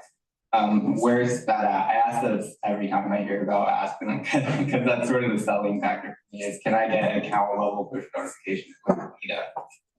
It's coming. I mean, there's some things that you can get push level notifications for. So like if you save a search, you can get a notification. Wally could set one of his, all those system, messages that he sent out, you could send those out as a push notification. So there are things that work as push notifications now. So coming. Hi, we're in Aspen Library too. We love Aspen. It's been quite the revelation from our previous system. The one thing that we would like to see developed on it is we would like to be able to see slightly different views for specific material types. So for example, if you've got like a toy or you're working with kits, we would like to be able to pull out different data elements for revealing on the return as opposed to what you get with kind of the standard stuff for books. But other than that, we just love it. We also have a different app, and I'll be honest with you, I hate our app. So I am one of those people that has downloaded the bookmark onto my phone for the Aspen shortcut, and that's what I use. I'm going to plug community again. So if you go to community.aspendiscovery.org, there's a community calendar on there with all of the, groups or meetings that you can attend. And in 2 weeks, there will be a developers tools meeting where they'll be talking about what they want to use to share future developments, like so we can track it. In Koha we have Godzilla, but they're talking about what tool they want to use to track that kind of information. So I encourage people, you have great ideas, attend the meeting. Yeah, and I want to comment on that just a little bit too. Both of these are new. I mean, these are in relative terms, these are new software enhancements that we are attaching to Koha. It's going to grow. The more you say, I wish we could have this, I would like to, it needs to do this. Our patrons are asking for this. In the community, that's what we're doing here. We're gonna take what we got at this conference, and it's gonna go back and it's gonna drive the next upgrade. It's the same thing with Aspen, same thing with Lita. If it needs something else, this is the forum, and you are the ones driving it. Sarah, I just wanted to address one thing. The one thing that's really a plus for me on the app is, and I don't know if this was clear enough.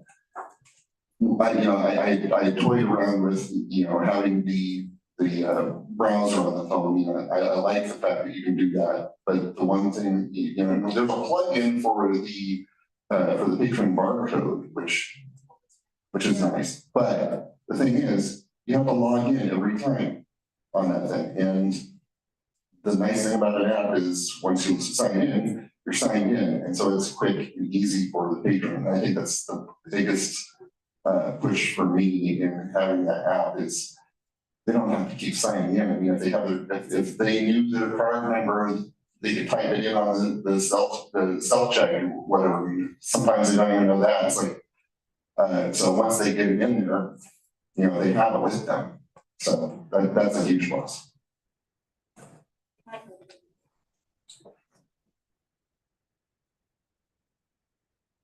Okay, sorry, I think I was confused. We are able to check out on our FE app. So I just assumed when I hear library app, I assume it checks out.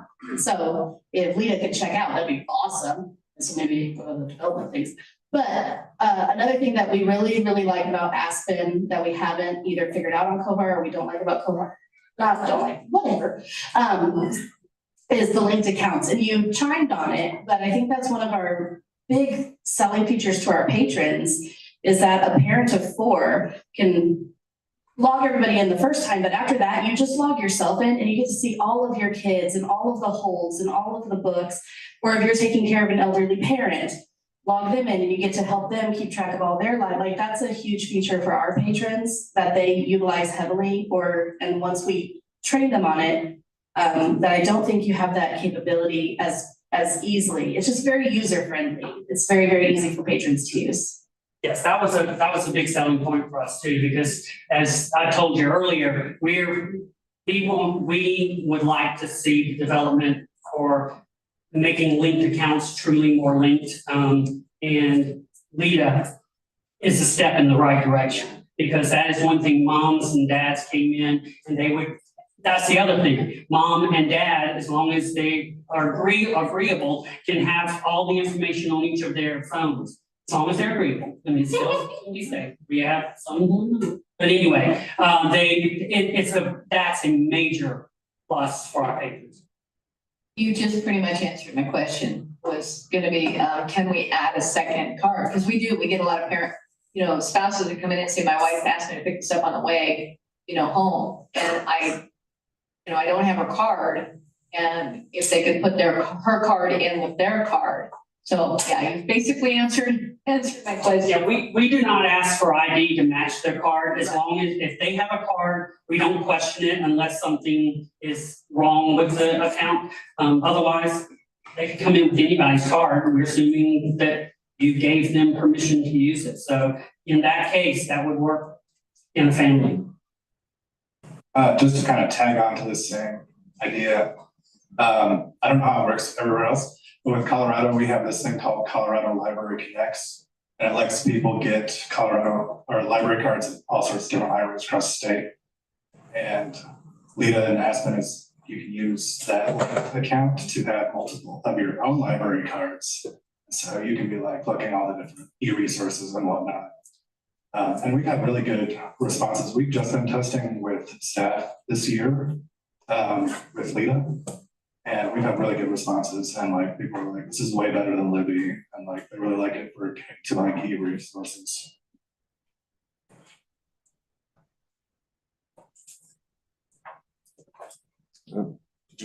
Under the clock there. Yep. Hi, so I'm interested in your forms that you have up there. I actually went on and I'm trying to figure out like your required fields. I don't see a way to make a field required unless like it's already, like you can't make it unless if they say it's required or.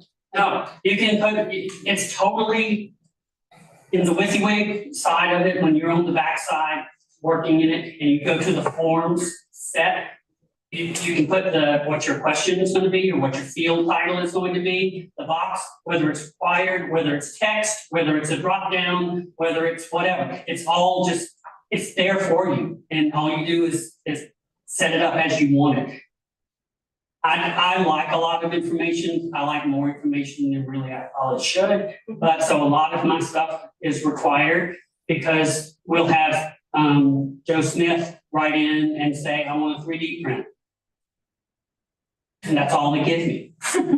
I don't know Joe Smith. I don't know his phone number. I don't know his email. I don't, I'm supposed to know. We're our small town, but I don't know everybody. And so yes, it is totally 100% customizable from your perspective as you're building it. It's a form, it's a WYSIWYG characters kind of thing? Yes. Okay.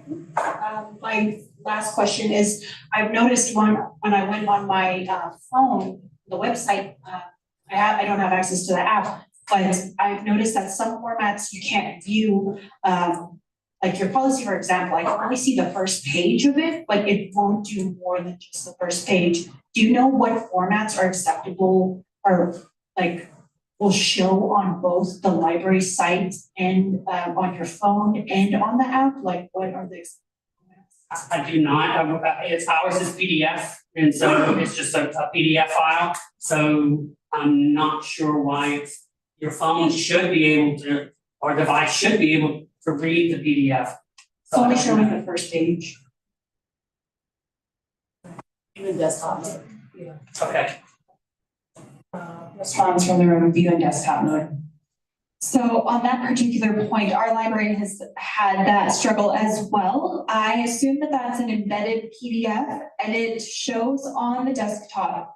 On a mobile phone, it has an option that says open and it'll download it to your phone. But if you're looking at it on an iPad or a tablet, that's when you get just the one page and it doesn't scroll. So I don't know if that's a bug that can be submitted, but it could be very helpful for those who prefer to browse on their tablets and iPads. Good feedback. Power of community. All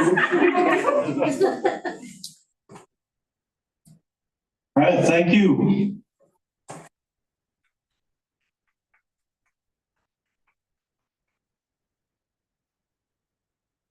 Got a little time before the next presentation starts. So I'm going to grab my folder of certificates to give away. And we'll give a few more away. This is convenient. Andrew, present your support, the thing you're doing right now.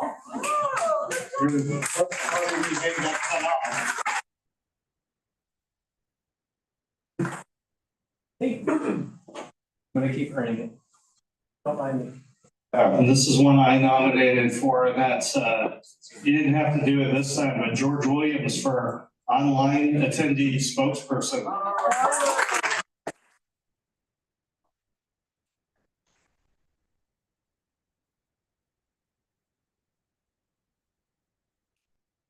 All the way up here, you can get that back here. You kept on moving back every day a little bit further. I tried to sit over here this morning, but then I got pulled out for a Yeah, this one was our most nominated person. And that is Jason Robb. I combined a couple of them, Koha Innovator and Report Wizard, but there were several other nominations as well along those lines.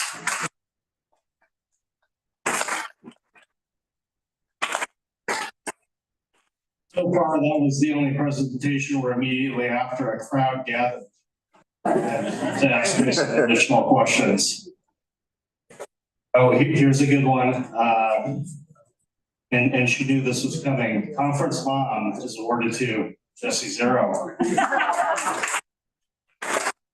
Not only is she driving a van, carting people around, a minivan, but she also has muffins if you need a snack.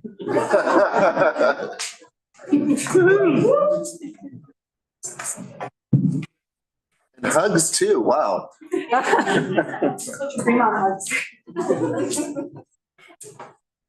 Karen England, keen newbie.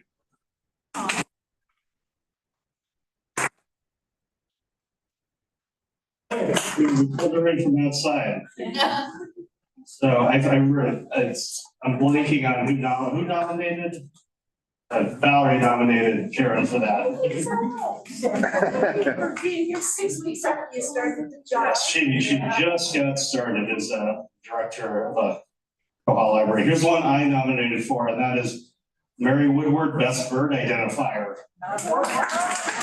Just really good competition for that, but then I witnessed the conversation where Barbara made sounds like the birds, and then Mary correctly identified them based on Barbara's impressions, which was super impressive. We'll do one more. Oh, yes, of course. Early morning trooper goes to Kelly McKelligan.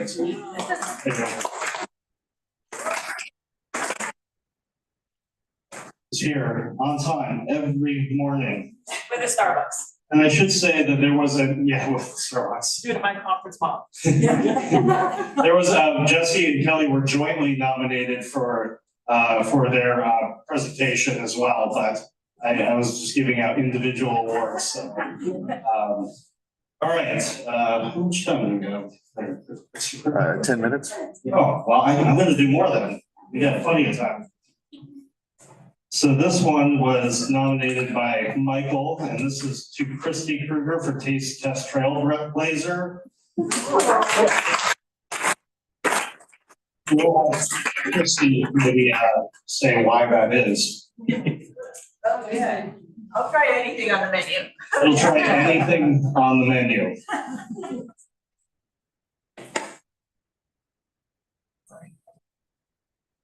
What did you try on the menu? Oh my gosh, go to the Peruvian place and ask for the chicha morada. It's a very good purple drink. Nominated by Andrew, Heba gets Item Search Defender.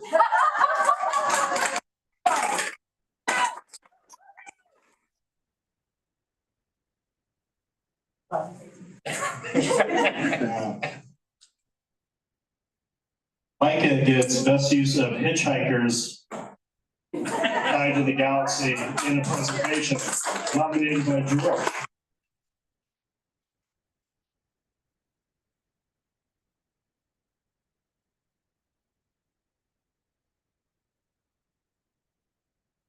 Valerie gets Dynamic Data Wrangler. He was also nominated both by me and someone else for wearing a theme appropriate costume during the presentation.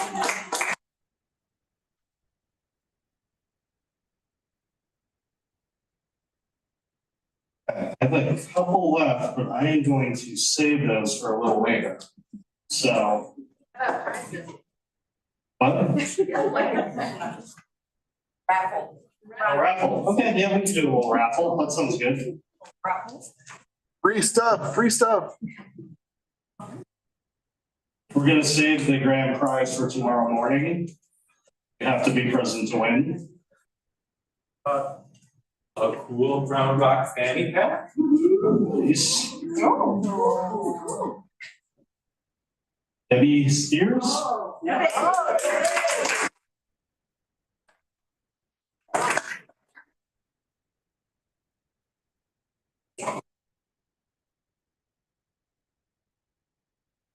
Round Rock, the sports capital of Texas, in coffee mug form.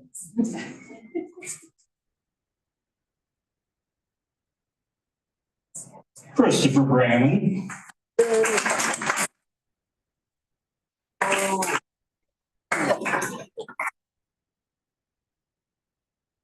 We could do a US look. Oh, we're out. Let's not the box from Let's Go. Yeah, distributed those to the very helpful Round Rock staff. Hey, how many prizes we need to make for tomorrow? Okay. I know you're all deficient in tote bags in your life. Michael Hood.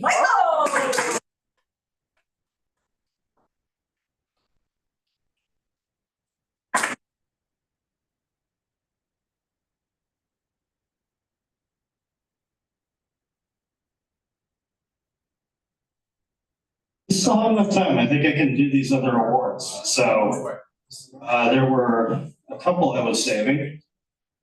The first one, I was glad to see somebody nominate by this. One of the scariest things when you're the incoming, there's two scary things when you're incoming president. Will there be somebody to run for vice president? And who will submit for the conference? So my relief when I saw that Rhonda had submitted was immense because I knew that everything was going to be organized, things were going to be done to the point that earlier today, she's printing out these things so I can hand out.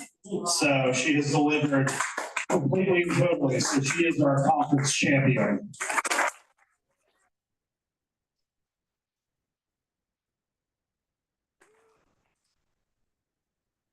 I also have a couple of gift cards to Palermo as a thank you personally from me to you for all the help you've given me this conference.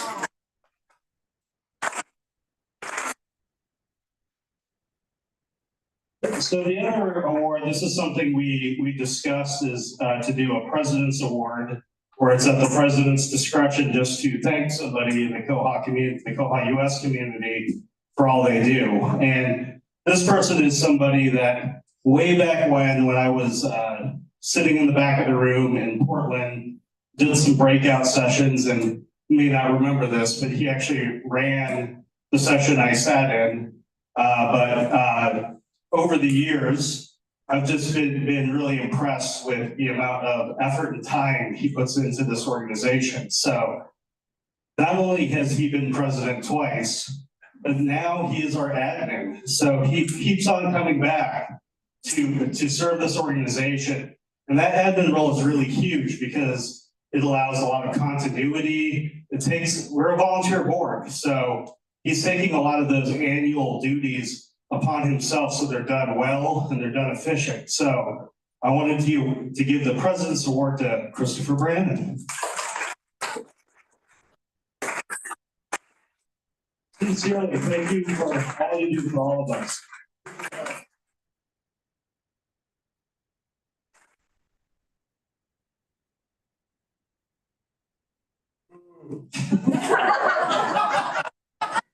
You're fired. So we still have a few minutes left, and I want to start on time. So the online people that might be tuning in don't miss the very beginning of this. So I really don't know what to do with the last couple minutes. Do an dance you learned yesterday. What's that? Can you do a little line dancing you learned? I just witnessed the line dancing, so I didn't actually get the steps down. I took some pictures. No. I saw Valerie dancing. Yeah, Valerie was very into it. Tell me, you were doing great. Yeah. Wow. There was, I will say, with the line dancing, there was a variety of styles and execution. The passion was really there for everybody, and that thing went on way longer than I would have even imagined. So I would, all of you that kept up and doing it as you were sweating while I was sitting in the cool corner, sitting in a chair, I was completely impressed with that. Shirley was awesome. Shirley. Shirley, oh yes, our trainer, or your trainer, I should say, since I was a non-participant. Again, that's another credit to Rhonda, who put together a great event for us last night.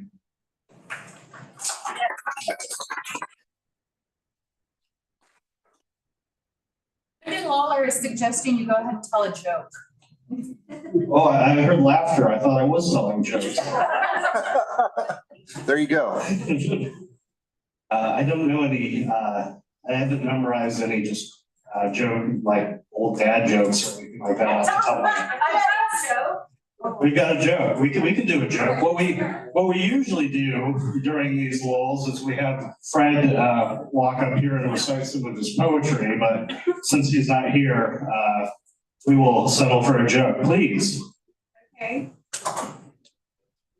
Hello? Oh, there we go. Okay, what do you get when you throw books into the ocean? What do you get? A tidal wave.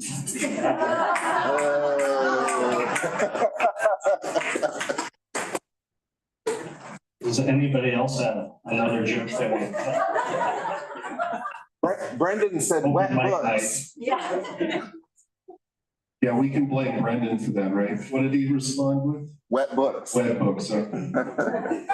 Sorry, Brendan, you were wrong. Another one? All right, excellent. I have a quiz and a pitch. Has anybody been upstairs to meet the library pet? And what is the library pet's name? Roxanne. Like the 3 S's. And what is it? The snake. It's a ball python. I met Roxanne in that Roxanne was on one side of the glass and I was on the other. So it was a comfortable meeting point. Okay, I think we've tap danced enough up here and we are ready for our next presentation. I'm going to read it. So I get it right. So this is going to be, let's talk about Koha accessibility for library staff, presented by Stephanie Leary from Equinox Open Library Initiative.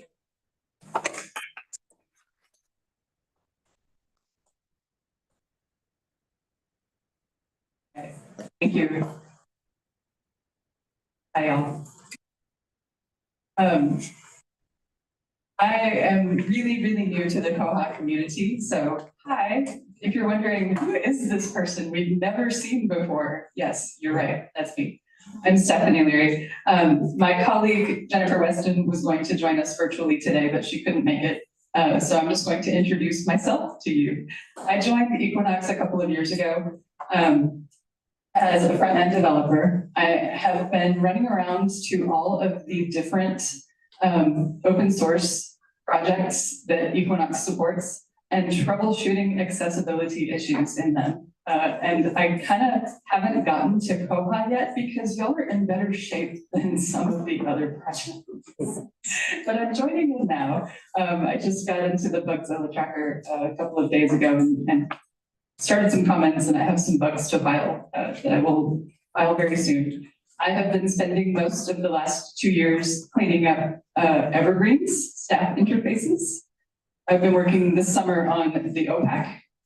And then we did a complete rewrite of the Coral interface for accessibility, and that will be coming out later this year.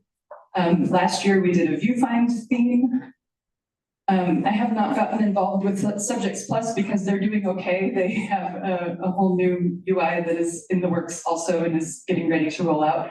So I'm kind of hopping around to all of these different communities and telling them everything they're doing wrong about accessibility, but then teaching them how to fix it. And so what I'm going to talk about today is some basics, some legal requirements that you may or may not know about, why it is so challenging to do accessibility work in open source, some specific issues to Koha that we can fix, and how to integrate accessibility into the development process of new features so that as you go forward, it's not a, oh my God, let's clean it up because we made a mess project, which tends to be longer and slower than doing it right the first time. So accessibility in the context of software development means making web interfaces work with assistive technologies for people with disabilities. And that is a much broader category than you might think it is. So I see lots of people around the room who wear glasses, and I'm guessing that many of us also wear contacts. You have an assistive device. That's a disability that is so broadly supported that we don't even really think about it. And it would be nice if all the other disabilities were as seamlessly and gracefully handled as vision problems are, right? So what we want to do with software interfaces is make sure that we are accommodating those needs gracefully in ways that don't, make things more difficult for other folks. Accessibility is a specific word. I think a lot of people hear it and they think, okay, I'm going to make the design more approachable or make the software kind of generally easier to use. And that is true, but it comes as kind of a side effect of making it work better for folks with disabilities. So usability is a different category, but they're closely related. Accessibility tends to fall into 4 categories, and this is a lovely diagram that was created by the folks at Microsoft. So we have what I love about this diagram is that a lot of us think of disabilities as lifelong conditions, but they can be temporary, they can be situational. I had a communications designer that I used to work with who did barrel racing on weekends and broke her arm so badly that she couldn't use her dominant arm for a year. And so,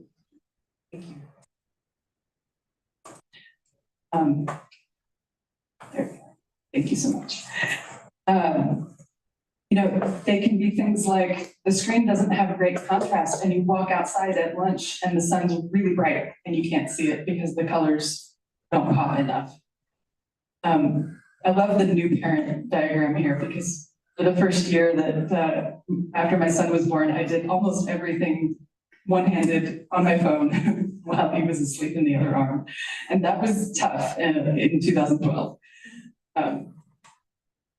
And as we get more into voice-activated interfaces, I think people who have accents that are not sort of standard American Midwestern accents are discovering that that can be a real hindrance to getting things done. There are some great videos that I will not share because they're not always appropriate for professional contexts of people trying to get things done with voice assistants when you have things like a heavy Scottish accent. Many of you know exactly which video I'm talking about. Okay, now I can't change slides. Yeah. Probably just need to click back into the slideshow. There we go. Thank you so much. So we use these 4 icons to kind of denote which category of disability a particular design feature or technique will assist. The accessibility guidelines that we have right now mostly cover the first 3. The next major version is going to include a lot more for cognitive disabilities, and that really is exciting to me because it opens up the world of legal protections quite a bit wider for those of us who might fall into the neurodivergent category, which I will not ask for a show of hands on that one, but that tends to be overrepresented in library and software development professions. So I think a lot of us will be covered by upcoming accessibility guidelines for web design where we haven't before. These are all the things that we really have to take into consideration with web interfaces. I will say that the hearing category is one I'm going to largely skip over because we are not doing a lot with voice or sound effects. And so that tends to be something that we don't work with very much. But all of these other ones are things that we think about and have to work around or with. There are way more assistive devices out there than you may have ever encountered. If you work with the public, you probably have encountered most of these. Among the staff, these tend to be not as widely used, and that is really a shame because it's mainly because the software doesn't support people doing their daily work with these devices, and we can fix that. How do you support all of those devices though? It's actually pretty easy to find the problems once you know how to do really quick accessibility testing. You don't have to have every device under the sun because the problems tend to be the same across many types of devices. Best thing that you can do is report every usability problem that you encounter if you do not have a physical disability, because what is a small glitch or an annoyance for you is probably a major barrier to someone who is working with limited physical capabilities. The top issues that get reported, and all of these are going to be things that I'm going to talk about in the context of Koha. Form fields that don't have labels, buttons that have click actions but not keyboard support, pages that were designed without proper headings. So you know how in Word you have that little ribbon and you can choose the heading styles, and they're usually ugly, but it's like heading 1, 2, 3, 4. You have to do the same thing in HTML because screen reader users get a menu that is very similar to that document outline that Word provides or that Google Docs gives you. And if you just style the text to be bigger, it doesn't end up in the outline, and then they can't jump directly to it. Tabbing order is tricky because everything on the page, when you tab through it using a keyboard, which is the same way that a 1 or 2 button switch user would do or a Braille reader would do, you may find that things are not in the same order visually as they are in the source code, and that becomes a problem. Unique link names. This is a huge problem for those of us who work with data tables full of action links, right? You have 50 things on the screen and each of them has a link that says edit or delete or something, and they're all the same. they have to have an accessible description appended to them so that it has the unique title or ID or something of the thing that they're working with. So that a person who is listening to those links only in isolation can tell which one they're hitting. And of course, alt text for images, which is probably the thing that you have like worked with the most if you have ever done any web template tweaks, if you've worked on your Koha templates or your Aspen web builder, you probably have worked a little bit with alt text, but it's important in the staff context too. We have more images than we really think about in those staff screens. The cognitive accessibility issues have to do a lot with how your attention is focused and distractions, eliminating visual noise, paying attention to color, especially the use of emergency colors. There are some people who have like a physical distress response to seeing large screens full of red or yellow. So kind of think about how we're using those colors and try to use them very intentionally so that we don't accidentally give someone the impression that like there's a fire or something like that, right? And then memory issues, thinking about how we lay out screens in different components of the software so that they're similar, so that like metadata always ends up in the same place on the screen, or that a search function is always laid out more or less the same way so that you don't have to learn how to use 5 different things to get across one application. So how do you test all of this stuff? You can actually do it in about 5 minutes. It doesn't take very long. It takes a little bit of practice. The first thing you have to do is turn on keyboard tabbing in your browser because they don't have that on by default, but it's an easy setting. And there's a link here to a page that tells you how to do it in Chrome, Edge, Firefox, and Safari. And then you use your built-in browser tools and 3 extensions tops. Really, you don't need more than that. I prefer Axe Dev Tools, but Wave is the one that a lot of people know and love. I find Wave kind of overwhelming. It gives me lots of kind of visual noise. It's kind of a cognitive issue. Axe is a little bit quieter. It has its own little bar at the bottom that will tell you, how many total errors, and then it will show you one at a time. I like that. It's a little less overwhelming. There's one called Skip to Landmarks and Headings, which lets you see that invisible document outline that I mentioned of all the headings. And then there's a high contrast toggle. That's kind of an advanced thing if you want to see how your site is going to look for people who are using the Windows high contrast or forced colors mode, which is kind of like a specialized dark mode, except it doesn't have to be dark. It lets you pick a palette of like 6 or 7 colors, and it forces every website to use those colors instead of their own design. It's weird and disorienting at first, but you can toggle it on and off with this plugin and see how your site is doing. So why do we have to do all of this? Well, because it's the law, and it has been for over 20 years. But many people don't know that or didn't think that it applied to them. And we had this kind of hodgepodge mess of accessibility laws in the US until recently. So if you've ever worked with disability stuff on the web, you may have heard of Section 508, which used to be the old federal standard. Here in Texas, we have TAC 206, which is like the state level version of 508. But the good news is it's all standardized now. Maybe good news, maybe bad news, depending on how badly these dates scare you.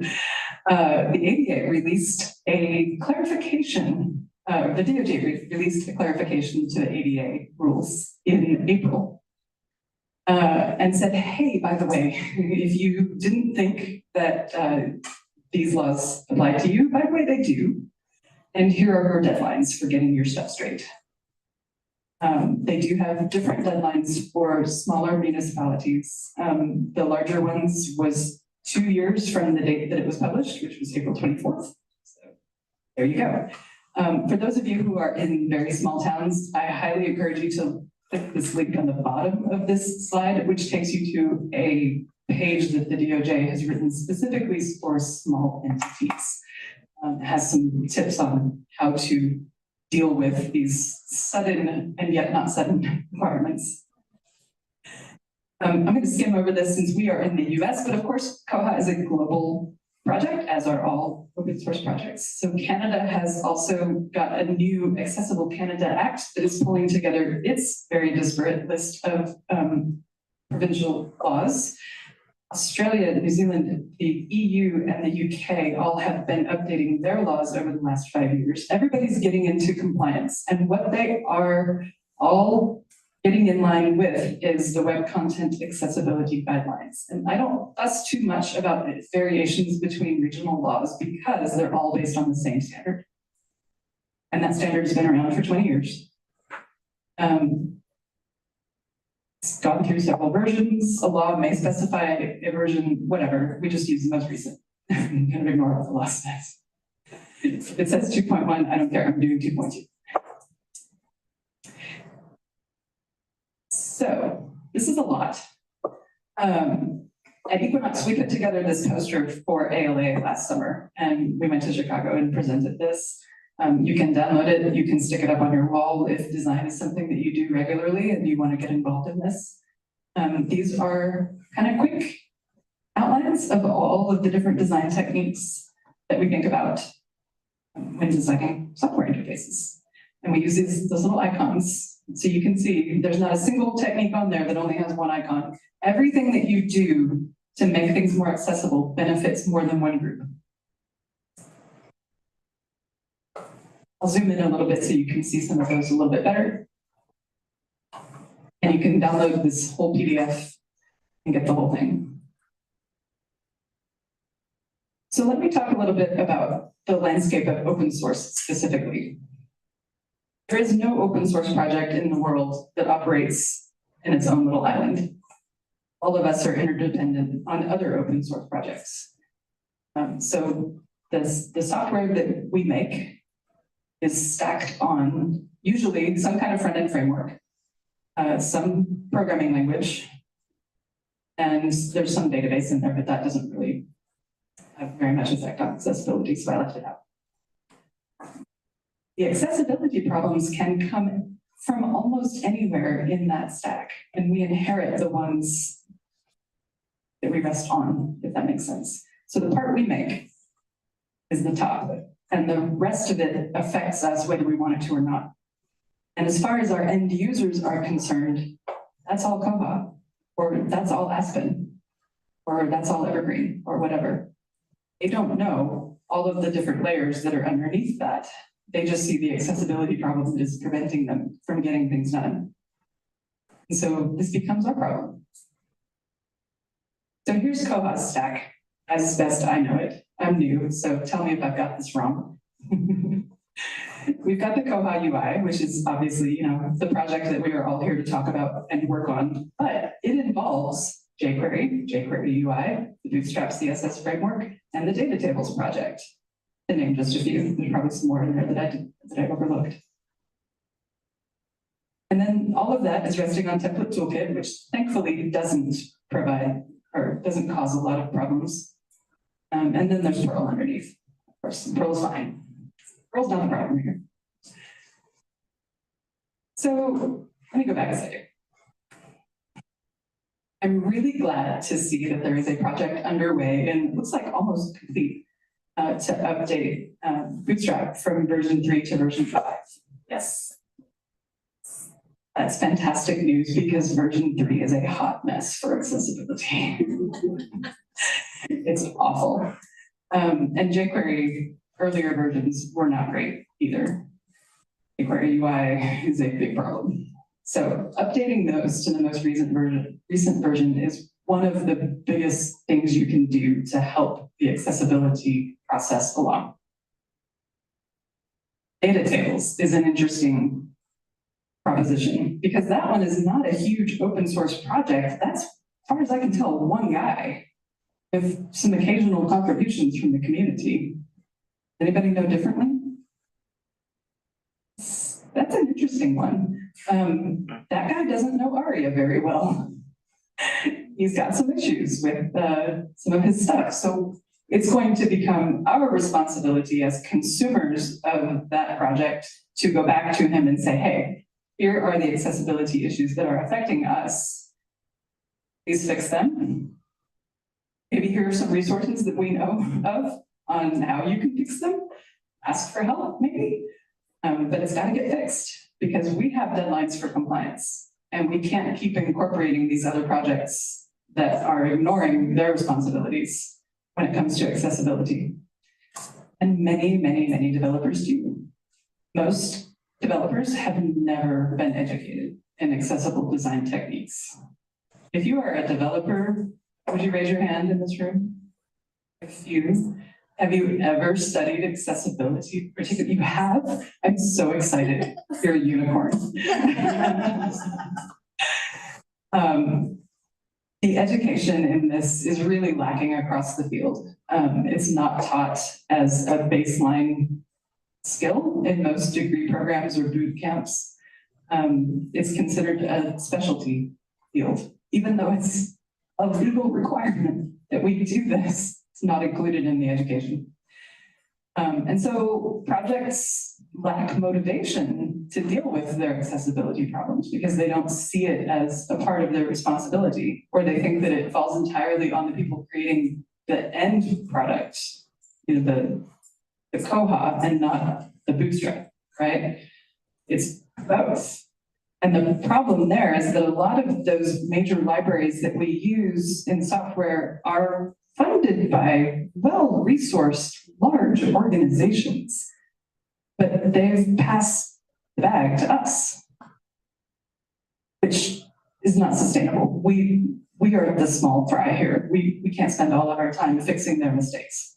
So we have to be loud in those projects and go back up to the Bootstrap people, the jQuery people, the jQuery UI people, and say, hey, we can't continue using this if you don't start addressing your accessibility problems. Here's our legal requirements. Here's our deadline. Please get your house in order. And there are no consequences for the people who publish these frameworks without accessibility considerations, right? You just go to Bootstrap, you think, okay, this is, you know, a Google funded operation. Or was that one? Facebook, I can't remember. You know, surely it's good. No, it's not. And what consequence is there for the person who published that and recommended it to the rest of the world? There isn't one, really. Where does the buck stop? It stops with us. And so it's really actually kind of hard to find good training on accessibility issues. There's bad advice all over the place. I have a reading list at the end of this presentation. A lot of training materials, books, tutorials, they just omit accessibility considerations because it's too complicated. And they think that it distracts from the topic that they're trying to teach in you know, whatever they're talking about. And they think that it doesn't affect that many people and it's not that big a deal. I'm here to tell you that it is a big deal that affects about 40% of the general population and probably more than that in library patrons. But we're here to talk about stuff. So another challenge with open source projects is that the open source project volunteers are not employees of that project. So the project can't really mandate training for anyone who wants to pitch in. And if they did, who would set the standards? So a lot of times we hear, well, if someone has a problem, they will file a bug, right? And they. I spent some time during Lizette's talk going through Bugzilla and running a basic accessibility check on it. And guess what? No. Bugzilla is not accessible. Neither is Launchpad, which is the platform that Evergreen uses. I was in a GitHub discussion a couple of days ago. GitHub rolled out a new fancy hover card feature in their bugs, and screen reader users immediately began screaming at them because it completely broke their experience. And they actually rolled it back, which is impressive. But one of the comments that caught my attention was someone saying, you know, we use GitHub not because it's a good experience, but because Jira and GitLab are worse. And Bugzilla and Launchpad are worse than that even. So no, they can't file a bug. So one of my recommendations for Koha and for all the other open source projects is to designate some sort of reporting pathway for accessibility considerations that doesn't go through the bug tracker. Make a contact form on the website, make sure it's accessible. And direct people there to report accessibility problems, and then have someone in the community who monitors that and filters them into bug reports. Because the bug software is impossible to use with a screen reader. So you're never going to hear about those problems from the people who are affected by those issues because they can't even use the bug tracker. The other thing that we see a lot, and I'm pleased to say that Koha is not one of the projects that this happens to, and neither are any of the projects that Equinox participates in, but some of our commercial counterparts will do things like make the community vote on whether to deal with their accessibility bugs or have a new feature. Does accessibility ever win that contest? No. So we don't treat human rights like something to be voted on. We treat accessibility issues as bugs, problems in the software, not new features that are subject to community vote, right? And I'm pleased to say that that's not really an issue for Koha or any of the other library open source projects, but it certainly is for the commercial software. Like I said earlier, there's kind of a lack of consequences for the open source frameworks that we rely on. And so who holds the framework developers accountable when they screw this up? It has to be us. There's no one else coming to save us. We have to go yell at them and provide resources and gently apply the mallet of loving correction and say, hey, this is something you have to fix. So let's talk about Bootstrap.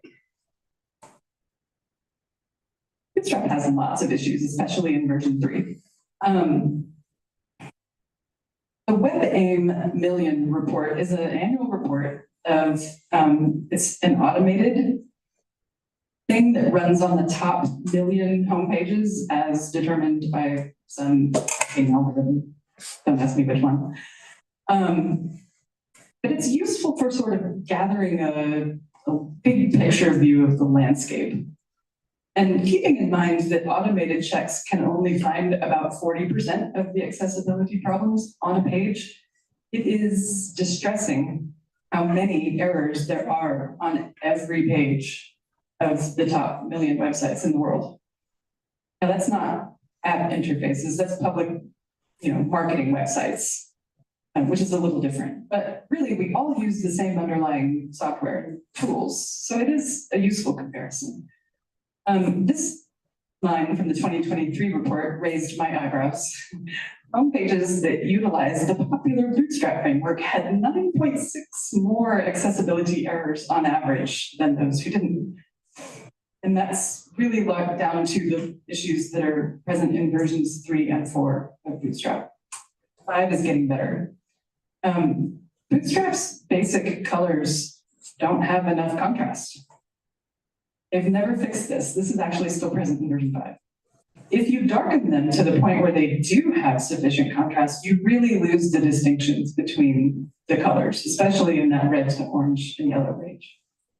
So what do we do with that? Like that becomes a problem on buttons. And I think that in the Koha interface, y'all have solved this a little bit by making the yellow buttons lighter. Which is good because if you make them darker, it doesn't look good. That's what's on the bottom row. This is from a stripe.com report on accessibility issues. Focus outlines.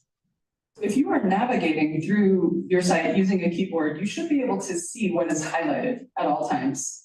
Bootstrap 3 turned that off. It just said, no, we don't want you to have focus outlines. It's a huge problem for people who are sighted but have mobility issues or use some other interface. Version 4 introduced a different method of focused outlines, it is easy to accidentally break it by adding one of their other shadow classes. And it doesn't work in the high contrast mode.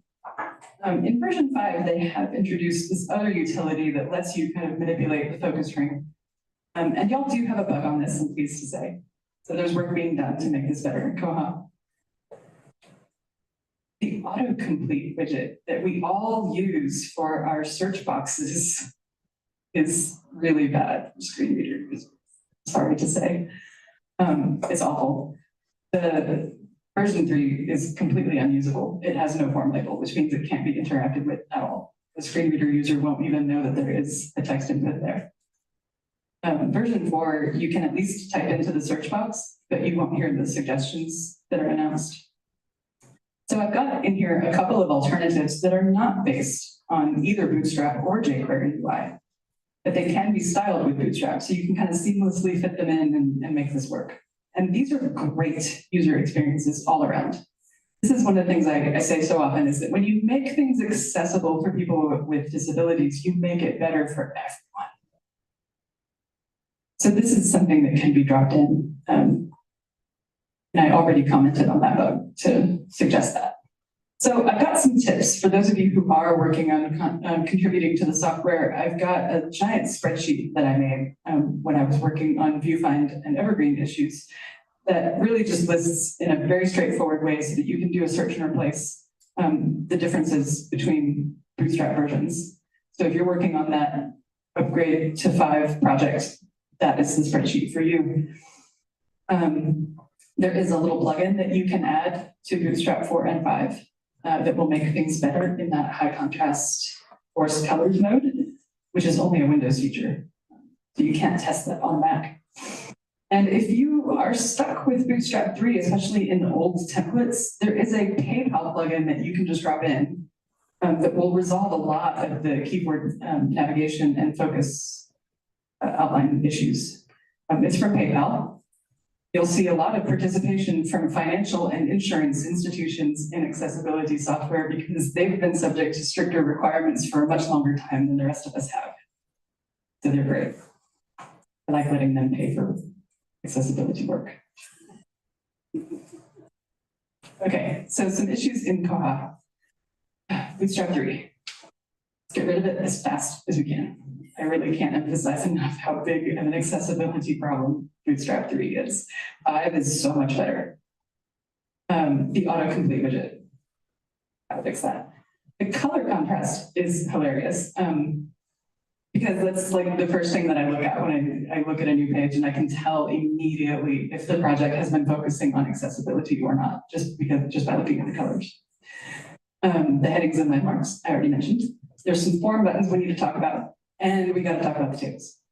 Okay, so that's going to be the next few minutes. Okay, color contrast. This is one of the demo sites. I want to say this one was one of the community demos from New Zealand. But I think a lot of Koha sites are using this news bar that was recently introduced. And I'm going to highlight in red all the parts that don't have enough color contrast. I'm surprised that the news heading does have enough, because to me it looks kind of faint. But according to the official algorithm, it passes. But the dates and the links don't. And the other issue with links is that they can't be distinguished by color alone. They have to have some sort of other decoration. So if you take away the underline, you have to think about what you're going to put back instead. It can be like a dashed bottom border. It could be a highlight color. They could be bold. It just can't be only color. So we'll have to think about that because there's some screens where adding the underlines really does make it look kind of noisy, but it's one of the requirements. Okay, headings. The admin screens don't have a lot of headings. And one of the other issues here is that the heading outline, which is the bottom half of this little menu, this is the skip to plugin for my browser. And it visualizes what the document outline that a screen reader user will hear. The document outline has to go in order. Like you have to follow a nested outline structure, just like you learned in high school English. So the fact that the headings skip from 1 to 3 is a problem. We gotta tidy that up and make sure that they go in order. And this is really difficult in modern software development because we've developed things to be modularized so that you can sort of drop them in anywhere in the software. But then that screws up our heading levels if we don't pay close attention to how they fit together. One thing I wanted to mention is that what I did here is I went down into my inspector and I changed the type of the search box input from regular text to just say search. And boom, I got a new entry in my document outline. Now there's a search landmark. That's a really easy win. So landmarks are interesting. There are, if you learned HTML in the 90s, like I did, these are tags that we didn't used to have. But they're all really handy because they create an invisible structure in your document that makes it easier to skim if you're experiencing it as an audio experience. So you can mark up something as a header region, a footer, main part, and aside, which is usually some sort of sidebar. Search region, which is not just the input box itself, but the whole form. So if there's multiple parts of your search form, the whole thing can be marked up as a single landmark. A navigation bar can be marked up. And so you can stack these on top of each other. They can be nested inside each other. And what the goal is to make sure that every part of the page is enclosed in one of these landmarks. That makes it skimmable as an audio experience. So like I said, the search form, this whole thing would be one search landmark. But when you have two search forms on a page, you don't want two entries in the outline that just say search. So you have to give them a label to say which one is which, right? This is where ARIA comes in. Now it's really easy to screw things up with ARIA, as our friends at Bootstrap have learned. That's okay. Nav is the same way. A breadcrumb trail should be marked up as a navigation area. That's what it's for. But it needs a label to distinguish it from the main navigation bar, right? This button, I have seen this throughout Koha as I've been navigating around, and I am about to find a button, but I'll tell you what it is right now. In forms in HTML, the submit button, which is the button that gets kind of activated if you press enter in any of the form fields, has to be at the end. It can't be the first thing in the form, and there can't be anything else after it, because the screen reader user will never hear that part. We'll get to the submit button and stop. So we're going to have to think about how to rearrange these forms, and we can still do it where it's at the top visually, but in the HTML, it has to be at the bottom. Does that make sense? Awesome. All right, I'm going to help, by the way. I'm not just coming in here and flying by and saying, hey, these are all the things you're doing wrong. Okay.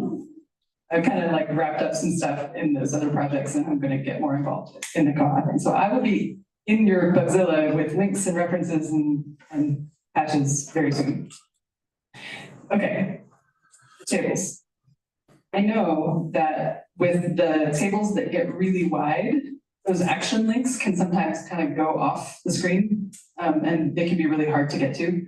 And this is one of those areas where, again, it's a usability problem for most of us, but it is impossible for someone who is using, for example, a screen magnifier, which may like zoom in the screen up to 400, 500, 600%, or even more. As they zoom in, when you have content that doesn't reflow, it's not responsive, that becomes impossible to get to. So let's think about how we might redesign those tables to get those action links more to the left. Do we use JavaScript to pull them out of where they are and stick them in the first column? Do we just make them the first column all the time? what do we do? There's options here that we can think about and sketch out on paper and figure out what's the best way forward here. What would you like to see on those tables? Think about that, make some sketches, and let's think about how to redesign those. The other problem, and this is why I'm kind of calling out the guy who maintains data tables, these filter forms don't have labels. That means they can't be used by screen reader users. So that filtering function is completely blocked off. And this is not something that the Koha folks can fix. This is something that the data tables guy is going to have to fix. But we can point out to him what the problem is and suggest the solution, which is to use ARIA to associate the words that are in that header column as the label of form input.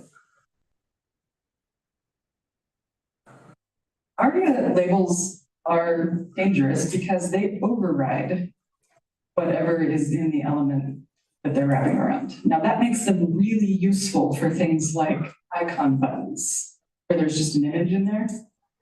But it also makes it really dangerous because you can accidentally override a perfectly good button with some useless text.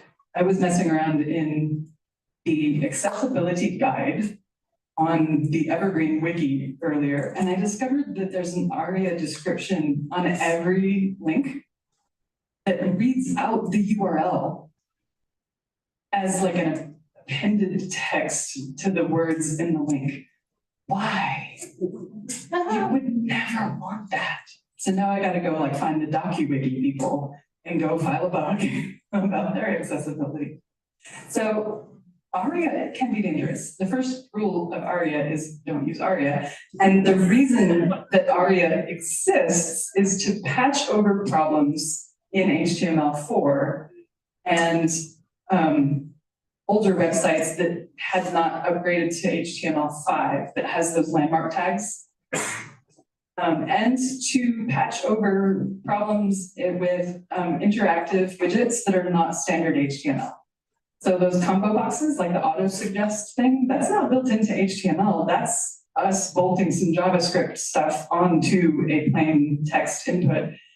And how that works with keyboard interactions and screen reader announcements and all of that is up to us because that's not standard browser stuff. That's where ARIA is useful. We can say, this box is associated with this list of suggestions. This is the number of suggestions you're listening to. The first suggestion, there's 10 more behind it. Things like that. You can use ARIA to enhance all of those things. The other thing that ARIA is really useful for is announcing changes to the page. So if you do something on the screen that changes something and it doesn't refresh the entire page, but it just changes in place, you've got to have an audio announcement of what just changed. So this is really important when you're doing things like updating billing totals. You want to read that new total when it changes. If you are changing the tabs on a tabbed interface or in that new search bar that's up in the header, you want to announce what's the new main content when it changes. And then in advanced search or advanced search forms where you have like groups of terms and you have an operator and then there's another input and you're asking, you know, is this a title or a subject or whatever kind of search? When you add or remove rows in that search form, you've got to announce it. Otherwise, the browser doesn't. Like these things don't just happen automatically.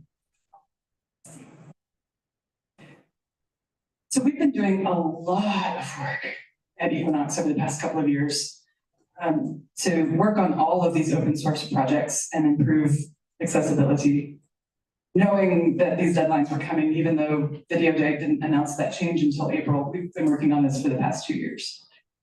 So this is our ALA poster that I showed you earlier, which you can download. We have a ton of other materials that you can use to raise awareness in the community or that you can take to your developers if you are not a developer.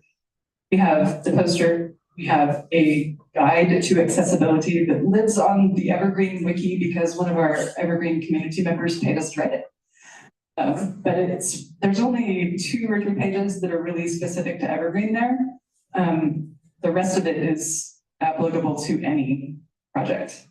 We've got the Bootstrap reference. We've done some training workshops that were recorded that you can get.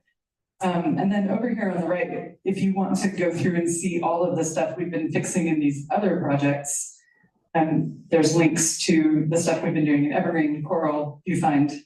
And then I've been reporting problems to those other library projects as we go, and I've got some more to do. So I've been doing that for Bootstrap. There's one called Angular Bootstrap that we use in Evergreen. There's an ARIA pattern library that the W3C maintains. It's got some problems. Been submitting patches there. So I'm kind of up in everybody's face saying, hey, let's fix this. So here's my recommended reading list. There's only 2 that I would recommend for everyone.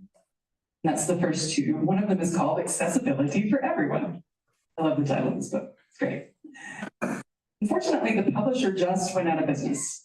So if you can still get a copy, or you already have a copy, please read it. I believe that they are turning the rights over back to all of their authors, and so a lot of those authors are planning to just put the text up online soon, but this just happened, so they don't have their rights reversion sorted out yet.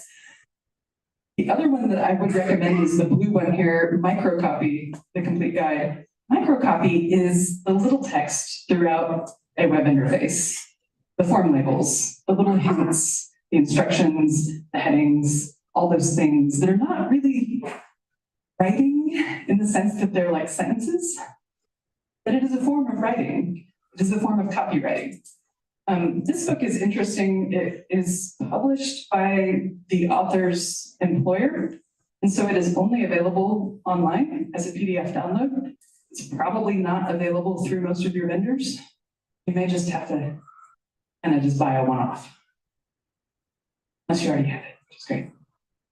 These last 4 for developers are all from the Smashing Magazine book publishing arm. And so if you have a bundle through them, you probably have all of them. We have form design patterns from a guy named Adam Silver who worked on the UK.gov design pattern library. And then 3 books by the same guy, Hayden Pickering, that are like the books to read for interactive accessibility and advanced developer stuff. So take this back to anybody that you have doing development and say, hey, okay, there's my email address. I would be delighted to talk to you about developing accessible projects or doing development projects through crowdfunding or for your institution or anything like that. And if you want to keep on top of the upcoming talks and workshops that we're doing on accessibility, you can sign up for the Equinox mailing list, and we will be announcing some more of those pretty soon. We haven't set the rest of our fall lineup yet, so this is the only thing on my schedule at the moment, but there will be some more stuff soon. And I've just given you an overwhelming amount of information, but we have plenty of time for questions.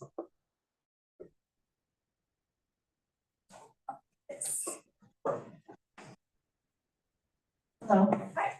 Can you please, I have 2 questions. The first one is, can you please clarify for those of us who don't know who and what is Equinox? Let me go back to our very first slide. We are a nonprofit library service vendor. We host ILSs and ILLs and discovery layers, and we do software development as a service. We are involved in most open source projects other than Folio. It's an ILS and it's open source. You probably do it. We're a very small team, very small. So right now our development team is me working on the front end in design and accessibility. And then Mike Rylander and Jason Etheridge, who are like the 2 of the original developers who created Evergreen. Thank you. my second question is, can you clarify these deadlines? Like there's these deadlines for, I lost the word. But who is responsible for meeting these deadlines and what will be the measurement and who will be making sure they do that? So that's a great question. And unfortunately, the answer is a bit vague because each state has to implement this individually. And Texas is not being speedy about it. I know, right? Who's shocked that this is not at the top of Greg Abbott's to-do list? Seriously, are we surprised? No. So the guidance has come down from the ADA at the federal level, instructing the states to put together programs. And they announced this along with a huge chunk of funding. So there's funding for this that came along with the E-rate stuff and the Digital Equity Act, which mostly got attention for money for broadband access, but also includes grant funding for services for people with disabilities and senior populations. So you might have to kind of dig a little bit through the wording of those program opportunities, but there is funding there to do some of these things. How compliance will be measured is a great question, because what they're asking for is conformance with the WCAG 2.1 guidelines. That's the Web Content Accessibility Guidelines. That's the one set of guidelines that all the laws are based on. And that's been around for 20 years. The problem with it is that only about 40% of it can be tested in an automated way. So you can kind of run an accessibility checker on the site that you're looking at and get a report. But that doesn't cover a lot of things that you just have to test by hand. So how things work as you click through them, you have to test it and see, can I get there through the keyboard as well as a mouse? Turn on a screen reader and say, does it read the thing I expect it to read? There's just a lot of that can't be tested in an automated way. So I don't know exactly how they're going to ask us to measure compliance for that chunk of the guidelines. They're definitely going to ask us about the 40% that we can test in an automated way. Now, who's going to ask us about that? Not sure. Some states already have some stuff rolled out for their IT departments on this. Some states don't, like Texas. So I would recommend talking to whoever deals with IT compliance and risk management at the municipal level and see if they've heard anything about this yet. If they haven't, we'll have to kind of wait for word to trickle down at the state level. And like I said, this is really not the top of the priority list in our state. So I'm sorry that that's a vague answer, but that's the best we have so far. But there are more details in these 2 links, and I will make sure that you're gonna have these slides out to everybody like pronto, right? Yeah. Okay. Next question. Well, I'm not a developer, but I often help incoming libraries configure their sites. And something that comes up from time to time is the size of the font. And it only tends to come to mind when somebody specifically asks, but is there a recommended minimum point height on text in a site for accessibility? Yes, and it is, don't set one. The standard that ships with most browsers is set to 16 pixels, which looks fairly large to most of us. You're welcome to make it smaller, but that is kind of considered the baseline. And when you go to the WebAIM color contrast checker, it will give you 2 different numbers based on whether it's large text or small text, and it will tell you how it is defining those. The best rule of thumb is don't set it So you set your HTML tag or your body tag to 1 REM, which is the relative size measurement. So that says, take whatever your browser setting is and make that the number 1. And then let's scale everything else as a percentage of that. So if we have small text, we'll make it 90% of your baseline. If we have a heading 1, we'll make it 200% of your baseline, something like that. But don't set 1, just don't pick a number and let the user's setting be your baseline. Does that make sense?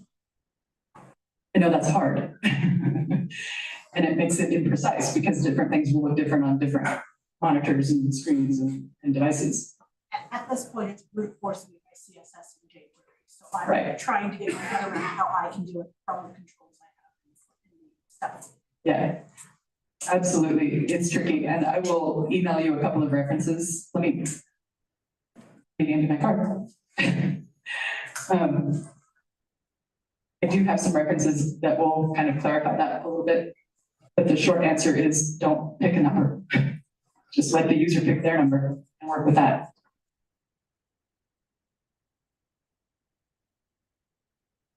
There are some exceptions to the color contrast rules for logos, but they don't apply to the rest of your site with branding colors. It's only the logo image. So the rest of it, even if your brand colors are not accessible, you're gonna have to find a way to tweak that, darken it, use your brand color as an accent rather than like the main color, something. Because most designers don't think of accessibility as one of their top thoughts either when they approach a branding project. And so you may have brand standards that dictate that you use an inaccessible combination of colors. You're gonna have to work around that. Or ask your municipal guidelines to update themselves to take web accessibility into consideration, which is another option.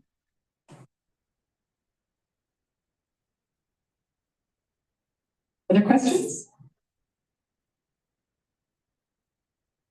I know that I've basically like scared you into thinking, yeah, we have more work to do and there's a deadline coming. This is always a community effort. I have lots of stuff to drop on the Bugzilla for the developers. I have more stuff linked in here that those of you who are not developers can take back to your institutions. And the one thing that you can do to help the overall picture of accessibility on the web is to report those problems where you find them and help us identify the ones that are coming from the frameworks that we have inherited so that we can go back and yell at those people and have them fix stuff. Then we will inherit the fixes. Make sense? Let's not try to do this all ourselves, is what I'm getting at. Let's let Google and Facebook clean up their mess. Thank you. Awesome, thank you all.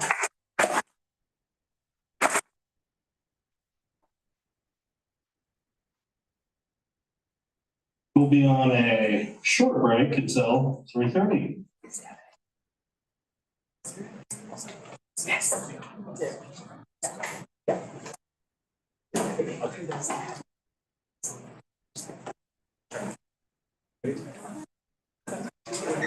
Oh, what? Why is it why are you? This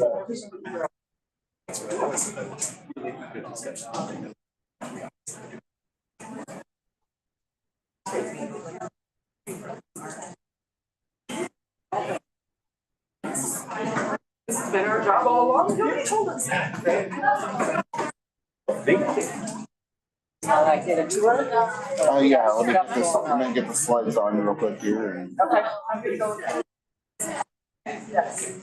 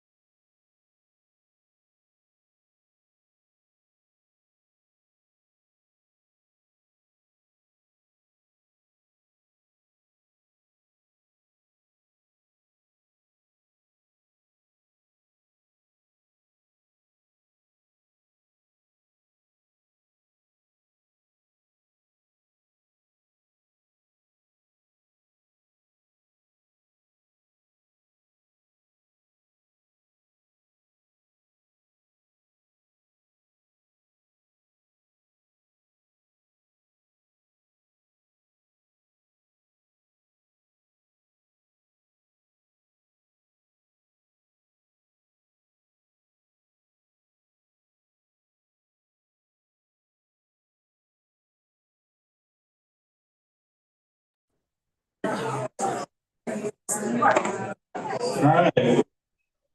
Session of the day. If you don't mind finding your seats. This will be emerge from the mail merge. Presented by Andrew Firsty Henry and Sarah Cornell. Hello.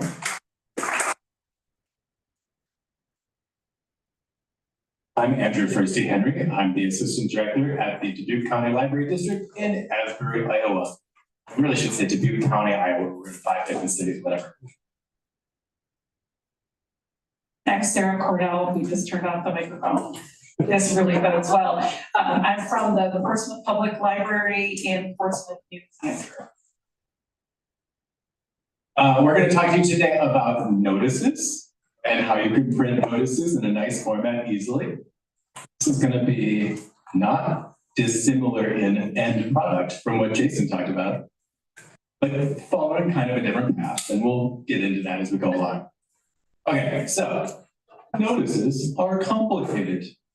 We have here what you might recognize as the overdue notice and status, status triggers page of Koha. Some years ago, I was training libraries on Koha for Bywater, and this, specifically the third overdue notice trigger, was one of those weird little swamps that I was never excited to get to in training. Because it was where I had to explain to libraries, okay, this is what we usually do. You want to send something to people who have lost a book. You know, a book gets so overdue, they get charged for it. You want to send them a letter that says, you now owe me $30 for that book. Well, you can't. You instead have to send them an email the day before that says, tomorrow, you're gonna get billed for a book. And like, that's fine. A lot of libraries were fine with that. Some were less fine. And then I trained in this library. It was the Dubuque County Library District. And they were like kind of difficult about this. They really dug in their heels and insisted that it needed to work differently. They needed to mail something to their patrons after the book was already lost. And that brought us entirely out of the overdue notices. They just don't work that way. They really only work on stuff that is not yet lost. And we went all around, and eventually I wrote them a report that they could download and take into Word and do a mail merge. And that was good enough. It got them off my back. It wasn't my problem anymore. And then I went to work for them. And it became somewhat more personally important.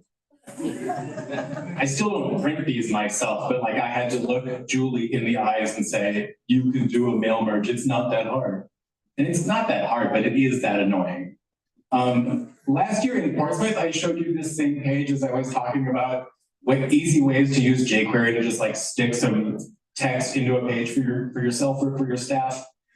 And at that time, this page had a little note that said, bills for long overdue notices are sent via US mail via a mail merge. And go here and download this thing. But now it says, you can just click on the thing and print them. Because we figured out a cool new way to do that. And actually, I came up with the idea last year while I was in Portsmouth. We were looking at pages, and I was thinking, what kind of data do I want to put on a page? Maybe I could generate a page of long overdue notices. And somebody did tell me at that point, hey, there's this new feature coming in Koha where you're going to be able to just print a report in your format based on a template. And I said, yeah, but that's like a year away. I want to do this now. And so we made a thing. So we can make our long overdue notices a little easier. I did this with a page. You can see we've got a long overdue page. And on that page, you see our long overdue notices with some patron information scribbled out. And when you Control P on that page, they print nice. They're one on a page and they look like a thing you can fold and put in a letter. Ooh, put in an envelope? Yes. Okay, this works with a page that displays the contents of a report brought into the page via some jQuery, and then formatted into a mailable thing with some CSS. Just got really loud for a second. Okay, so let's talk about this report a little bit. The report I'm using for these overdue notices really evolved off of the report I wrote way back in the day for a mail merge. That explains a little bit of it. And here's a pretty simplified version. I'm grabbing some title information for things that got lost and a little bit of borrower information so that I can format that elsewhere. This is where we run pretty immediately into the ways in which this is not going to be directly translatable to any other library, which is part of what Sarah's going to talk about, because she took this and translated it to her library. My first step here was really figuring out which lost items I wanted to send people a letter about. And so my where statement ended up being really pretty simple. I'm writing this for any debit type code that is lost. So anything where they owe us money because an item got lost and they owe us more than $0. And that fine was created, or a fee was created in the previous calendar month. This big goofy date thing is one of my favorite SQLisms, and it's a very long way to say, find me the first day of the previous month and the last day of the previous month. It makes me happy because it's so many parentheses. I can pretty well guarantee that this would be insufficiently specific for most other libraries. Like, I'm not doing anything in here to make sure that this is specifically a long overdue. It works for us because we just don't mark things lost much. We don't have a lot of bills. Someday this is going to send a letter to someone who had a regular lost thing that they already know about because they told us they threw the book in the river, and that will be fine. I don't want to make it sound like people throw books in the river a lot. It's a big river. It's right there. It's going to happen someday.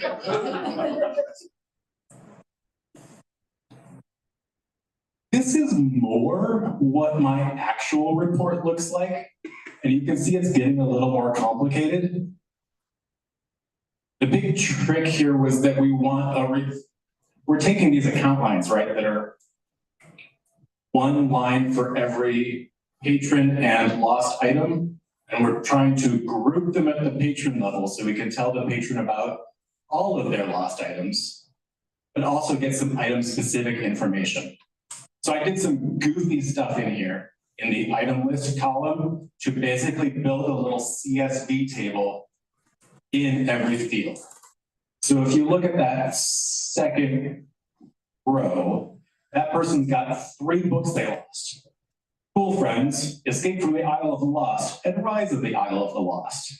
And those are each in their own line with types between each of the different data fields. And that's title, subtitle, barcode, kind of all the stuff I want to know in my notice pulled into this little sort of subtable,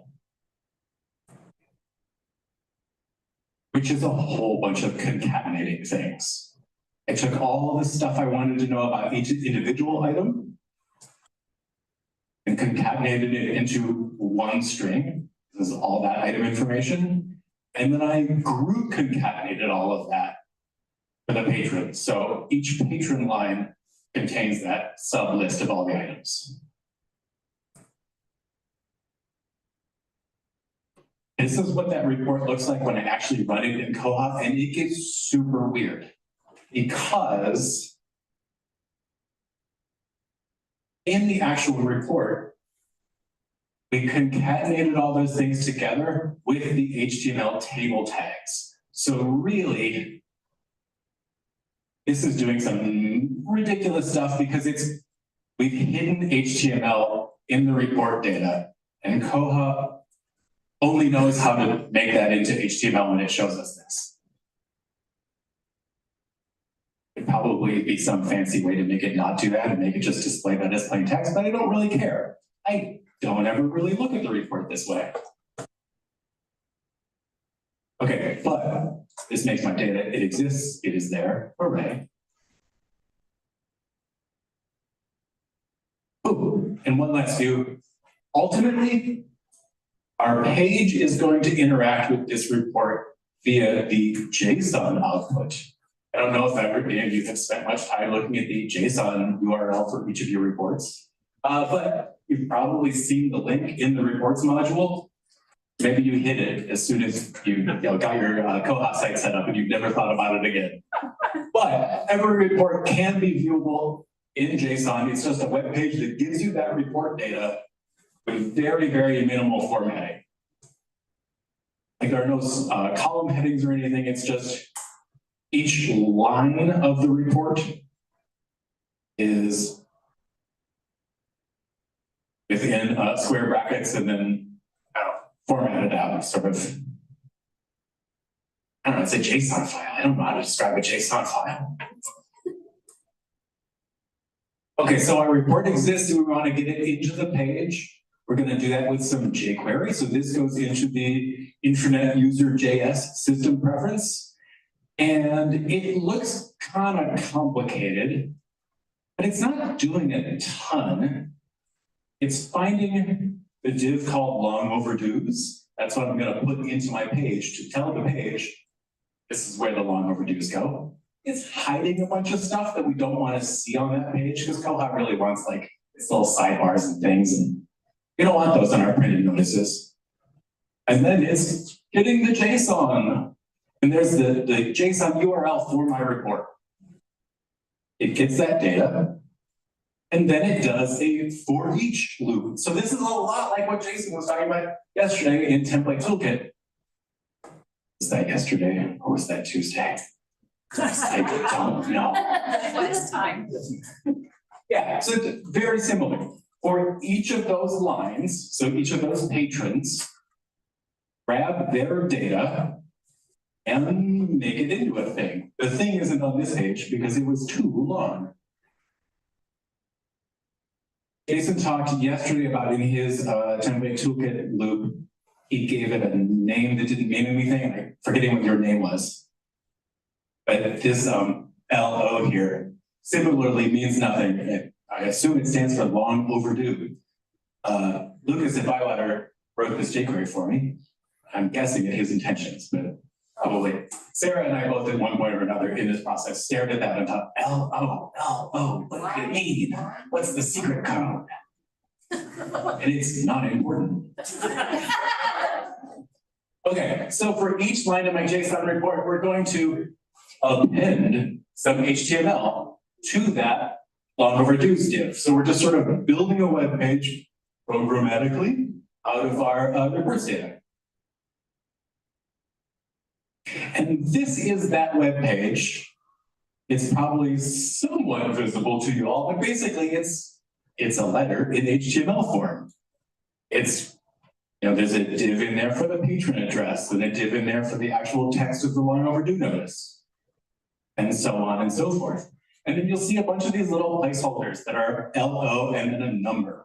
Those are referring to the data back in my JSON. This is another point where it got confusing because again, that JSON doesn't have data headers. So we can't, like Jason in his template toolkit got to do that in sort of plain English, put in a tag that says, find this column in my data and grab me that field.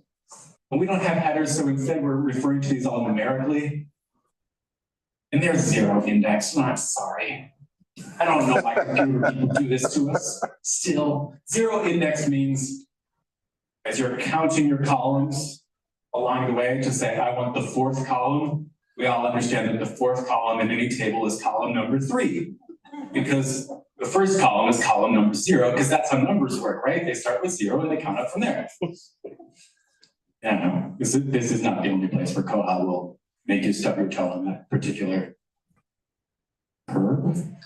What do we stub our toes on? I didn't prepare this. All right, so at that point, we've got a whole bunch of really unformatted text sitting on our web page, and then we need a lot of CSS to bash it into place. Again, like Jason talked about. We want to like scoot the address box in a little bit and space the address box in the meat of the notice, the text. so that it looks like a letter, so we can fold it and put it in our little envelope with its window on it.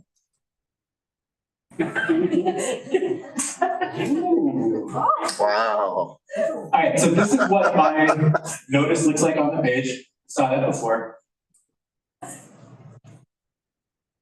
This is how it prints without any CSS. Actually, yeah, that's it without the CSS too. And here it is trying to print without any of its CSS, and it's gross. It doesn't make us happy. It does not bring us joy.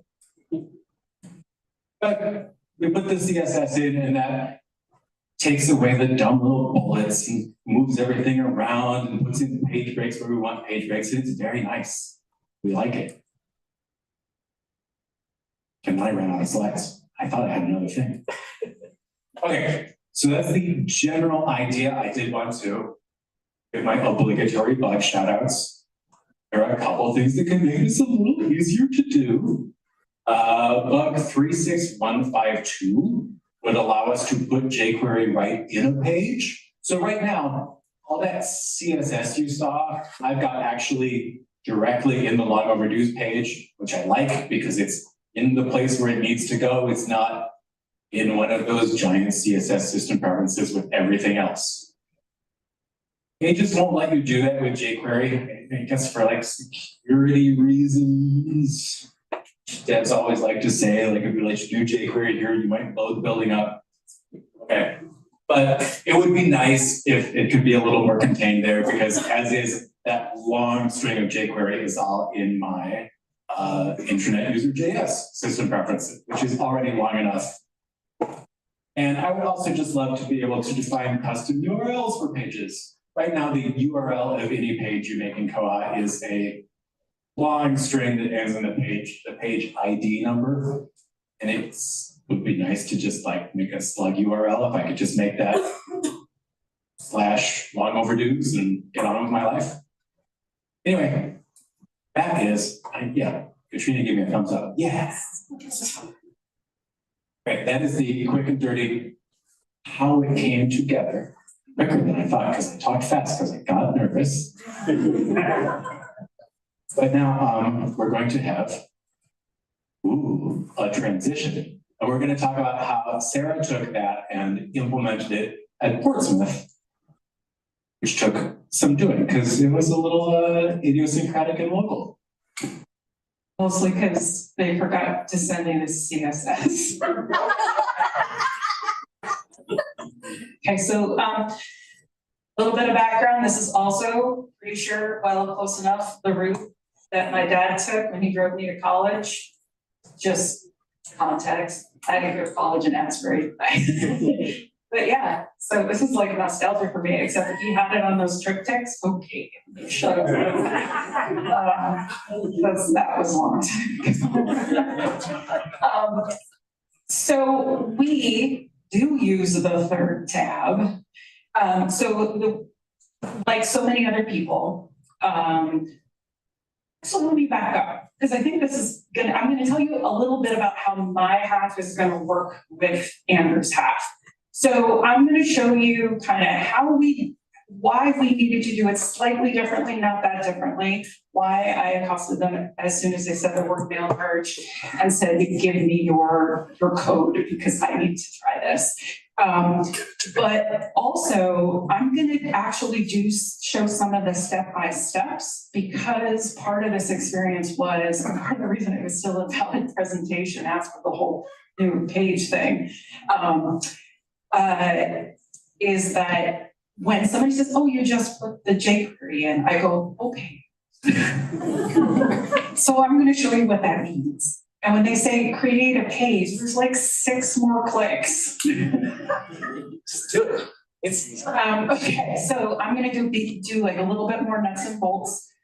So that's cool. And I'm going to do pros and cons. Just for my brain, I'm sure you could also think of some pros and cons, and so can Andrew, comparing this method to the notice template method. Okay, now, so since we are normal people, we do use the third overdue notice. We call it print. instead of email. Because we too have to do that fancy dancing about like, when is it billed, when is it mailed? We actually want the mail to go out before the bill hits the account, so we're opposite. So we actually want a print notice to appear in the patron's account. And then previously they had like a 7-day window, but because those two things don't use the calendar the same way. So there's always a little window, and that works for us. That's good, because it means we have to take less money in.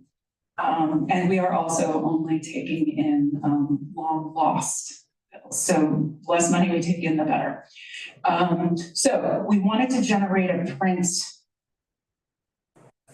overdue notice, and we want to be able to see this in the patron account. As far as I can understand, you can, right? Correct. Okay. So if you want your frontline staff to be able to say, well, yes, we did send you a letter and this is what it said, we want this to be visible. The date might be a little bit off because we generate them once a week. So we don't do them monthly. That would be just a little bit too long of a difference. But once a week means, okay, this says you were billed for it, but there's no charge on the account. So we can see, oh yeah, we mailed you a bill. Oh wait, that was just generated yesterday, it's Tuesday. Yeah, of course you haven't gotten it yet. And this is actually, this display is still in the notice. It just generally has the same words in it. So the first step, once you steal somebody's code, is you paste or you figure out your report. You probably, if you've been doing a mail merge, doing that suffering, you probably already have a report. So down here, and yeah, I am actually trying to impress you with just like, oh, this is all good. You don't have to read it now. What's important is down here is this is how we work. We look in the message queue for the letter code of the letter that was quote unquote sent within the last 7 days, make sure it's still checked out, and we make sure that it's actually, for some reason we were getting like bills that weren't quite matching up, so we had to put in another little fail safe that said it's 30 days overdue, just to make sure. So if you think but we don't, those aren't our criteria, that shouldn't stop you, okay? I'm sure you could still come up with stuff. What you'll also notice is that it's slightly longer because there's a little note in here that says the remaining fields won't be used in the page. So keeping in a little bit of legacy thought, so I was like, somebody might at some point want me to use that, or I might want that again. You know, maybe Monday I'll go home and go, you know what? I made it through a whole conversation and now I want to delete it. Okay, so this is what ours look like with our little orange clouds. It does look bonkers, but as you can see, it still does that, like throws in the titles underneath. We still use our old mail merge Excel file because that's in tabular form. And then on Wednesday nights, they can print it out or just run it and go to the shelves. So the CERC staff is using a mirror of this report that doesn't group by title. Yeah, that's another different way, but I can't imagine sending CERC staff out to the shelf with this. So all the data's in there, it's okay. I could probably make it a little easier for them to read if I remove those extra lines. But this is a lot of the reason a little bit of the gunk is still in there is that I do SQL, like A-okay, pretty confident in SQL. I don't write CSS. I read CSS. That's like how I speak Italian. And I can sort of comprehend a jQuery, okay? So a lot of the gunk that's in there would totally not pass any accessibility tests whatsoever. That is kind of something, just it's a cost that I'm willing to accept in the ability of just me as an individual being able to hack what I need. Okay, so you create the page. Yeah, dude, you just create the page. No, you click on new entry. You change the display location to staff interface. You have choose a library if you have to. Give it a title of long overdues, because then you'll never find it again. I don't think it'll even let you save it. Under view, you hover over view, click on source code. This is what you paste into your source code. And the fact that that is, yeah, you just make a page, like that's so, my brain is already in a puddle on the floor. And then you hit save, which is the only thing we've done wrong here so far. And then you go back to this totally wacky page. Just like, can you tell I'd like this page to be different? So this table is actually like long over here. So you find the one that has the correct title, long overdues, which we obviously cut off, and you right click or hover over or click on somehow and locate, yes, I'm trying to make this sound difficult, the URL, which as Andrew said, ends in page ID 49. So that's what you need, and that's what you're going to link to when you, like, as that, on Wednesday night, they run a report from a link, and then on Thursday morning, they use this link to print them out. And you upload your logo or letterhead, which I think you do differently, but also you didn't mention, right? No, I didn't mention. Yeah. So then you upload your logo or letterhead, or you send it to Bywater, because I think that also works, if they are your people. So you go to tools, upload. Luckily, the breadcrumbs are up there. In browse, you just browse for your thing like normal, minus PPL letterhead logo, call it a picture file, and allow public downloads. If you don't hit allow public downloads, you don't get a link. And then once you hit upload, you go back to this page and you use the search uploads by name or hash value and use some keyword that hopefully you put into your incredibly useful file name. And then you locate the image URL, which is similar to locating your page URL. Over there in public, you can right click whatever. You locate and save somewhere else handy the image URL. And now you very bravely try to remember where to paste new jQuery in the intranet user JS syspref, which is terrifying because I never know where I'm like, did I miss the last curly bracket? Okay, so obviously I'm totally terrifying is that she's never going to answer my tickets. This is why you pay for a test server, but then you still have to put it on your live server. So okay, so but anything that you borrow from another Koha library will hopefully end with some notes, or start and end with some notes, and you'll know that starts with long overdue notices, ends with end long overdue notices, and you should be able to get it there. This is not interesting until I point out. So first orange box is report ID 1156. So you needed to make note of your report number, which I don't think is said out loud. So you need that report, which is also part of Andrew's. To add in your logo, you paste in the URL there. And then in all of the LO square bracket 1, 2, 3, 4, then you need to slowly count from 0 and locate your column. You may also, if you're using, like if you usually put different things in the title information area, you might have different headers. I'm only highlighting that because it's possible you might just maybe do it in a different order and end up with some funky columns until you fix it. Okay. Then you paste the CSS into the intranet CSS syspref, which now I know you put in the page. I moved it. Yeah, sorry. Okay.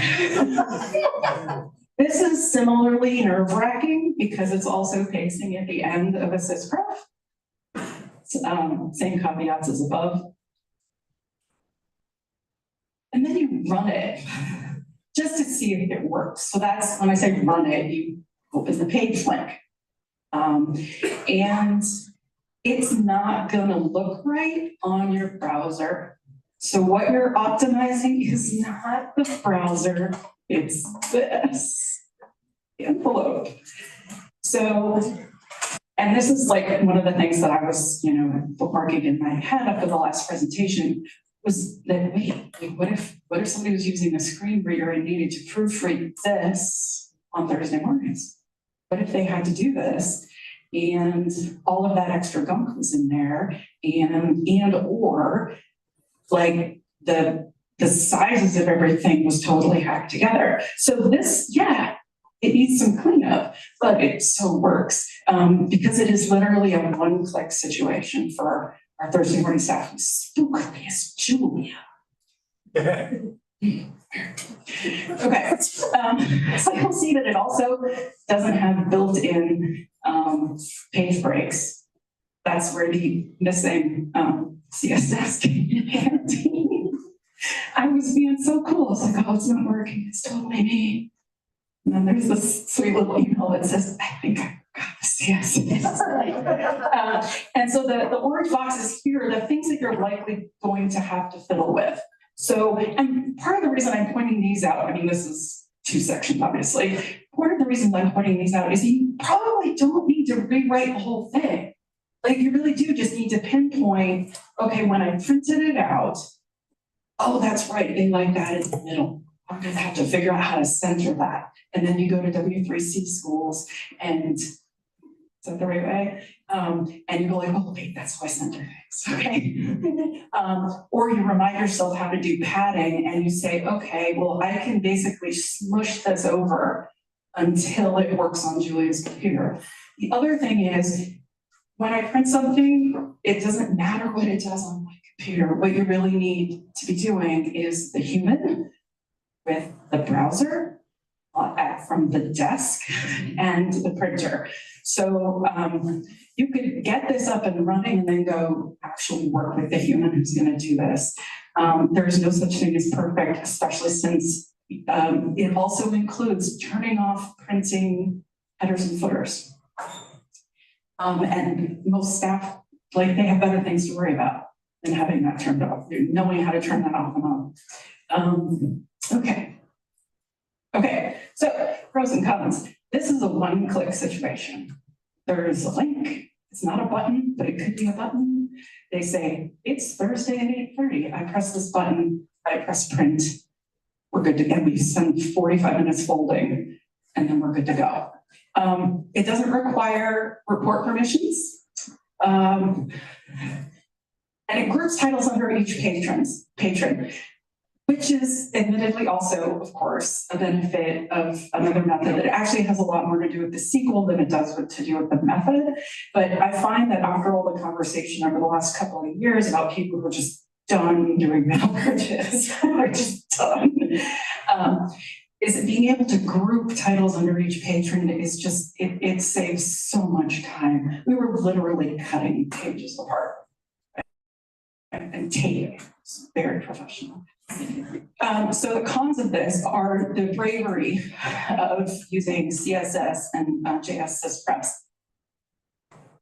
However, it's actually a fairly accessible way to get started with jQuery and CSS because you're actually engaging with it and you've looked at it for a while and you're like, wait, this actually works when I do this. It's the kind of thing you go home and you show your kids and you're like, oh my God, Mommy did that. It has 4 interlocking parts. So if something breaks or if you change a setting on one part of it and it makes the other part not work, or you have no idea why its font size never changes no matter what you do, I have no idea why the font size is always the same. If you have to save an archive for the staff, you have to print to PDF. And as Andrew said, the data is called by column number and not column name. When do we wrap up? I have a lot of time. Yeah. Okay.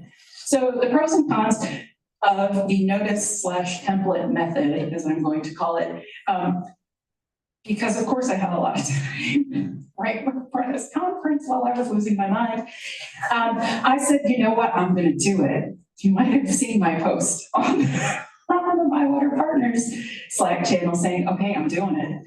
Except I coded it in, so how does that work again?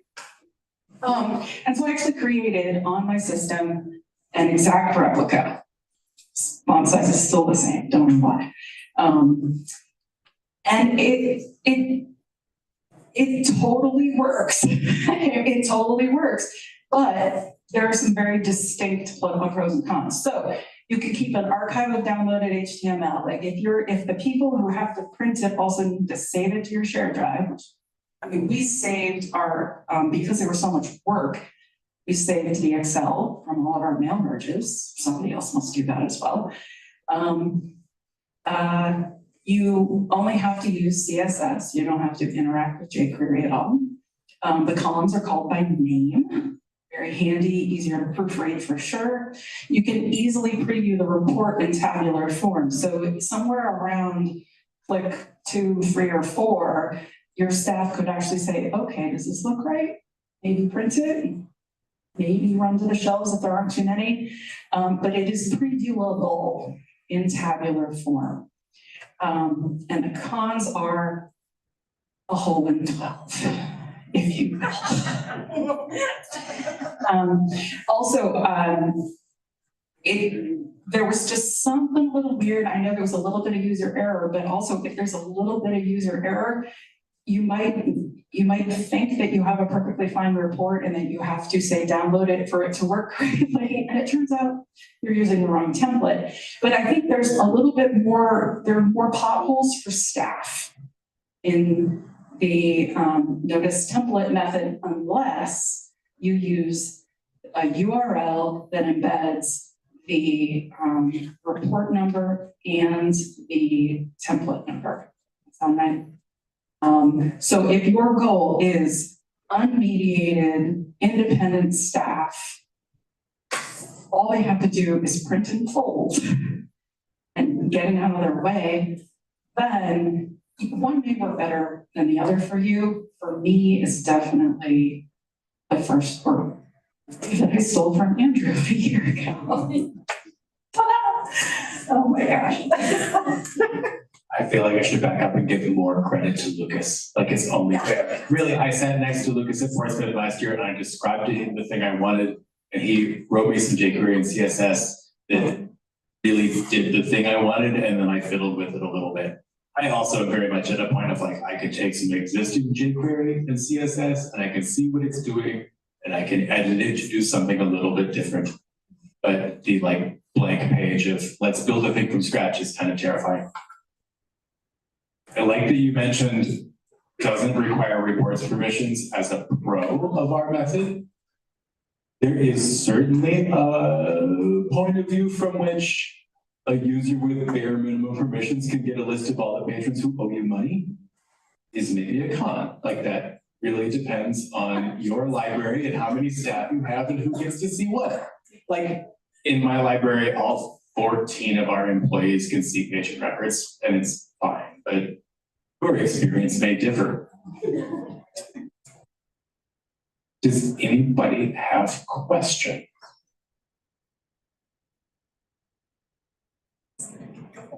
I do want to reiterate, I feel a little bit at this point like the con of my method was that it's not as slick as the new report template thing. And the pro is it was available a year ago and it was super duper easy to translate it into the new format. I really took the HTML out of my jQuery, smashed it into a notice, put in like 2 lines of template toolkit. It's pretty easy. It even uses the same report. So I seriously said to Andrew the other day, I said, should we just not?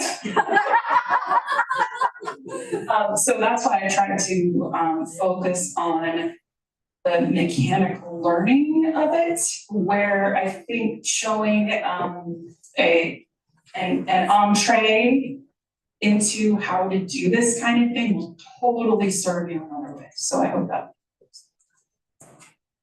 I think if anything, your presentation has sold us more on the templates. I mean, but no, honestly, to see where you were a year ago and where we are coming up with what we will be able to do, I mean, that's a huge leap for us. So, I mean, it's fantastic that you guys figured out a way to do it, and anybody that wants to jump into it can certainly do that. But it makes me appreciate the lead that Koha is taking. I've been trying to think of things you could do with our weird page method that you couldn't do with the template one. I haven't come up with anything yet.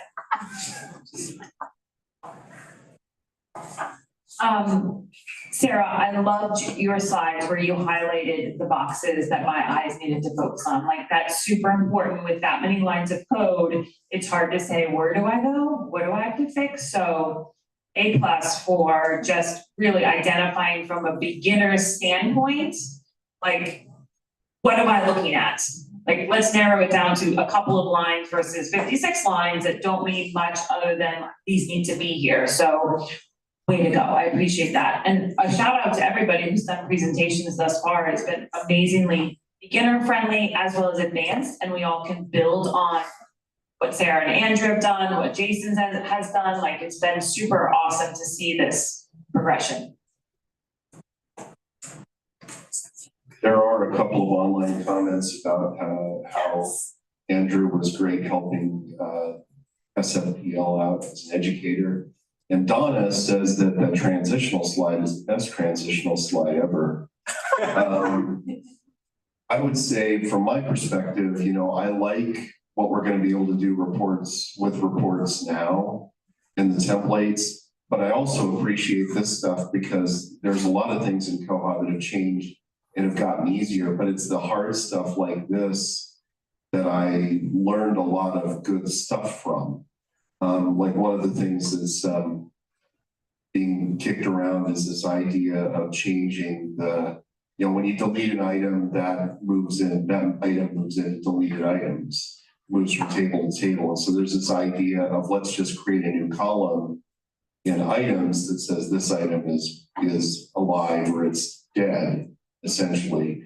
But having items and deleted items taught me a lot about how to write a better report when I have to get things out of both of those. So I appreciate that things are getting easier, but I also appreciate that things have been hard, and that makes it, you can learn a lot of stuff from working around the things that are hard. Yeah, I do like this idea as a demonstration of building something that you want to see in a roundabout and kind of difficult fashion, simply because you have the tools to do so. I encourage you all to go forth and build a mess. We've been super happy, like, oh, this is coming. We're so excited. The one thing that we did talk about with the upgrades is report URLs that you've bookmarked are going to break. So just in that form, just something to note in your head. Oh no. Yeah. The JSON ones, I think, are fine. But also, you mentioned you've been trying to come up with other ways to use this kind of thing on like the pages with reports that wouldn't be better with templates. Lucas and I figured out pretty early on, you can make data tables out of reports on the pages. Yeah, and on the OPAC.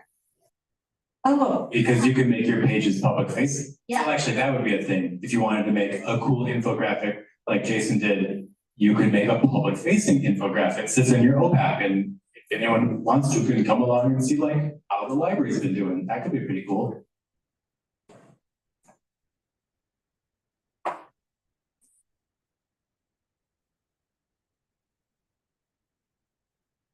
I think one of the things I love about this community is you can see somebody doing something like that, and you might not want to do that, but you can go, I'll do this instead. And I have a couple of things that I learned from the terrific every other Thursday things. I wanted to have my staff notified whenever a hold was checked in by our smart bin from FE Tech, because we don't really have any way of telling. And so, I used some other alert that they had, I think related to calendars or something, and I refigured it and used JSON to have now a report on the front page that says, hey, this book has a hold, go look in the smart bin for it. And I can't even remember which parts I got from Andrew, which parts I got from the training, what I figured out, but it works now. I am gonna have to update the link in my jQuery for that, but, and then the other thing I found is like with this pages thing, we were starting to have to make staff run a different paging report every day because sometimes we want to pull for some libraries and not for others. And I used a page and I just made a link, a button for Monday, Tuesday, Wednesday, Thursday. And then they click on Monday and it goes to that report link. And then it's already run it for them. And of course, I'm going to have to update those too, but it shouldn't be too hard once I have that thing. And the pages, the only thing you can only do it for all the libraries or just one. And I would like it to be able so that my bookmobile people can also see that page and not have to just make a whole nother one for them. So I think there's a bug in for library groups for the HTML customizations, but I'm not sure there's one for the pages in there, unless anybody else knows. So I might have to file that one.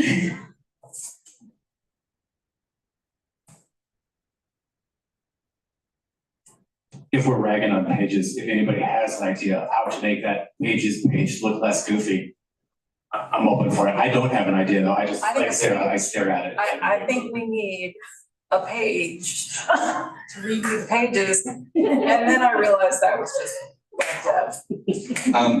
I just want to say that I learned some of the SQL that I put in my reports from Andrew, so I gotta give him shout outs for that. And this was great, and I do agree.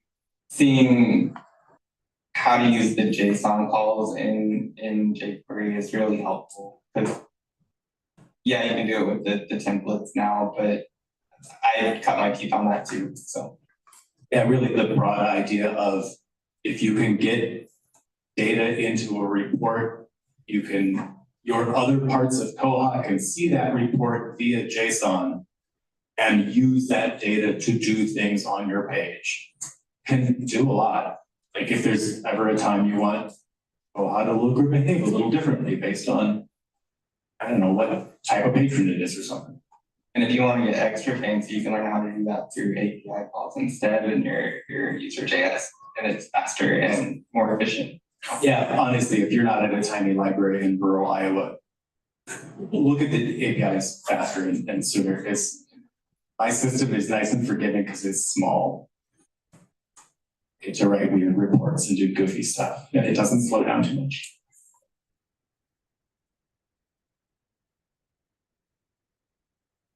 Ta-da!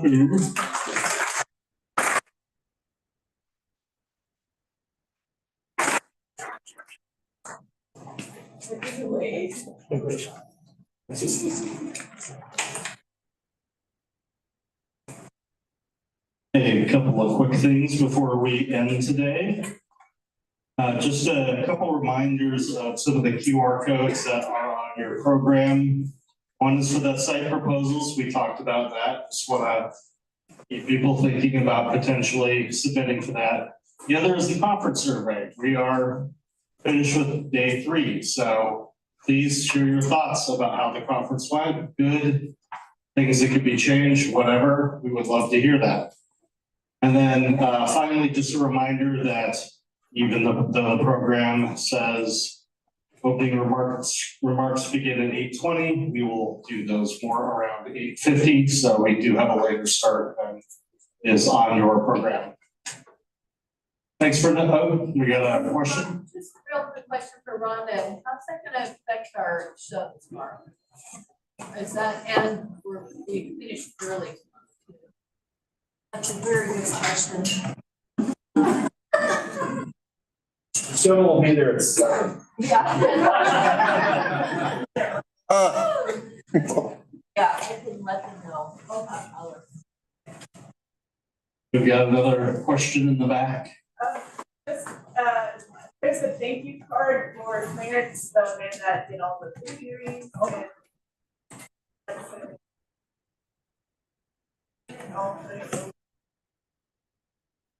Did everybody hear that okay? I kind of heard it, so I'm the furthest away. All right, well, again, thank you for another great day. We will see you tomorrow morning.